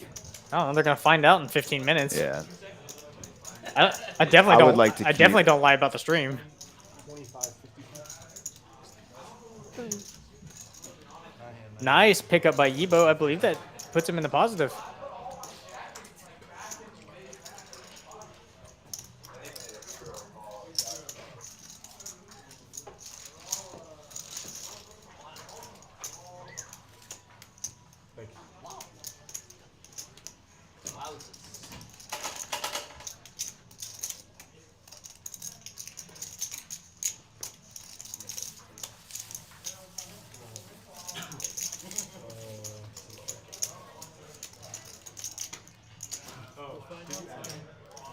Did you add on? No, he's got 5,000. He has like 5K.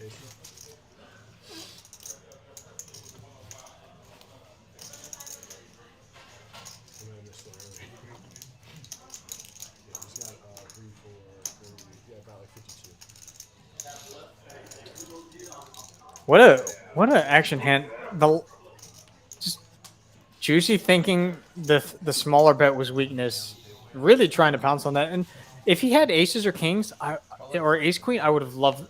I love the line, so I don't mind that he worked in some bluffs. I think it would have been better with ace king, not king jack. I got 10 and C3, C4 is a 4, 5 is a 4. But who am I to say anything? I'm not. I mean, they're Juicy's awesome. Juicy's very good at understanding post flop. We see him very loosely do some pre flop stuff, but he's very good navigating post flop. Yeah.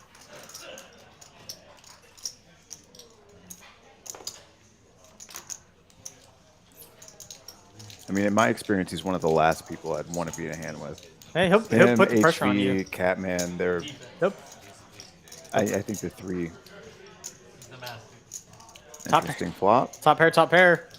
Not going to go bananas, but definitely some money's going to go in. Juicy checks top pair back. This might make him a little bit more. Nope, he bet it. Okay. I was like, can't fold top pair yet.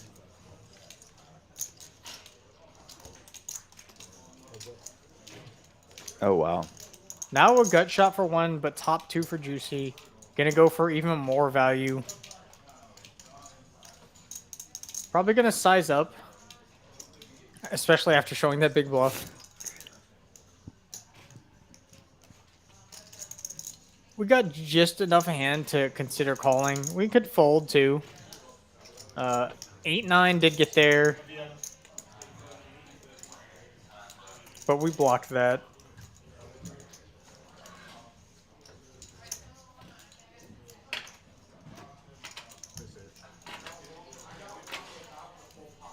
Hater really thinking this one through, trying to sniff this one out.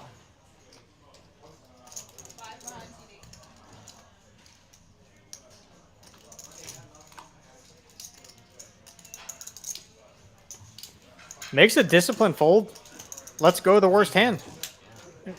Good fold, Hater. I mean, we've seen him. His timing has been pretty impeccable tonight. Bluffed when it was a good spot to bluff. Did get picked off, but then caught up. But then he makes hands, and then he just knows when to get away. Tish still sitting pretty up top at 7.3K. Really no traction with him after the King's hand. Oh, I haven't seen. Or after the 10's I haven't hand. seen him play anything. He's really been, because of how active the table has been, some of his good hand, like moderate string hands, have been forced to fold. Yeah. And that's and why gonna would happen. you even bother to play at this point? I mean, I would. I mean, The medium strength hands? no. I thought you just meant play. No. I'm saying like, Yeah. there's no reason to force Oh it. no, yeah. Once again, this is not. You don't need to force anything. Like he'll look down at ace jack offsuit. It's already gone raise, 3-bet call. Right. We can either Yeah. 4-bet our hand or fold. Let's just fold. We've already had a great night. No reason to try and make something happen. English no good. Kinda sucks when they're calling for it. It does help when the hands you're looking at are jack 5 offsuit and Yeah. Nader with my favorite hand. Gonna get involved. Because you already paid for it. Ace high, the best hand. But yeah, that's me. 10 high can turn some great draws. Someone's sitting there like, well, No, it's not the best hand. Sorry, juicy flops up pair. better not to waste food. Yeah. Only got a couple hands to try and recoup this money. C2, 3 calls, 925.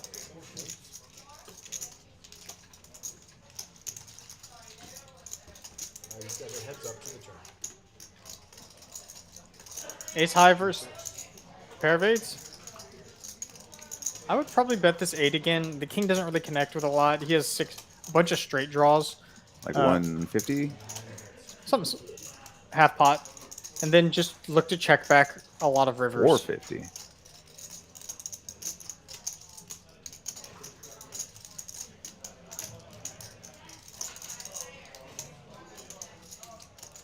See what Yibo wants to do.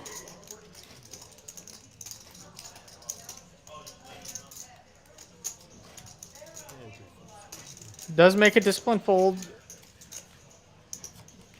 Is it really disciplined when you No, have nothing and the it's bet's Good 450? fold. I mean, I don't know. There's some people that I'm ace, just ace, messing with the ace high's DC. the nuts. Yeah, I'm just messing with it.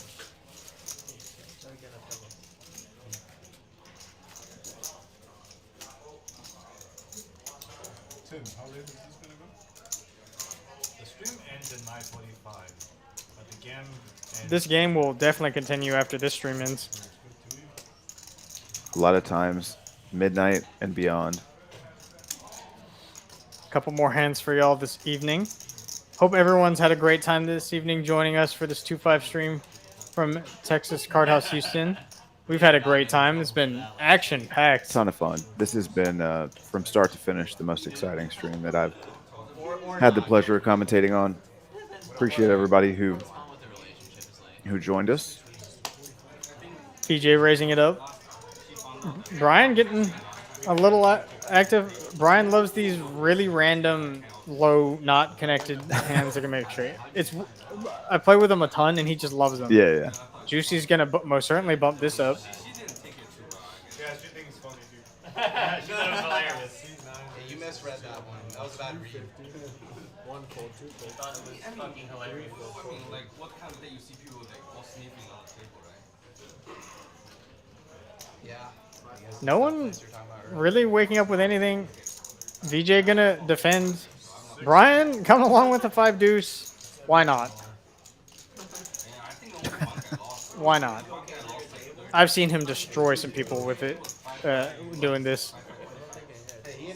Oh boy. Gut Flops shot. a gutty. Actually, he destroyed aces the other day on the floor game.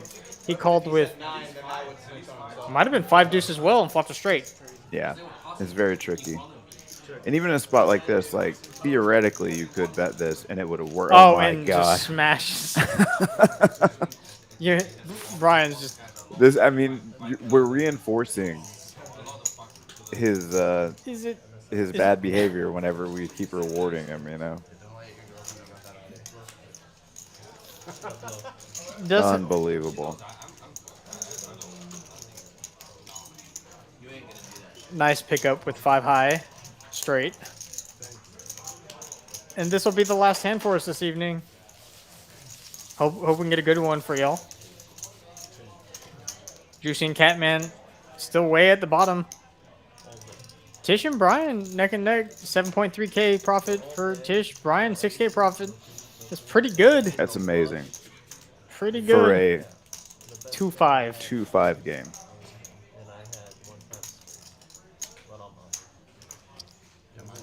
My best is 10s, but I had that flush. You're up because the accidental value. Yeah, but we need you in your seat, bud. Actually, it's Average tank. Wait, I need these stats. That is amazing. I've never seen that I've never stat seen a stat before. before. I want that. Yeah, We're that gonna have was to make his sure we best get this figure. stat in the future for That was his best figure. average tank time.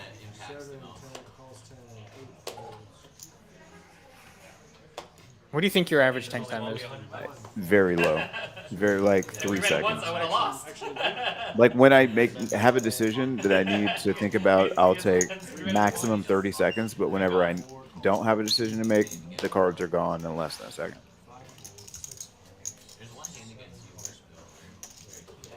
Hater calls, hater folds. We're gonna have, I believe, three ways. 8-7 flops big. Middle pair open ended. Gonna end up in nothing. Everyone's gonna fold.